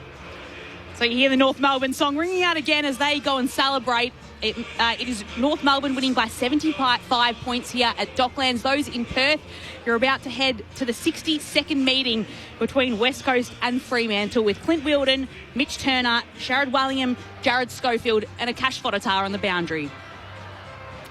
For everyone else still remaining with us, we'll wrap up North Melbourne's win. We'll listen to them sing the song, get an interview if we can. If not, we'll send it down the line, and then we'll get you all across to the MCG, where it is Melbourne taking on Brisbane.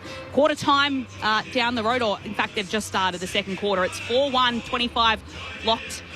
Both sides, scores level between these two teams. So Melbourne obviously wanting to come back from a disappointing performance against Essendon, where the Bombers got their first win of the season last week against Essendon at Adelaide Oval. Yep, I think that's what I said. Unbeaten at the MCG so far this season as well. So Stephen King looking good at the MCG, but the loss to Adelaide last week, as North Melbourne are slowly making their way into the rooms, where we'll join Gemma Bastiani.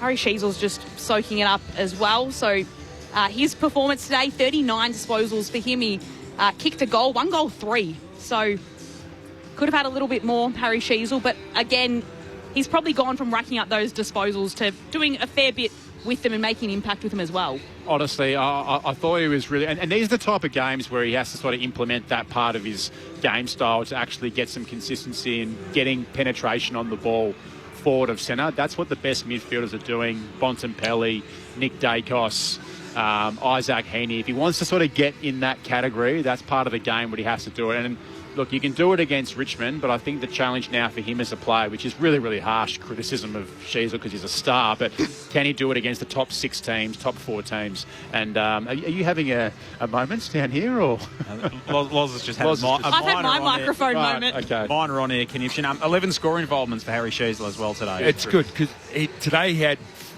52% of his possessions in the back half, 48 in the front half.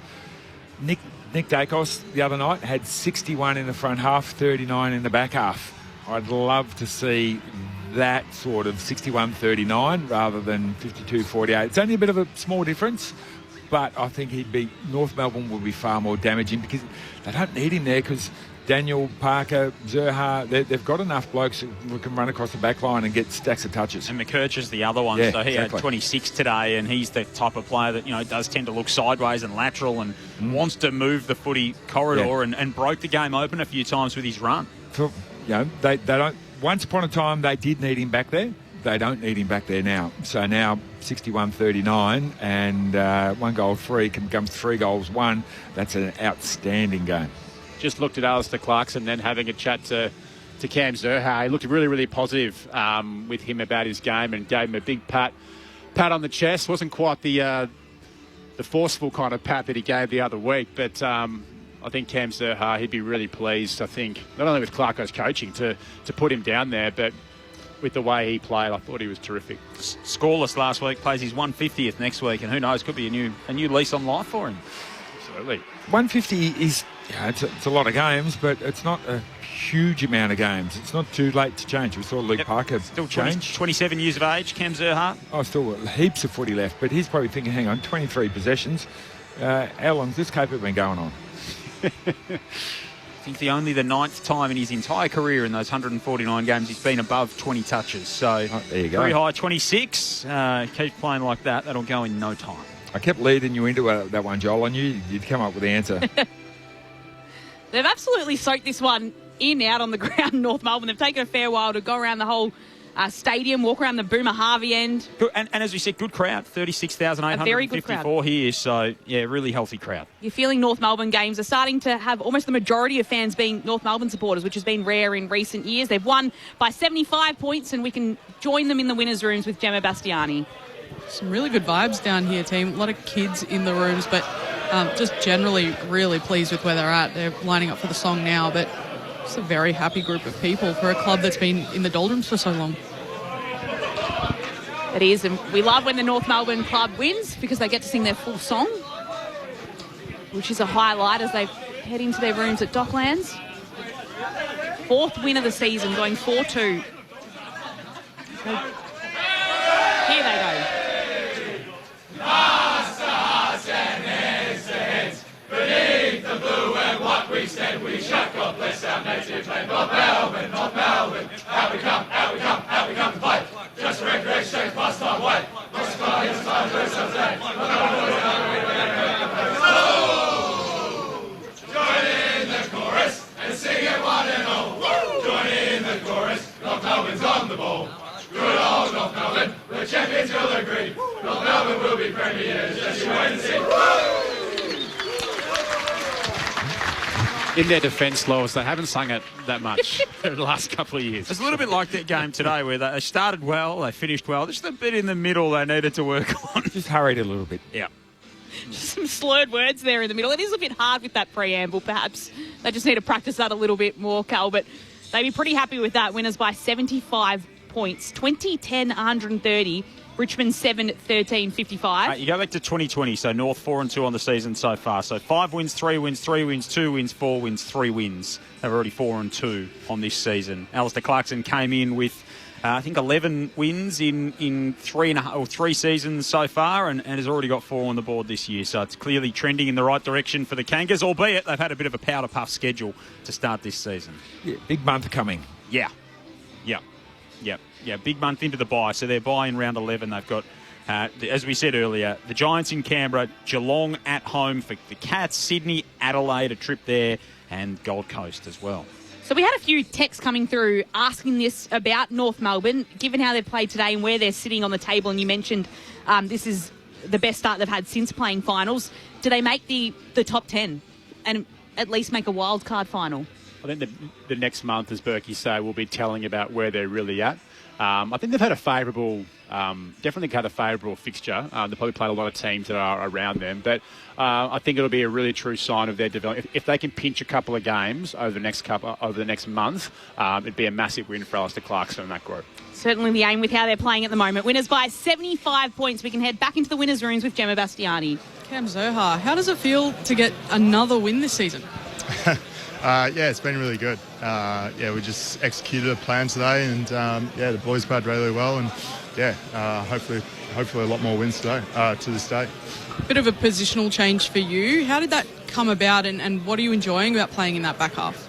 It was good. It was nice to go down back today. I guess it was just a bit of a change up throughout the week, and we just decided to put me back there. I didn't have the great start to my to this year, and just decided to go back there and hopefully have a bit of an influence in the back half, and I think it worked today.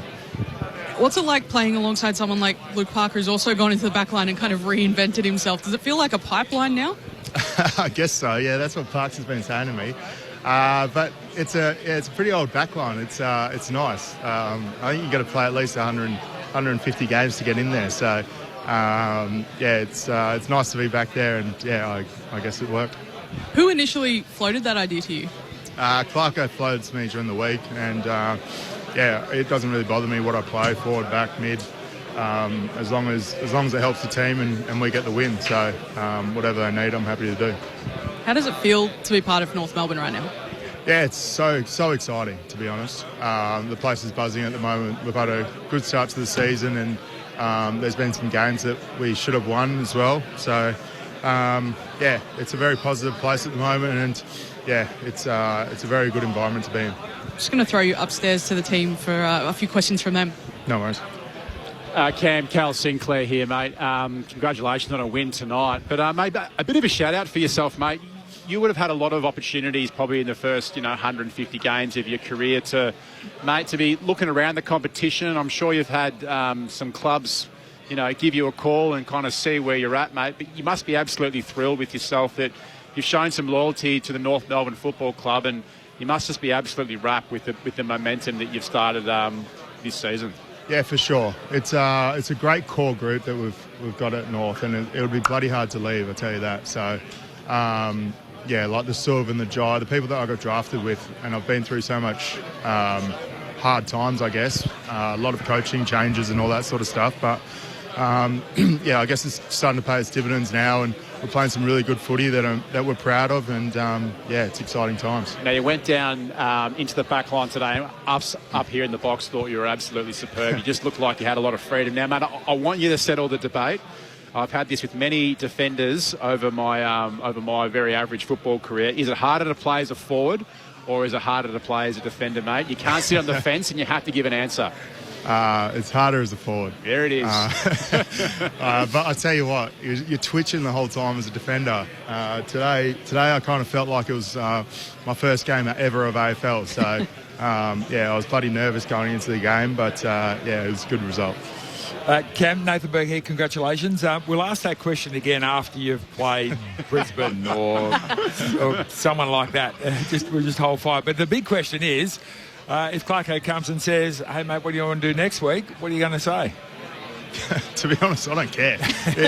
If we win, I'm happy, Yeah, good. You can put me on the bench. It actually doesn't bother me. As long as we get the 4 points, that's all I care about right now. I just want to win games of footy and play finals. Yeah, and what I was impressed with today from you guys was that sometimes when you get a big lead, you can fall into the trap of overusing the football or playing the style that the other team sort of drags you down a little bit, but you still managed to put 20 goals on the board. You didn't seem to fall into that trap. Was that a focus once the scoreboard started to get in your favour? Yeah, definitely. We just wanted to keep the foot on the throat, I guess. I don't think we played at our best today. We had a lot of errors and things that we weren't too happy about, but it was a great win by the boys, and we still got a lot to work on, but we're happy where we're at.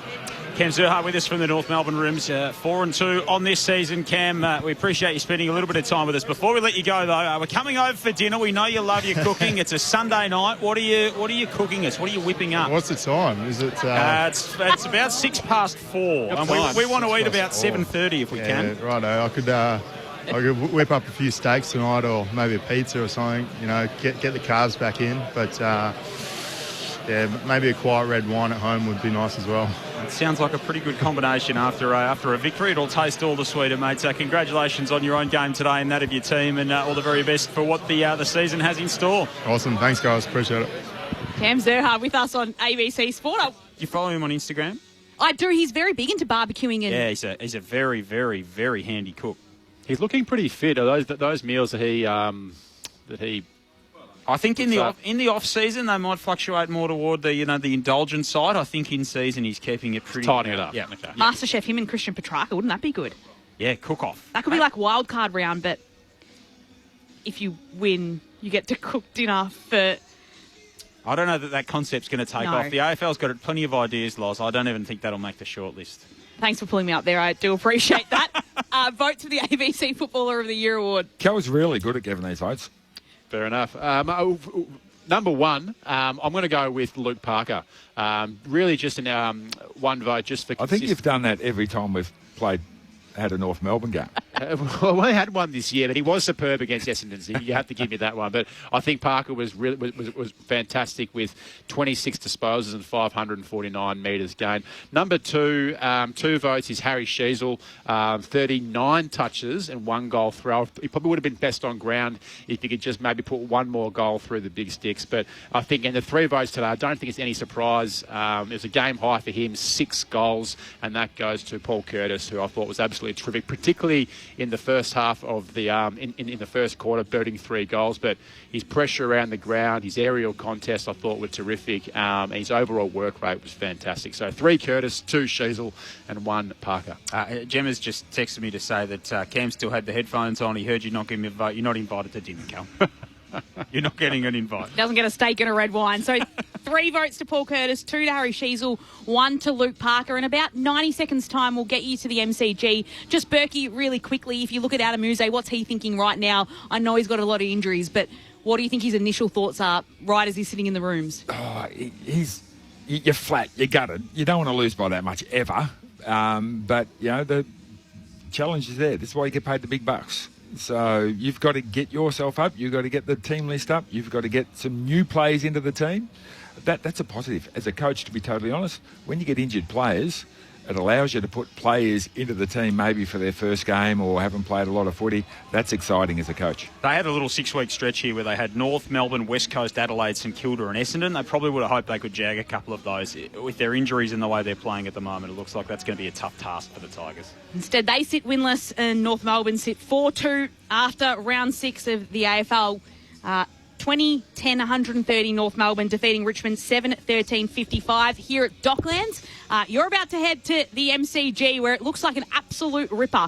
5-3-33 Melbourne playing Brisbane, 5-3-33 as well. So scores all level. There's about 7 minutes left in the second term. So a great contest happening at the MCG. That's where action continues on ABC Sport.